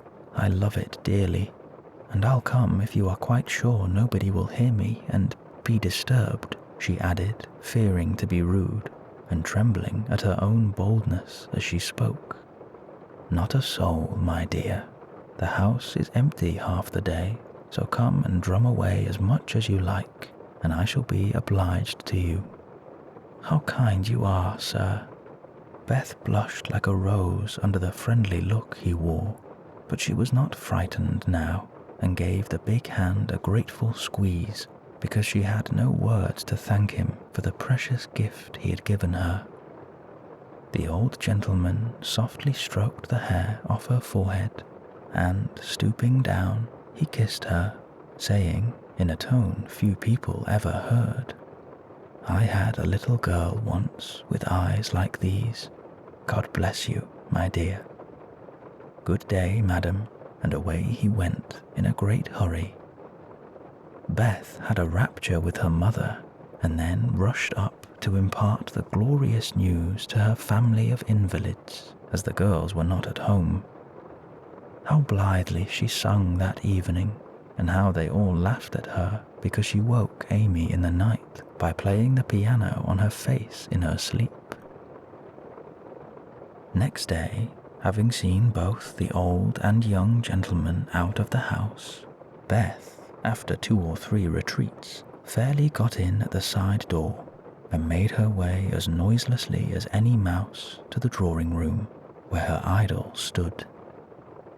Quite by accident, of course, some pretty easy music lay on the piano, and with trembling fingers and frequent stops to listen and look about, Beth at last touched the great instrument and straightway forgot her fear, herself, and everything else but the unspeakable delight which the music gave her, for it was like the voice of a beloved friend. She stayed till Hannah came to take her home to dinner, but she had no appetite and could only sit and smile upon everyone in a general state of beatitude. After that, the little brown hood slipped through the hedge nearly every day, and the great drawing-room was haunted by a tuneful spirit that came and went unseen. She never knew that Mr. Lawrence often opened his study door to hear the old-fashioned airs he liked. She never saw Laurie mount guard in the hall to warn the servants away. She never suspected that the exercise books and new songs which she found in the rack were put there for her especial benefit, and when he talked to her about music at home, she only thought how kind he was to tell things that helped her so much. So she enjoyed herself heartily, and found what isn't always the case, that her granted wish was all she had hoped. Perhaps it was because she was so grateful for this blessing that a greater was given her. At any rate, she deserved both. "Mother, I'm going to work Mr. Lawrence a pair of slippers. He is so kind to me, I must thank him, and I don't know any other way. Can I do it?" asked Beth a few weeks after that eventful call of his. "Yes, dear, it will please him very much, and be a nice way of thanking him. The girls will help you about them, and I will pay for the making up," replied Mrs. March, who took peculiar pleasure in granting Beth's requests because she so seldom asked anything for herself. After many serious discussions with Meg and Joe, the pattern was chosen, the materials bought, and the slippers begun. A cluster of grave yet cheerful pansies on a deeper purple ground was pronounced very appropriate and pretty, and Beth worked away early and late, with occasional lifts over hard parts. She was a nimble little needlewoman, and they were finished before anyone got tired of them. Then she wrote a very short, simple note, and with Laurie's help got them smuggled onto the study table one morning before the old gentleman was up. When this excitement was over, Beth waited to see what would happen. All that day passed, and a part of the next, before any acknowledgement arrived, and she was beginning to fear she had offended her crotchety friend. On the afternoon of the second day, she went out to do an errand and give poor Joanna, the invalid doll, her daily exercise. As she came up the street on her return, she saw 3, yes 4 heads popping in and out of the parlor windows, and the moment they saw her, several hands were waved and several joyful voices screamed, "Here's a letter from the old gentleman. Come quick and read it." "Oh, Beth, he sent you," began Amy, gesticulating with unseemly energy, but she got no further, for Joe quenched her by slamming down the window. Beth hurried on in a twitter of suspense. At the door, her sisters seized and bore her to the parlor in a triumphal procession, all pointing and all saying at once, "Look there! Look there!" Beth did look, and turned pale with delight and surprise, for there stood a little cabinet piano with a letter lying on the glossy lid, directed like a signboard. "To Miss Elizabeth March." "For me," gasped Beth, holding on to Joe, and feeling as if she should tumble down. It was such an overwhelming thing altogether. "Yes, all for you, my precious. Isn't it splendid of him? Don't you think he's the dearest old man in the world? Here's the key in the letter. We didn't open it, but we are dying to know what he says," cried Joe, hugging her sister and offering the note. "You read it. I can't. I feel so queer. Oh, it's too lovely." And Beth hid her face in Joe's apron, quite upset by her present. Joe opened the paper and began to laugh, for the first words she saw were, "Miss March, dear Madam." "How nice it sounds. I wish someone would write to me so," said Amy, who thought the old-fashioned address very elegant. "I have had many pairs of slippers in my life, but I never had any that suited me so well as yours," continued Joe. "Heartsease is my favorite flower, and these will always remind me of the gentle giver. I like to pay my debts, so I know you will allow this old gentleman to send you something which once belonged to the little granddaughter he lost. With hearty thanks and best wishes, I remain your grateful friend and humble servant, James Lawrence." "There, Beth, that's an honor to be proud of, I'm sure. Laurie told me how fond Mr. Lawrence used to be of the child who died, and how he kept all her little things carefully. Just think, he's given you her piano. That comes of having big blue eyes and loving music," said Joe, trying to soothe Beth, who trembled and looked more excited than she had ever been before. "See the cunning brackets to hold candles, and the nice green silk puckered up with a gold rose in the middle, and the pretty rack and stool, all complete," added Meg, opening the instrument and displaying its beauties. "Your humble servant, James Lawrence. Only think of his writing that to you.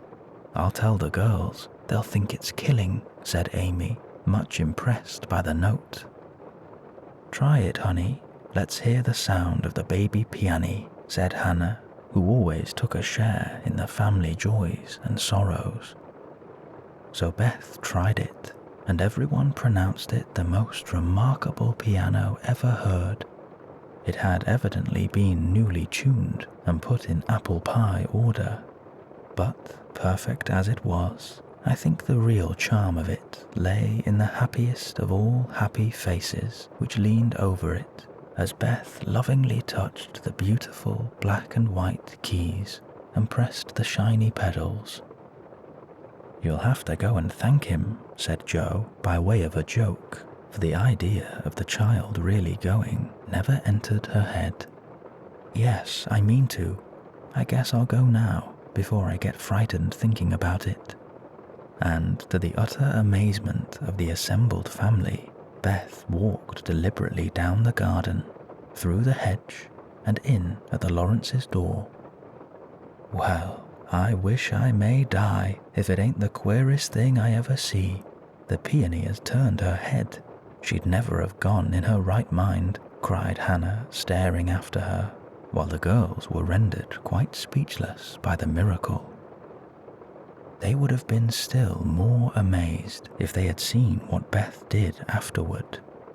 If you will believe me, she went and knocked at the study door before she gave herself time to think, and when a gruff voice called out, "Come in," she did go in, right up to Mr. Lawrence, who looked quite taken aback, and held out her hand, saying, with only a small quiver in her voice, "I came to thank you, sir, for—" But she didn't finish, for he looked so friendly that she forgot her speech, and, only remembering that he had lost the little girl he loved, she put both arms round his neck and kissed him. If the roof of the house had suddenly flown off, the old gentleman wouldn't have been more astonished. But he liked it.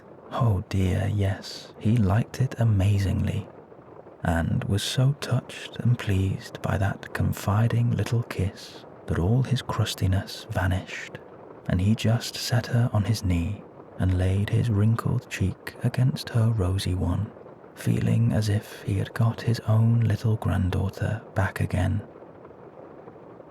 Beth ceased to fear him from that moment, and sat there talking to him as cosily as if she had known him all her life. For love casts out fear, and gratitude can conquer pride. When she went home, he walked with her to her own gate, shook hands cordially, and touched his hat as he marched back again, looking very stately, like a handsome, soldiery old gentleman, as he was. When the girls saw that performance, Jo began to dance a jig by way of expressing her satisfaction. Amy nearly fell out of the window in her surprise, and Meg exclaimed with uplifted hands, "Well, I do believe the world is coming to an end." Chapter 7. Amy's Valley of Humiliation. "That boy is a perfect Cyclops, isn't he?" said Amy one day as Laurie clattered by on horseback with a flourish of his whip as he passed. "How dare you say so, when he's got both his eyes, and very handsome ones they are too," cried Jo, who resented any slighting remarks about her friend. "I didn't say anything about his eyes, and I don't see why you need to fire up when I admire his riding." "Oh my goodness, the little goose means a centaur, and she called him a cyclops," exclaimed Jo with a burst of laughter. "You needn't be so rude. It's only a lapse of lingy, as Mr. Davis says," retorted Amy, finishing Jo with her Latin. "I just wish I had a little of the money Laurie spends on that horse," she added, as if to herself, yet hoping her sisters would hear. "Why?" asked Meg kindly, for Jo had gone off in another laugh at Amy's second blunder. "I need it so much. I'm dreadfully in debt, and it won't be my turn to have the rag money for a month." "In debt? Amy, what do you mean?" And Meg looked sober. Why, I owe at least a dozen pickled limes, and I can't pay them, till I have money, for Marmee forbid my having anything charged at the shop. Tell me about it. Are limes the fashion now? It used to be pricking bits of rubber to make balls, and Meg tried to keep her countenance. Amy looked so grave and important. Why, you see, the girls are always buying them, and unless you want to be thought mean, you must do it too. It's nothing but limes now, for everyone is sucking them in their desks in school time and trading them off for pencils, bead rings, paper dolls, or something else at recess. If one girl likes another, she gives her a lime.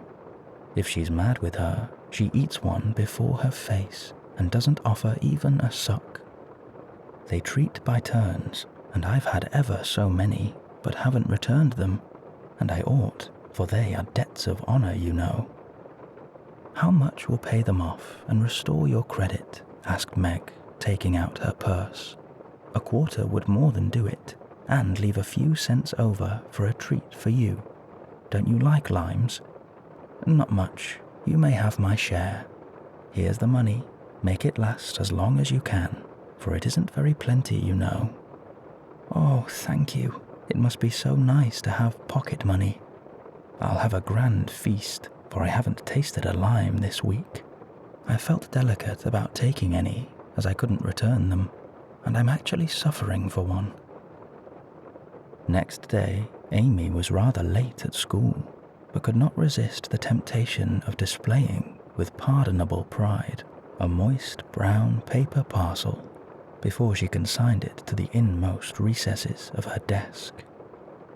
During the next few minutes, the rumor that Amy March had got 24 delicious limes, she ate one on the way, and was going to treat, circulated through her set, and the attentions of her friends became quite overwhelming. Katie Brown invited her to her next party on the spot. Mary Kingsley insisted on lending her her watch till recess, and Jenny Snow, a satirical young lady who had basely twitted Amy upon her limeless state, promptly buried the hatchet and offered to furnish answers to certain appalling sums. But Amy had not forgotten Miss Snow's cutting remarks about some persons whose noses were not too flat to smell other people's limes, and stuck-up people who were not too proud to ask for them, and she instantly crushed that Snow girl's hopes by the withering telegram. You needn't be so polite all of a sudden, for you won't get any. A distinguished personage happened to visit the school that morning, and Amy's beautifully drawn maps received praise, which, honor to her foe, rankled in the soul of Miss Snow, and caused Miss March to assume the airs of a studious young peacock. But alas, alas, pride goes before a fall, and the revengeful Snow turned the tables with disastrous success. No sooner had the guest paid the usual stale compliments and bowed himself out than Jenny, under pretense of asking an important question, informed Mr. Davis, the teacher, that Amy March had pickled limes in her desk. Now Mr. Davis had declared limes a contraband article, and solemnly vowed to publicly ferule the first person who was found breaking the law. This much-enduring man had succeeded in banishing gum after a long and stormy war, had made a bonfire of the confiscated novels and newspapers, had suppressed a private post office, had forbidden distortions of the face, nicknames and caricatures, and done all that one man could do to keep 100 rebellious girls in order. Boys are trying enough to human patience, goodness knows, but girls are infinitely more so, especially to nervous gentlemen with tyrannical tempers, and no more talent for teaching than Dr. Blimber. Mr. Davis knew any quantity of Greek, Latin, algebra, and ologies of all sorts, so he was called a fine teacher, and manners, morals, feelings, and examples were not considered of any particular importance. It was a most unfortunate moment for denouncing Amy, and Jenny knew it. Mr. Davis had evidently taken his coffee too strong that morning. There was an east wind which always affected his neuralgia, and his pupils had not done him the credit which he felt he deserved. Therefore, to use the expressive, if not elegant, language of a schoolgirl, he was as nervous as a witch and as cross as a bear. The word limes was like fire to powder. His yellow face flushed, and he rapped on his desk with an energy which made Jenny skip to her seat with unusual rapidity. "Young ladies, attention, if you please." At the stern order, the buzz ceased, and 50 pairs of blue, black, grey, and brown eyes were obediently fixed upon his awful countenance. "Miss March, come to the desk." Amy rose to comply with outward composure, but a secret fear oppressed her, for the limes weighed upon her conscience. "Bring with you the limes you have in your desk," was the unexpected command which arrested her before she got out of her seat. "Don't take all," whispered her neighbour, a young lady of great presence of mind. Amy hastily shook out half a dozen and laid the rest down before Mr. Davis, feeling that any man possessing a human heart would relent when that delicious perfume met his nose.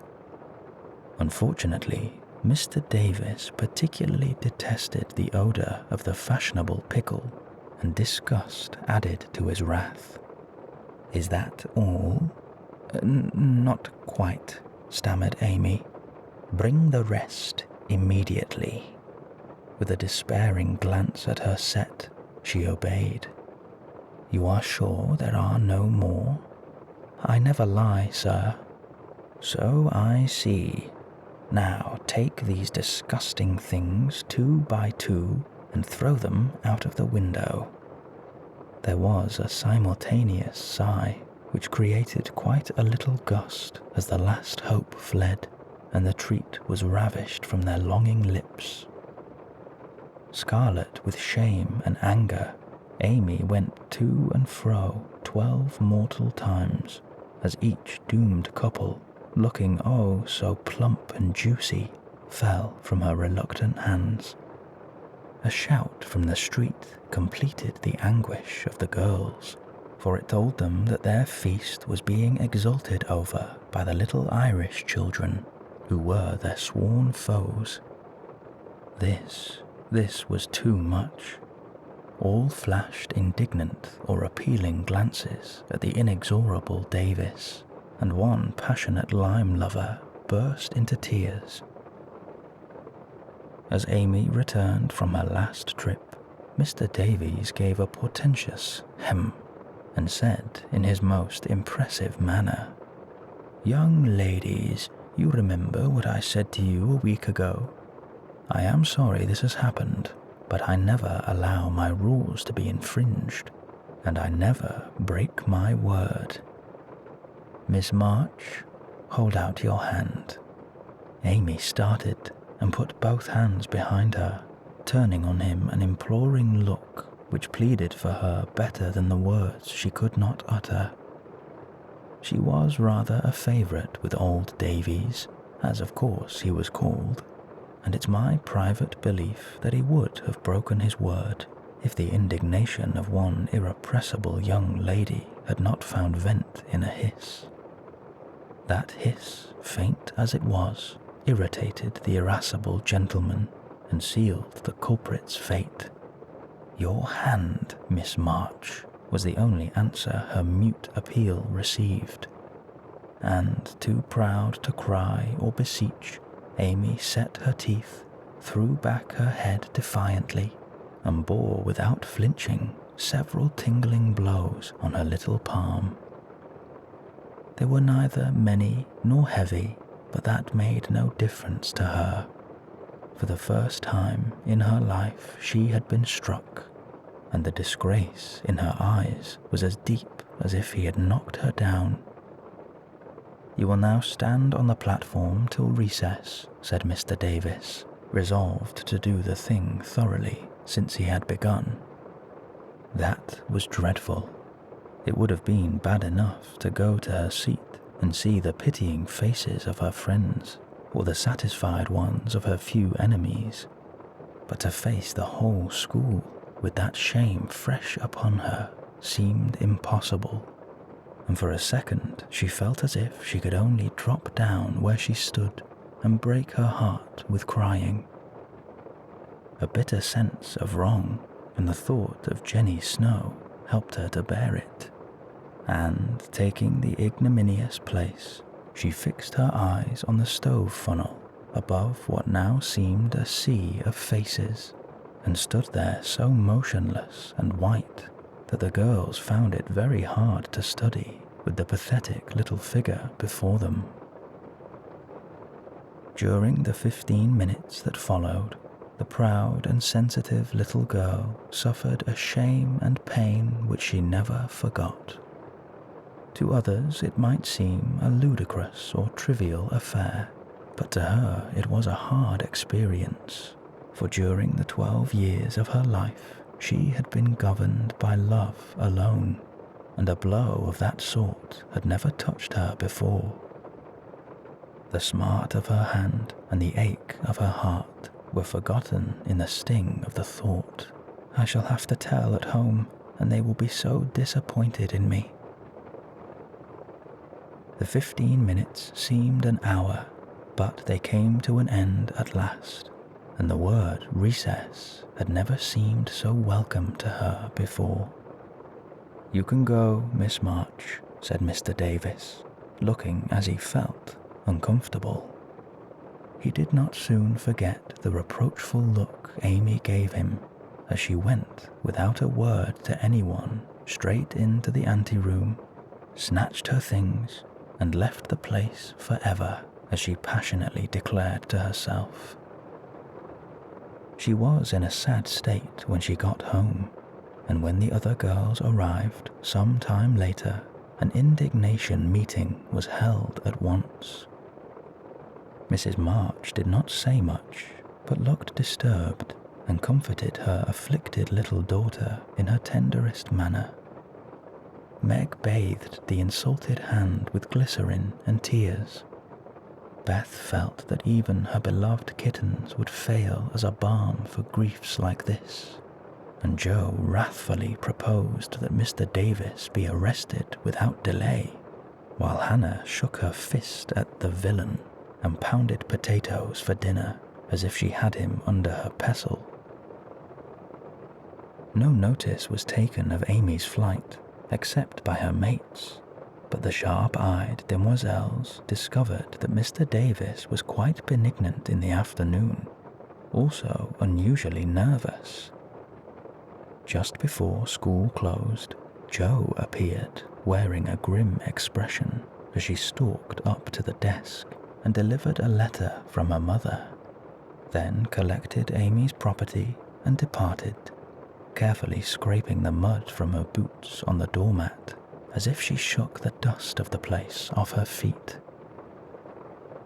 "Yes, you can have a vacation from school, but I want you to study a little every day with Beth," said Mrs. March that evening. "I don't approve of corporal punishment, especially for girls. I dislike Mr. Davis's manner of teaching and don't think the girls you associate with are doing you any good, so I shall ask your father's advice before I send you anywhere else." "That's good. I wish all the girls would leave and spoil his old school.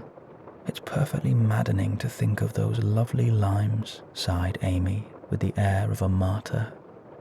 "I am not sorry you lost them, for you broke the rules and deserved some punishment for disobedience," was the severe reply, which rather disappointed the young lady, who expected nothing but sympathy. "Do you mean you were glad I was disgraced before the whole school?" cried Amy. "I should not have chosen that way of mending a fault," replied her mother, "but I'm not sure that it won't do you more good than a milder method. You are getting to be altogether too conceited and important, my dear, and it is quite time you set about correcting it. You have a good many little gifts and virtues, but there is no need of parading them, for conceit spoils the finest genius. There is not much danger that real talent or goodness will be overlooked for long. Even if it is, the consciousness of possessing and using it well should satisfy one, and the great charm of all power is modesty." "So it is," cried Laurie, who was playing chess in a corner with Joe. "I knew a girl once who had a really remarkable talent for music, and she didn't know it. Never guessed what sweet little things she composed when she was alone, and wouldn't have believed it if anyone told her. I wish I'd known that nice girl. Maybe she would have helped me. I'm so stupid," said Beth, who stood behind him, listening eagerly. "You do know her, and she helps you better than anyone else could," answered Laurie, looking at her with such mischievous meaning in his merry black eyes that Beth suddenly turned very red and hid her face in the sofa cushion, quite overcome by such an unexpected discovery. Joe let Laurie win the game to pay for that praise of her Beth, who could not be prevailed upon to play for them after her compliment. So Laurie did his best and sung delightfully, being in a particularly lively humour, for to the Marches he seldom showed the moody side of his character. When he was gone, Amy, who had been pensive all the evening, said suddenly, as if busy over some new idea, "Is Laurie an accomplished boy?" "Yes, he has had an excellent education and has much talent. He will make a fine man, if not spoiled by petting," replied her mother. "And he isn't conceited, is he?" asked Amy. "Not in the least. That is why he is so charming, and we all like him so much." "I see. It's nice to have accomplishments and be elegant, but not to show off or get perked up," said Amy thoughtfully. "These things are always seen and felt in a person's manner and conversation if modestly used, but it is not necessary to display them," said Mrs. March, "any more than it's proper to wear all your bonnets and gowns and ribbons at once, that folks may know you've got 'em," added Joe, and the lecture ended in a laugh. Chapter 8. Joe Meets Apollyon. "Girls, where are you going?" asked Amy, coming into their room one Saturday afternoon and finding them getting ready to go out, with an air of secrecy which excited her curiosity. "Never mind, little girls shouldn't ask questions," returned Joe sharply. "Now, if there is anything mortifying to our feelings when we are young, it is to be told that, and to be bidden to 'run away, dear,' is still more trying to us." Amy bridled up at this insult and determined to find out the secret if she teased for an hour. Turning to Meg, who never refused her anything very long, she said coaxingly, "Do tell me. I should think you might let me go too, for Beth is fussing over her dolls, and I haven't got anything to do, and I am so lonely." "I can't, dear, because you aren't invited," began Meg, but Joe broke in impatiently. "Now, Meg, be quiet, or you will spoil it all. You can't go, Amy, so don't be a baby and whine about it. You are going somewhere with Laurie, I know you are. You were whispering and laughing together on the sofa last night, and you stopped when I came in. Are you going with him?" "Yes, we are. Now do be still and stop bothering." Amy held her tongue, but used her eyes and saw Meg slip a fan into her pocket.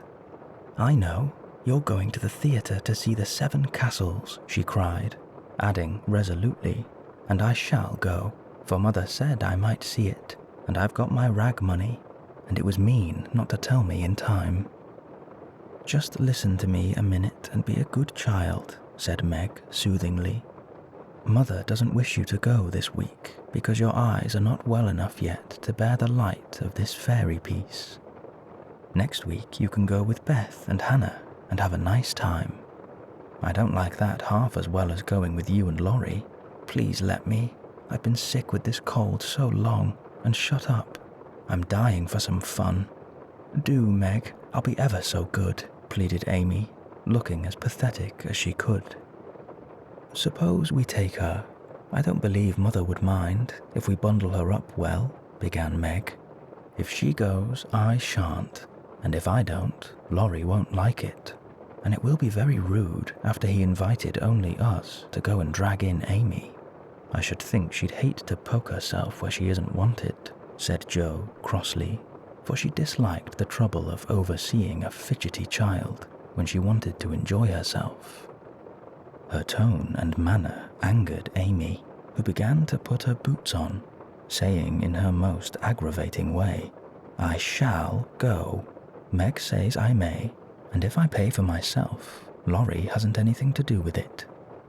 You can't sit with us, for our seats are reserved, and you mustn't sit alone, so Laurie will give you his place, and that will spoil our pleasure. Or he'll get another seat for you, and that isn't proper when you weren't asked. You shan't stir a step, so you may just stay where you are," scolded Jo, crosser than ever, having just pricked her finger in a hurry. Sitting on the floor with one boot on, Amy began to cry, and Meg to reason with her, when Laurie called from below, and the two girls hurried down, leaving their sister wailing, for now and then she forgot her grown-up ways and acted like a spoilt child. Just as the party was setting out, Amy called over the banisters in a threatening tone, "You'll be sorry for this, Jo March. See if you ain't." "Fiddlesticks," returned Jo, slamming the door. They had a charming time, for the 7 castles of the Diamond Lake were as brilliant and wonderful as a heart could wish. But in spite of the comical red imps, sparkling elves, and gorgeous princes and princesses, Jo's pleasure had a drop of bitterness in it. The Fairy Queen's yellow curls reminded her of Amy, and between the acts she amused herself with wondering what her sister would do to make her sorry for it. She and Amy had had many lively skirmishes in the course of their lives, for both had quick tempers and were apt to be violent when fairly roused. Amy teased Jo, and Jo irritated Amy, and semi-occasional explosions occurred, of which both were much ashamed afterwards. Although the oldest, Jo had the least self-control, and had hard times trying to curb the fiery spirit which was continually getting her into trouble. Her anger never lasted long, and having humbly confessed her fault, she sincerely repented and tried to do better. Her sisters used to say that they rather liked to get Jo into a fury, because she was such an angel afterward. Poor Jo tried desperately to be good, but her bosom enemy was always ready to flame up and defeat her, and it took years of patient effort to subdue it. When they got home, they found Amy reading in the parlour. She assumed an injured air as they came in, never lifted her eyes from her book or asked a single question.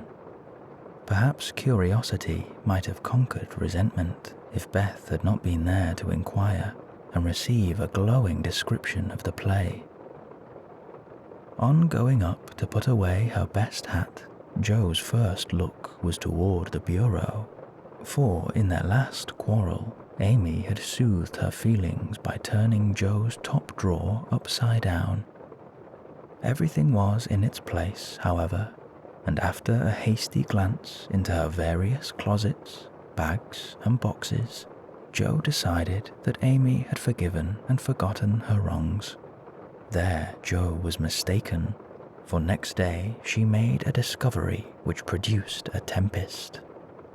Meg, Beth, and Amy were sitting together late in the afternoon when Joe burst into the room, looking excited and demanding breathlessly, "Has anyone taken my story?" Meg and Beth said no at once and looked surprised. Amy poked the fire and said nothing. Joe saw her colour rise and was down upon her in a minute. "Amy, you've got it." "No, I haven't." "You know where it is, then?" "No, I don't." "That's a fib," cried Joe, taking her by the shoulders and looking fierce enough to frighten a much braver child than Amy. "It isn't. I haven't got it. Don't know where it is now, and don't care. You know something about it, and you'd better tell me at once, or I'll make you." And Joe gave her a slight shake. "Scold as much as you like, you'll never get your silly old story again," cried Amy, getting excited in her turn. "Why not?" "I burnt it up." "What? My little book I was so fond of, and worked over, and meant to finish before Father got home. Have you really burnt it?" said Joe, turning very pale, while her eyes kindled and her hands clutched Amy nervously. "Yes, I did. I told you I'd make you pay for being so cross yesterday, and I have, so—" Amy got no further, for Joe's hot temper mastered her, and she shook Amy till her teeth chattered in her head, crying in a passion of grief and anger, "You wicked, wicked girl! I never can write it again, and I'll never forgive you as long as I live." Meg flew to rescue Amy, and Beth to pacify Joe, but Joe was quite beside herself, and with a parting box on her sister's ear, she rushed out of the room up to the old sofa in the garret and finished her fight alone. The storm cleared up below, for Mrs. March came home, and, having heard the story, soon brought Amy to a sense of the wrong she had done her sister. Joe's book was the pride of her heart, and was regarded by her family as a literary sprout of great promise. It was only half a dozen little fairy tales, but Joe had worked over them patiently, putting her whole heart into her work, hoping to make something good enough to print. She had just copied them with great care and had destroyed the old manuscript, so that Amy's bonfire had consumed the loving work of several years. It seemed a small loss to others, but to Joe it was a dreadful calamity, and she felt that it never could be made up to her. Beth mourned as for a departed kitten, and Meg refused to defend her pet. Mrs. March looked grave and grieved, and Amy felt that no one would love her till she asked pardon for the act which she now regretted more than any of them. When the tea bell rung, Joe appeared, looking so grim and unapproachable that it took all Amy's courage to say meekly, "Please forgive me, Joe. I'm very, very sorry." "I never shall forgive you," was Joe's stern answer, and from that moment she ignored Amy entirely.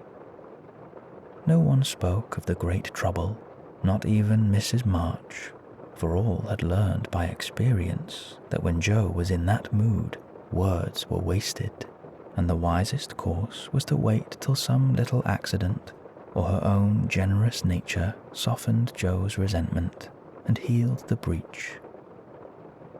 It was not a happy evening, for though they sewed as usual while their mother read aloud from Bremer, Scott, or Edgeworth, something was wanting, and the sweet home peace was disturbed. They felt this most when singing time came, for Beth could only play, Joe stood dumb as a stone, and Amy broke down, so Meg and Mother sung alone. But in spite of their efforts to be as cheery as larks, the flute-like voices did not seem to chord as well as usual, and all felt out of tune. As Joe received her good-night kiss, Mrs. March whispered gently, My dear, don't let the sun go down upon your anger. Forgive each other, help each other, and begin again tomorrow. Jo wanted to lay her head down on that motherly bosom and cry her grief and anger all away, but tears were an unmanly weakness, and she felt so deeply injured that she really couldn't quite forgive yet. So she winked hard, shook her head, and said gruffly, because Amy was listening, "It was an abominable thing, and she don't deserve to be forgiven." With that, she marched off to bed, and there was no merry or confidential gossip that night. Amy was much offended that her overtures of peace had been repulsed, and began to wish she had not humbled herself to feel more injured than ever, and to plume herself on her superior virtue in a way which was particularly exasperating. Jo still looked like a thundercloud, and nothing went well all day. It was bitter cold in the morning. She dropped her precious turnover in the gutter, and March had an attack of fidgets. Meg was pensive. Beth would look grieved and wistful when she got home, and Amy kept making remarks about people who were always talking about being good, and yet wouldn't try when other people set them a virtuous example. Everybody is so hateful. I'll ask Laurie to go skating. He is always kind and jolly, and will put me to rights, I know, said Jo to herself, and off she went. Amy heard the clash of skates and looked out with an impatient exclamation. She promised I should go next time, for this is the last ice we shall have, but it's no use to ask such a cross patch to take me. Don't say that. You were very naughty, and it is hard to forgive the loss of her precious little book, but I think she might do it now, and I guess she will if you try her at the right minute, said Meg. Go after them. Don't say anything till Jo has got good-natured with Laurie. Then take a quiet minute and just kiss her, or do some kind thing, and I'm sure she'll be friends again with all her heart. I'll try, said Amy, for the advice suited her. And after a flurry to get ready, she ran after the friends who were just disappearing over the hill. It was not far to the river, but both were ready before Amy reached them. Jo saw her coming and turned her back. Laurie did not see, for he was carefully skating along the shore, sounding the ice, for a warm spell had preceded the cold snap. I'll go on to the first bend and see if it's all right before we begin to race, Amy heard him say as he shot away, looking like a young Russian in his fur-trimmed coat and cap. Jo heard Amy panting after her run, stamping her feet and blowing her fingers as she tried to put her skates on. But Jo never turned and went slowly zigzagging down the river, taking a bitter, unhappy sort of satisfaction in her sister's troubles. She had cherished her anger till it grew strong and took possession of her, as evil thoughts and feelings always do, unless cast out at once.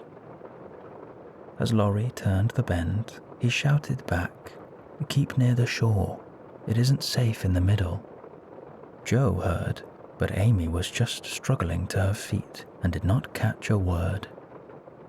Jo glanced over her shoulder, and the little demon she was harboring said in her ear, "No matter whether she heard or not, let her take care of herself." Laurie had vanished round the bend. Jo was just at the turn, and Amy far behind, striking out toward the smoother ice in the middle of the river. For a minute, Jo stood still with a strange feeling at her heart. Then she resolved to go on, but something held her and turned her around, just in time to see Amy throw up her hands and go down with a sudden crash of rotten ice, the splash of water, and a cry that made Jo's heart stand still with fear. She tried to call Laurie, but her voice was gone. She tried to rush forward, but her feet seemed to have no strength in them, and for a second she could only stand motionless, staring with a terror-stricken face at the little blue hood above the black water. Something rushed swiftly by her, and Laurie's voice cried out, "Bring a rail, quick, quick!" How she did it she never knew, but for the next few minutes she worked as if possessed, blindly obeying Laurie, who was quite self-possessed, and, lying flat, held Amy up by his arm till Joe dragged a rail from the fence, and together they got the child out, more frightened than hurt. "Now then, we must walk her home as fast as we can. Pile our things on her while I get off these confounded skates," cried Laurie, wrapping his coat around Amy and tugging away at the straps, which never seemed so intricate before. Shivering, dripping, and crying, they got Amy home, and after an exciting time of it, she fell asleep, rolled in blankets before a hot fire. During the bustle, Joe had scarcely spoken, but flown about, looking pale and wild, with her things half off, her dress torn, and her hands cut and bruised by ice and rails. When Amy was comfortably asleep, the house quiet, and Mrs. March sitting by the bed, she called Joe to her and began to bind up the hurt hands. "Are you sure she is safe?" whispered Joe, looking remorsefully at the golden head, which might have been swept away from her sight forever under the treacherous ice. "Quite safe, dear. She is not hurt, and won't even take cold, I think. You were so sensible in covering and getting her home quickly," replied her mother cheerfully. "Laurie did it all. I only let her go. Mother, if she should die, it would be my fault." And Joe dropped down beside the bed in a passion of penitent tears, telling all that had happened, bitterly condemning her hardness of heart, and sobbing out her gratitude for being spared the heavy punishment which might have come upon her. "It's my dreadful temper. I try to cure it. I think I have, and then it breaks out worse than ever. Oh, Mother, what shall I do?" cried poor Joe in despair. "Watch and pray, dear.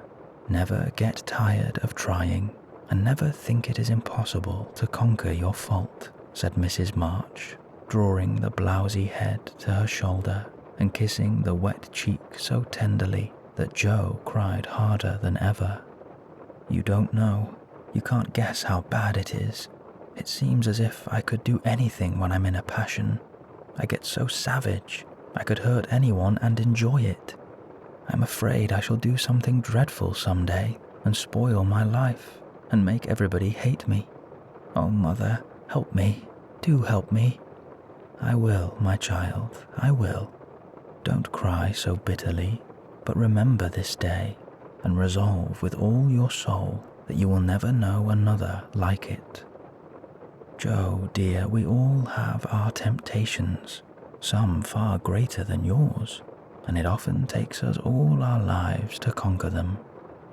You think your temper is the worst in the world, but mine used to be just like it. Yours, Mother? Why, you are never angry." And for the moment, Joe forgot remorse in surprise.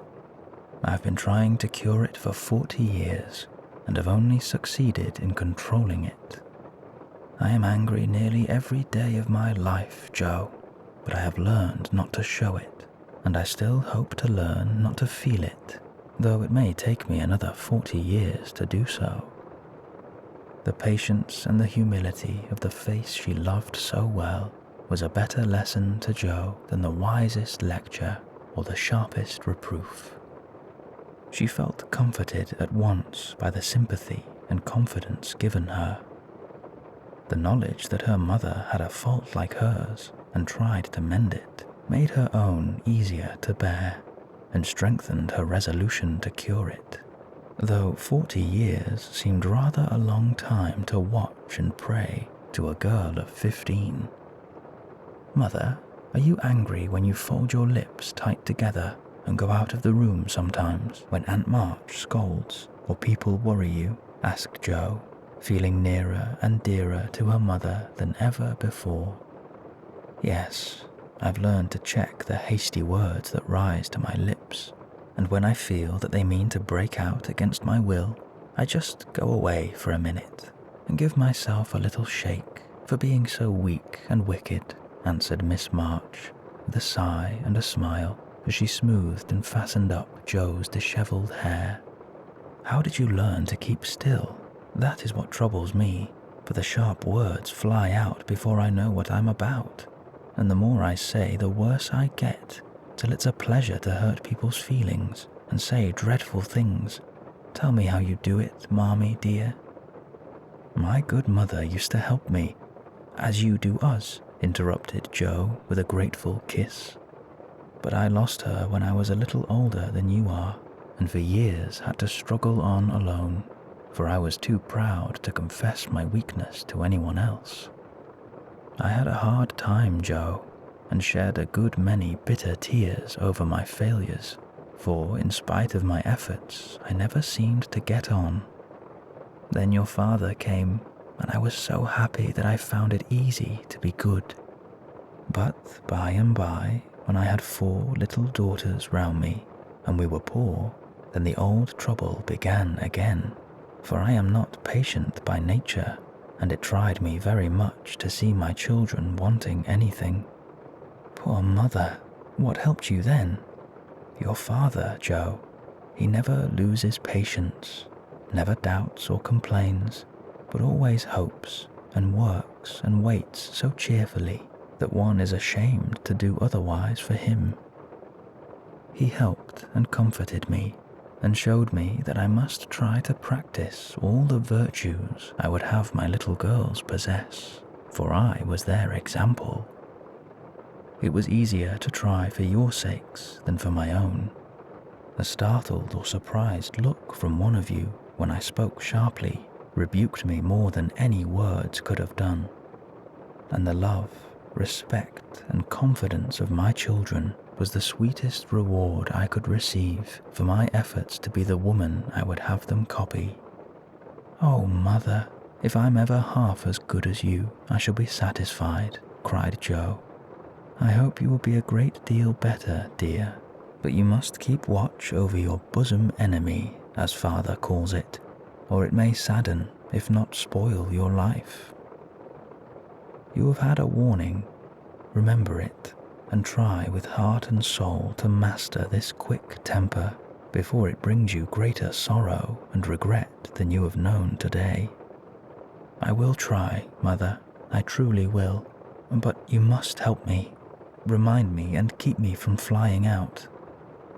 I used to see father sometimes put his finger on his lips and look at you with a very kind but sober face, and you always folded your lips tight or went away. Was he reminding you then?" asked Jo softly. "Yes, I asked him to help me so, and he never forgot it, but saved me from many a sharp word by that little gesture and kind look."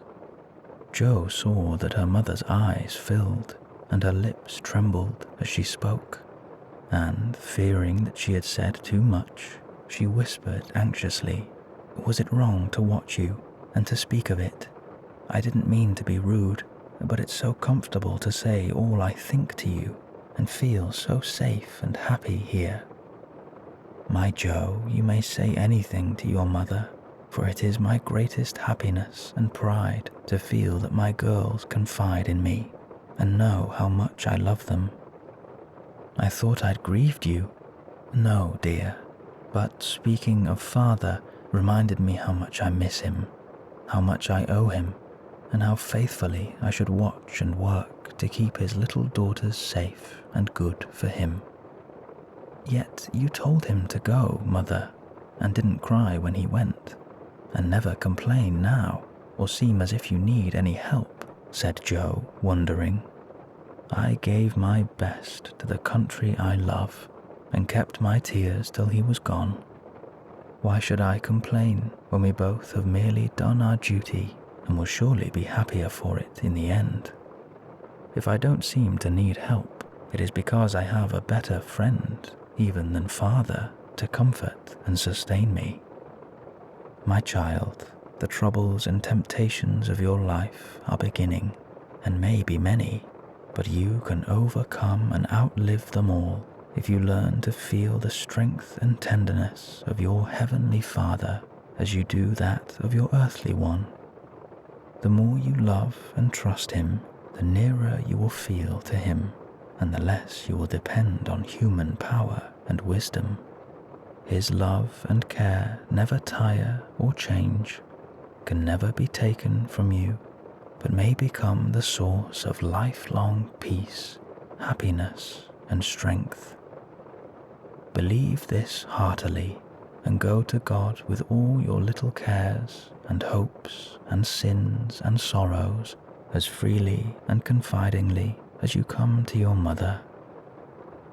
Jo's only answer was to hold her mother close, and in the silence that followed, the sincerest prayer she had ever prayed left her heart without words, for in that sad yet happy hour she had learned not only the bitterness of remorse and despair, but the sweetness of self-denial and self-control.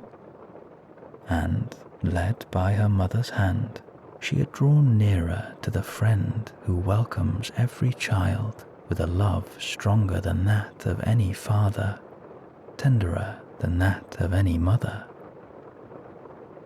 Amy stirred and sighed in her sleep, and, as if eager to begin at once to mend her fault, Jo looked up with an expression on her face which it had never worn before.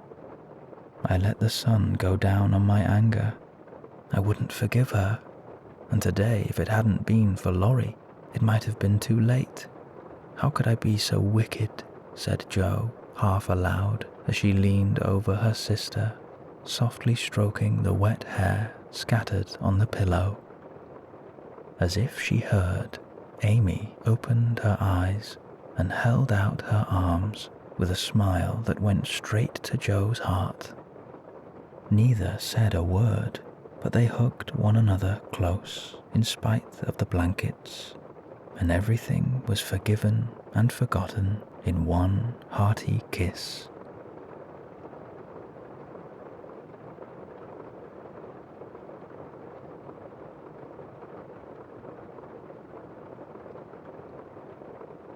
You can allow your mind to soften and your imagination to unlock as we begin our story tonight, Aladdin and the Magic Lamp. There once lived a poor tailor who had a son called Aladdin, a careless, idle boy who would do nothing but play all day long in the streets with little idle boys like himself. This so grieved the father that he died. Yet, in spite of his mother's tears and prayers, Aladdin did not mend his ways. One day, when he was playing in the streets as usual, a stranger came up and asked him his age, and if he was not the son of Mustafa, the tailor. "I am, sir," replied Aladdin, "but he died a long time ago." On this, the stranger, who was a famous African magician, fell on his knees and kissed him, saying, "I am your uncle and knew you from your likeness to my brother. Go to your mother and tell her I am coming." Aladdin ran home and told his mother of his newly found uncle. "Indeed, child," she said, "your father had a brother, but I always thought he was dead." However, she prepared supper and bade Aladdin to seek his uncle, who came laden with wine and fruit. He fell down and kissed the place where Mustafa used to sit, bidding Aladdin's mother not to be surprised at not having seen him before, as he had been 40 years out of the country. He then turned to Aladdin and asked him his trade. at which the boy hung his head while his mother burst into tears. On learning that Aladdin was idle and would learn no trade, he offered to take a shop for him and stock it with merchandise. The next day, he bought Aladdin a fine suit of clothes and took him all over the city, showing him the sights. He brought him home at nightfall to his mother, who was overjoyed to see her son looking so fine. At sunrise, the magician led Aladdin into some beautiful gardens a long way outside the city gates. They sat down by a fountain, and the magician pulled a cake from his girdle, which he divided between them. Then they journeyed onwards till they almost reached the mountains. Aladdin was so tired that he begged to go back, but the magician beguiled him with pleasant stories and led him on in spite of himself. At last they came to two mountains divided by a narrow valley. "We will go no further," said his uncle. "I will show you something wonderful. Only first gather up sticks while I kindle a fire." When it was lit, the magician threw on it a powder he had about him, at the same time saying some magical words. The earth trembled a little in front of them, disclosing a square flat stone with a brass ring in the middle to raise it by. Aladdin tried to run away, but the magician caught him and gave him a blow that knocked him down. "What have I done, uncle?" he said piteously, whereupon the magician said more kindly, "Fear nothing, but obey me. Beneath this stone lies a treasure which is to be yours, and no one else may touch it, so you must do precisely as I tell you." At the word treasure, Aladdin forgot his fears and grasped the ring as he was told, saying the names of his father and grandfather.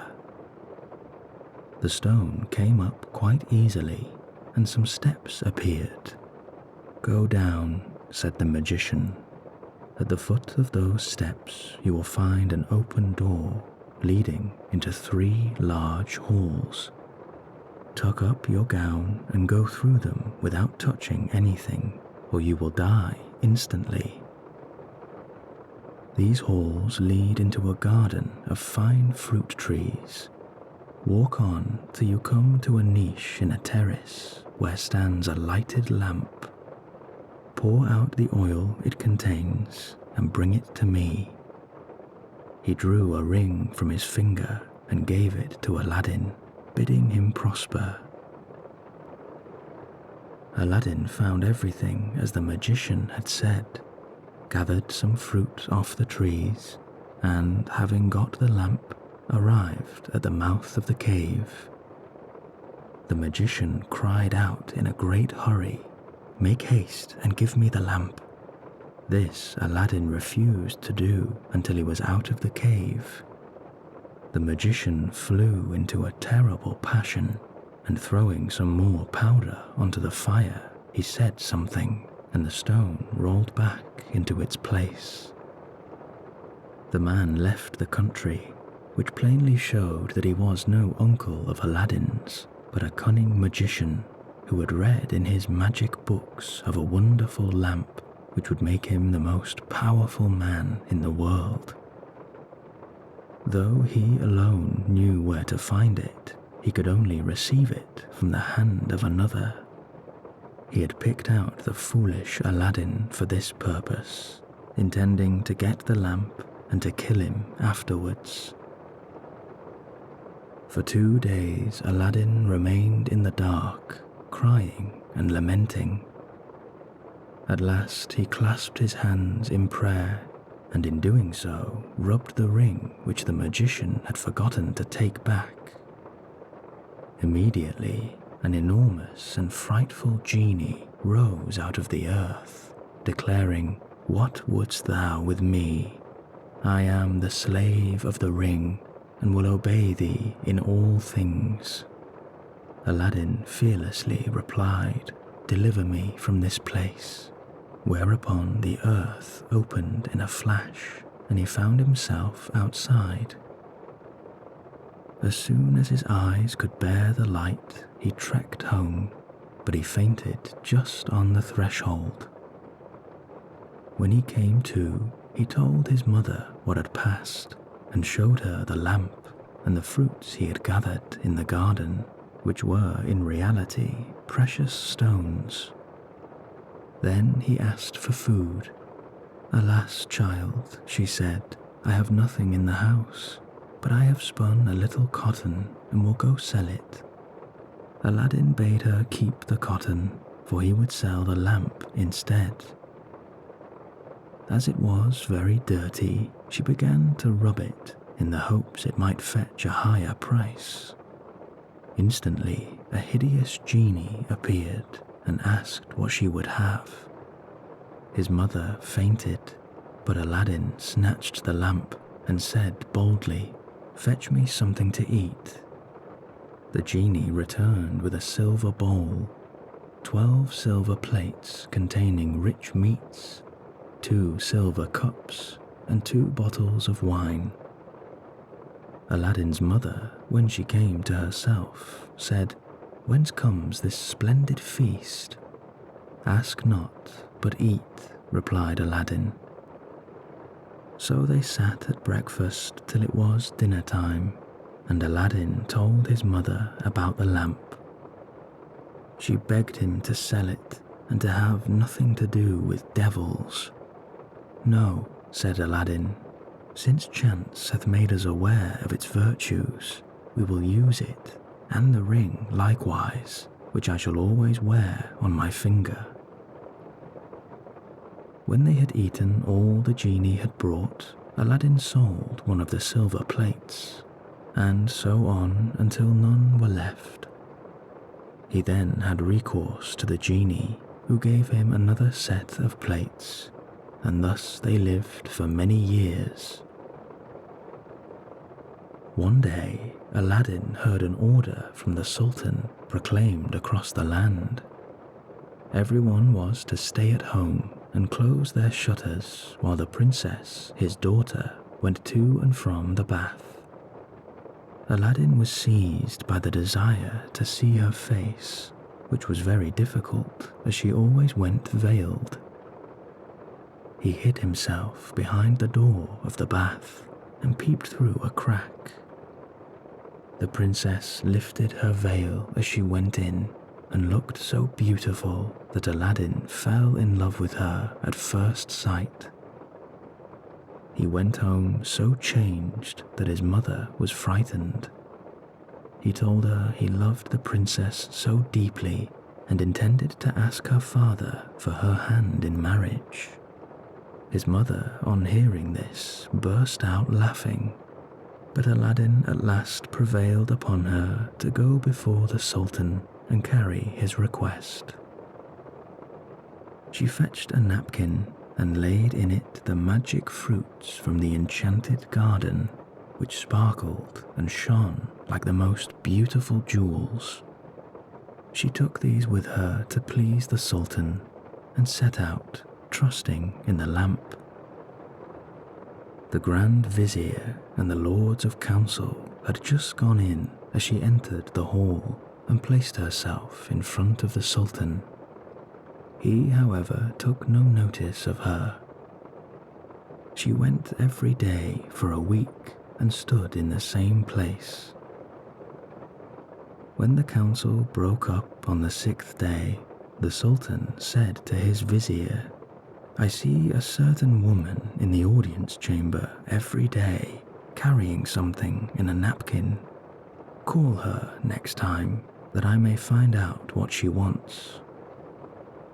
Next day, at a sign from the vizier, she went up to the foot of the throne and remained kneeling until the Sultan said to her, "Rise, good woman, and tell me what you want." She hesitated, so the Sultan sent away all but the vizier, and bade her speak freely, promising to forgive her beforehand for anything she might say. She then told him of her son's love for the princess. I prayed him to forget her, she said, but in vain. He threatened to do some desperate deed if I refused to go and ask your majesty for the hand of the princess. Now I pray you to forgive not me alone, but my son Aladdin. The Sultan asked her kindly what she had in the napkin, whereupon she unfolded the jewels and presented them. He was thunderstruck, and turning to the vizier, said, "What sayest thou? Ought I not to bestow the princess on one who values her at such a price?" The vizier, who wanted her for his own son, begged the Sultan to withhold her for 3 months, in the course of which he hoped his son could contrive to make him a richer present. The Sultan granted this, and told Aladdin's mother that, though he consented to the marriage, she must not appear before him again for 3 months. Aladdin waited patiently for nearly 3 months, but after 2 had elapsed, his mother, going into the city to buy oil, found everyone rejoicing, and she asked what was going on. "Do you not know," was the answer, "that the son of the Grand Vizier is to marry the Sultan's daughter tonight?" Breathless, she ran and told Aladdin, who was overwhelmed at first, but presently bethought him of the lamp. He rubbed it, and the genie appeared, saying, "What is thy will?" Aladdin replied, "The Sultan, as thou knowest, has broken his promise to me, and the vizier's son is to have the princess. My command is that tonight you bring hither the bride and bridegroom." "Master, I obey," said the genie. Aladdin then went to his chamber, where, sure enough, at midnight, the genie transported the bed containing the vizier's son and the princess. "Take this new married man," he said, "and put him outside in the cold, and return at daybreak." Whereupon the genie took the vizier's son out of bed, leaving Aladdin with the princess. "Fear nothing," Aladdin said to her. "You are my wife, promised to me by your unjust father, and no harm will come to you." The princess was too frightened to speak, and so passed the most miserable night of her life. At the appointed hour, the genie fetched in the shivering bridegroom, laid him in his place, and transported the bed back to the palace. Presently, the Sultan came to wish his daughter good morning. The vizier's unhappy son jumped up and hid himself, while the princess would not say a word and was very sorrowful. The Sultan then sent her mother to her, who said, "How comes it, child, that you will not speak to your father? What has happened?" The princess sighed deeply, and at last told her mother how, during the night, the bed had been carried into some strange house, and what had passed there. Her mother did not believe her in the least, but bade her rise and consider it an idle dream. The following night exactly the same thing happened, and the next morning, on the princess's refusal to speak, the Sultan threatened to cut off her head. Then she confessed all, bidding him to ask the vizier's son if it were not so. The Sultan told the vizier to ask his son, who owned the truth, adding that, dearly as he loved the princess, he had rather die than go through another such fearful night, and wished to be separated from her. His wish was granted, and there was the end of feasting and rejoicing. When the 3 months were over, Aladdin sent his mother to remind the Sultan of his promise. She stood in the same place as before, and the Sultan, who had forgotten Aladdin, at once remembered him and sent for her. On seeing her poverty, the Sultan felt less inclined than ever to keep his word, and so asked his vizier's advice, who counselled him to set so high a value on the princess that no man alive would come up to it. The Sultan turned to Aladdin's mother, saying, "Good woman, a sultan must remember his promises, and I will remember mine, but your son must first send me 40 basins of gold, brimful of jewels, carried by 80 slaves splendidly dressed. Tell him that I await his answer." The mother of Aladdin bowed low and went home, thinking all was lost. She gave Aladdin the message, adding, "He may wait long enough for your answer." "Not so long, mother, as you think," her son replied. "I would do a great deal more than that for the princess." He summoned the genie, and in a few moments the 80 slaves arrived and filled up the small house and garden. Aladdin made them to set out to the palace, 2 by 2, followed by his mother. They were so richly dressed with such splendid jewels that everyone crowded to see them and the basins of gold they carried on their heads. They entered the palace, and after kneeling before the Sultan, stood in a half circle round the throne with their arms crossed, while Aladdin's mother presented them to the Sultan. He hesitated no longer, but said, "Good woman, return and tell your son that I wait for him with open arms." She lost no time in telling Aladdin, bidding him make haste, but Aladdin first called the genie. "I want a scented bath," he said, "a richly embroidered habit, a horse surpassing the Sultan's, and 20 slaves to attend me. Besides this, 6 slaves beautifully dressed to wait on my mother, and lastly 10,000 pieces of gold in 10 purses." No sooner said than done. Aladdin mounted his horse and passed through the streets, the slaves strewing gold as they went. Those who had played with him in his childhood knew him not. He had grown so handsome. When the Sultan saw him, he came down from his throne, embraced him, and led him into the hall where a feast was spread, intending to marry him to the princess that very day. But Aladdin refused, saying, "I must build a palace fit for her," and took his leave. Once home, he said to the genie, "Build me a palace of the finest marble, set with diamond, emerald, and other precious stones. In the middle you shall build a large hall with a dome, its 4 walls of massy gold and silver, each side having 6 windows, whose lattices, all except one which is to be left unfinished, must be set with sapphire and rubies.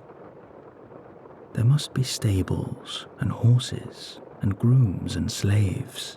Go and see about it." The palace was finished the next day, and the genie carried him there and showed him all his orders faithfully carried out, even to the laying of a velvet carpet from Aladdin's palace to the Sultan's. Aladdin's mother then dressed herself carefully and walked to the palace with her slaves, while he followed her on horseback. The Sultan sent musicians with trumpets and cymbals to meet them, so that the air resounded with music and cheer. she was taken to the princess, who saluted her and treated her with great honor. That night the princess said goodbye to her father and set out on the carpet to Aladdin's palace with his mother at her side. She was charmed at the sight of Aladdin, who ran to receive her. "Princess," he said, "blame your beauty for my boldness if I have displeased you." She told him that, having seen him, she willingly obeyed her father in this matter. After the wedding had taken place, Aladdin led her into the hall where a feast was spread, and she supped with him, after which they danced until midnight. The next day, Aladdin invited the Sultan to see the palace. On entering the hall with the 24 windows, with their rubies, diamonds, and sapphires, he cried, "It is a world's wonder. There is only one thing that surprises me. Was it by accident that one window was left unfinished?" "No, sir, by design," returned Aladdin. "I wished your majesty to have the glory of finishing this palace." The Sultan was pleased and sent for the best jewelers in the city. He showed them the unfinished window and bade them fit it up like the others. "Sir," replied their spokesman, "we cannot find enough jewels." The Sultan had his own fetched, which they soon used, but to no purpose, for in a month's time the work was not half done. Aladdin, knowing that their task was in vain, bade them undo their work and carry the jewels back, and the genie finished the window at his command. The Sultan was surprised to receive his jewels again, and visited Aladdin, who showed him the window finished. The Sultan embraced him, the envious vizier, meanwhile, hinting that it was the work of enchantment. Aladdin had won the hearts of the people by his gentle bearing. He was made captain of the Sultan's armies and won several battles for him, but remained as courteous as ever and lived thus in peace and content for several years. But far away in Africa, the magician remembered Aladdin, and through his magic discovered that he, instead of perishing miserably in the cave, had escaped and had married a princess with whom he was now living in great honor and wealth. He knew that the poor tailor's son could only have accomplished this by means of the lamp, and he traveled night and day until he reached the capital of China, hell-bent on Aladdin's ruin. As he passed through the town, he heard people talking everywhere about a marvelous palace. "Forgive my ignorance," he asked. "What is this palace you speak of?" "Have you not heard of Prince Aladdin's palace?" was the reply. "The greatest wonder in the world. I will take you there if you have a mind to see it." The magician thanked he who spoke, and having seen the palace at last, he knew it had been raised by the genie of the lamp, and he became half mad with rage. He determined to get hold of the lamp and again plunge Aladdin into the deepest poverty. Unluckily, Aladdin had gone hunting for 8 days, which gave the magician plenty of time. He bought a dozen lamps, put them in a basket, and went to the palace, crying, "New lamps for old, new lamps for old," followed by a jeering crowd. The princess, sitting in the hall of 24 windows, sent a slave to find out what the noise was about, who came back laughing. "Madam," said the slave, there is an old fool offering to exchange fine new lamps for old ones. Another slave, hearing this, said, there is an old one on the cornice there which he can have. Now this was the magic lamp which Aladdin had left, as he could not take it out hunting with him. The princess, not knowing its value, laughingly bade the slave take it and make the exchange. She went out and said to the magician, give me a new lamp for this. He snatched it and bade the slave take her choice amid the jeers of the crowd. Little he cared, but left off crying his lamps and went out of the city gates to a lonely place where he remained till nightfall, when he pulled out the lamp and rubbed it. The genie appeared, and at the magician's command carried him, together with the palace and the princess in it, to a lonely place in Africa. Next morning the Sultan looked out of the window towards Aladdin's palace and rubbed his eyes, for it was gone. He sent for the vizier and asked what had become of the palace. The vizier looked out too and was lost in astonishment. He again put it down to enchantment, and this time the Sultan believed him and sent 30 men on horseback to fetch Aladdin back in chains. They met him riding home, bound him, and forced him to go with them on foot. The people, however, who loved Aladdin, followed, armed, to see that he came to no harm. He was carried before the Sultan, who ordered the executioner to cut off his head. The executioner made Aladdin kneel down, bandaged his eyes, and raised his scimitar to strike. At that instant the Grand Vizier, who saw that the crowd had forced their way into the courtyard and were scaling the walls to rescue Aladdin, called the executioner to stay his hand. The people indeed looked so threatening that the Sultan gave way and ordered Aladdin to be unbound and pardoned him in sight of the crowd.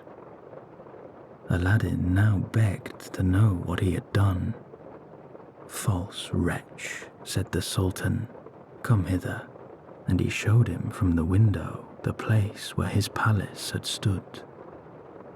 Aladdin was so amazed he could not say a word. Where is your palace and my daughter? Demanded the Sultan. For the first I am not so deeply concerned, but my daughter I must have, and you must find her or lose your head. Aladdin begged for 40 days in which to find her, promising, if he failed to return, to suffer death at the Sultan's pleasure. His wish was granted, and he went forth sadly from the Sultan's presence. For 3 days he wandered about like a madman, asking everyone what had become of his palace, but they only laughed and pitied him. He came to the banks of a river and knelt down to say his prayers before throwing himself in. In doing so, he rubbed the ring he still wore. The genie from the cave appeared and asked his will.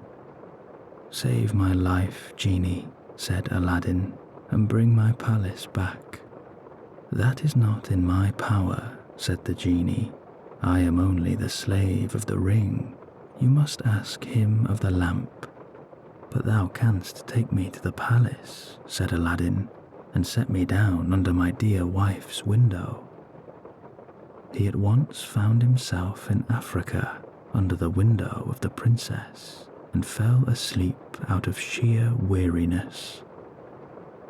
He was awakened by the singing of birds, and his heart was lighter.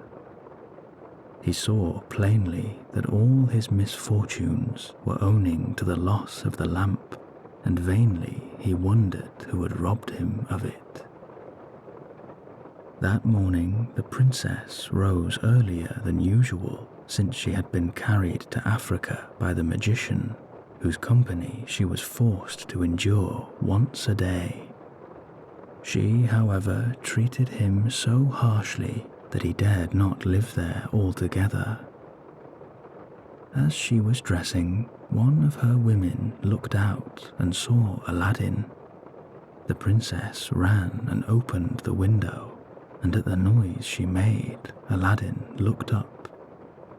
She called for him to come to her, and so great was the joy of these lovers at seeing each other again.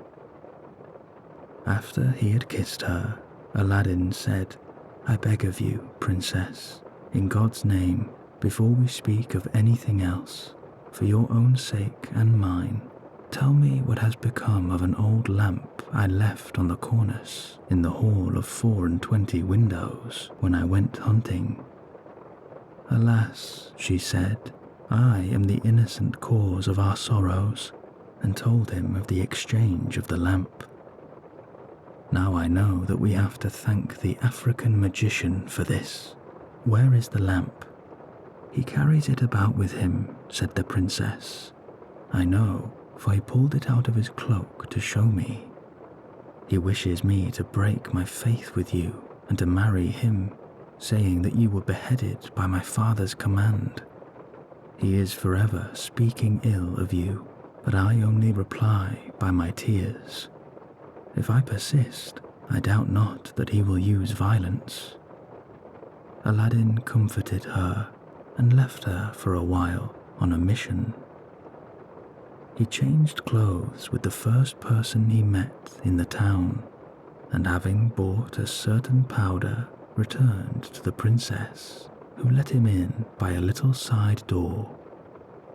"Put on your most beautiful dress," he said to her, "and receive the magician with smiles, leading him to believe you have forgotten me.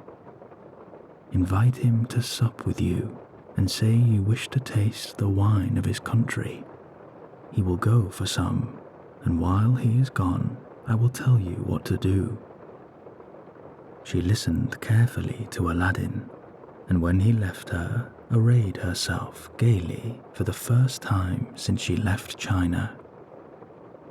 She put on a girdle and headdress of diamonds, and seeing in a glass that she was more beautiful than ever, received the magician, saying to his great amazement, "I have made up my mind that Aladdin is dead, and that all my tears will not bring him back to me, so I am resolved to mourn no more, and have therefore invited you to sup with me.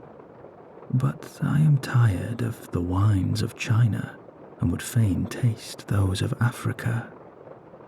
The magician flew to his cellar, and the princess put the powder Aladdin had given her in her cup.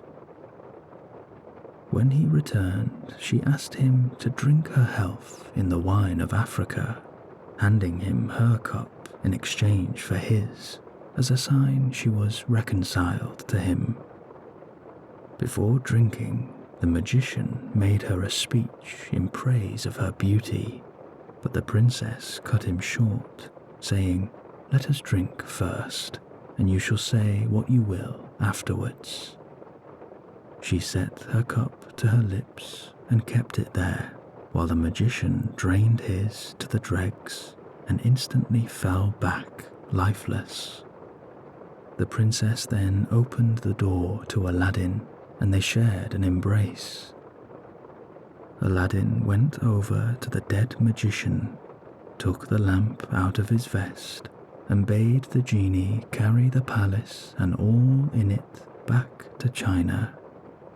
This was done, and the princess in her chamber felt only 2 little shocks, and little thought she was home again.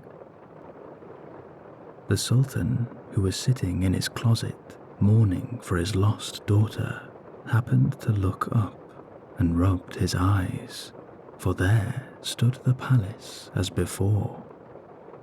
He hastened over and Aladdin received him in the hall of 24 windows with the princess by his side. Aladdin told him what had happened and showed him the body of the magician so that he might believe. A 10-day feast was proclaimed, and it seemed as if Aladdin might now live the rest of his life in peace. But it was not meant to be. The African magician had a younger brother who was, if possible, more wicked and more cunning than himself. He travelled to China to avenge his brother's death and went to visit a pious woman called Fatima, thinking she might be of use to him. He entered her cell and clapped a dagger to her breast, telling her to rise and do his bidding on pain of death. He changed clothes with her, made up his face like hers, put on her veil, and murdered her that she might tell no tales. Then he went towards the palace of Aladdin, and all the people of the land, thinking he was the holy woman, gathered around him, kissing his hands and begging his blessing. When he got to the palace, there was such a noise going on around him that the princess bade her slave look out the window and ask what was the matter.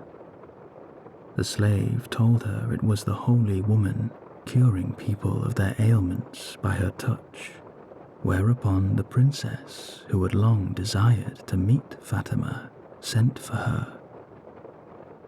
On coming to the princess, the magician offered up a prayer for her health and prosperity. When he had finished, the princess made him sit by her and begged him to stay with her always. The false Fatima, who wished for nothing better, consented, but kept his veil down for fear of discovery. The princess showed him in the hall and asked him what he thought of it. "It is truly beautiful," said the false Fatima. "In my mind it wants but one thing." "And what is that?" said the princess. "If only a roc's egg," replied he, "were hung from the middle of this dome, it would be the wonder of the world." After this, the princess could think of nothing but the roc's egg, and when Aladdin returned from hunting, he found her in a very ill humour. He begged to know what was amiss, and she told him that all her pleasure in the hall was spoilt for want of a roc's egg hanging from the dome. "If that is all," replied Aladdin, "you shall soon be happy." He left her and rubbed the lamp, and when the genie appeared, commanded him to bring a roc's egg.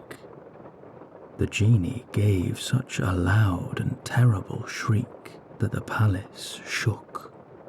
"Wretch," he cried, "is it not enough that I have done everything for you, but you must command me to bring my master and hang him up in the midst of this dome?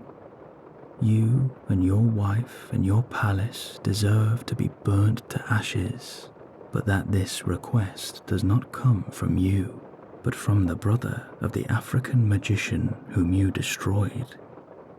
He is now in your palace, disguised as the holy woman whom he murdered. He it was who put that wish into the princess's head. Take care of yourself, for he means to kill you."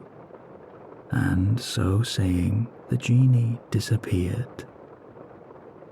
Aladdin went back to the princess, saying that his head ached and requesting that the holy Fatima should be fetched to lay her hands on it.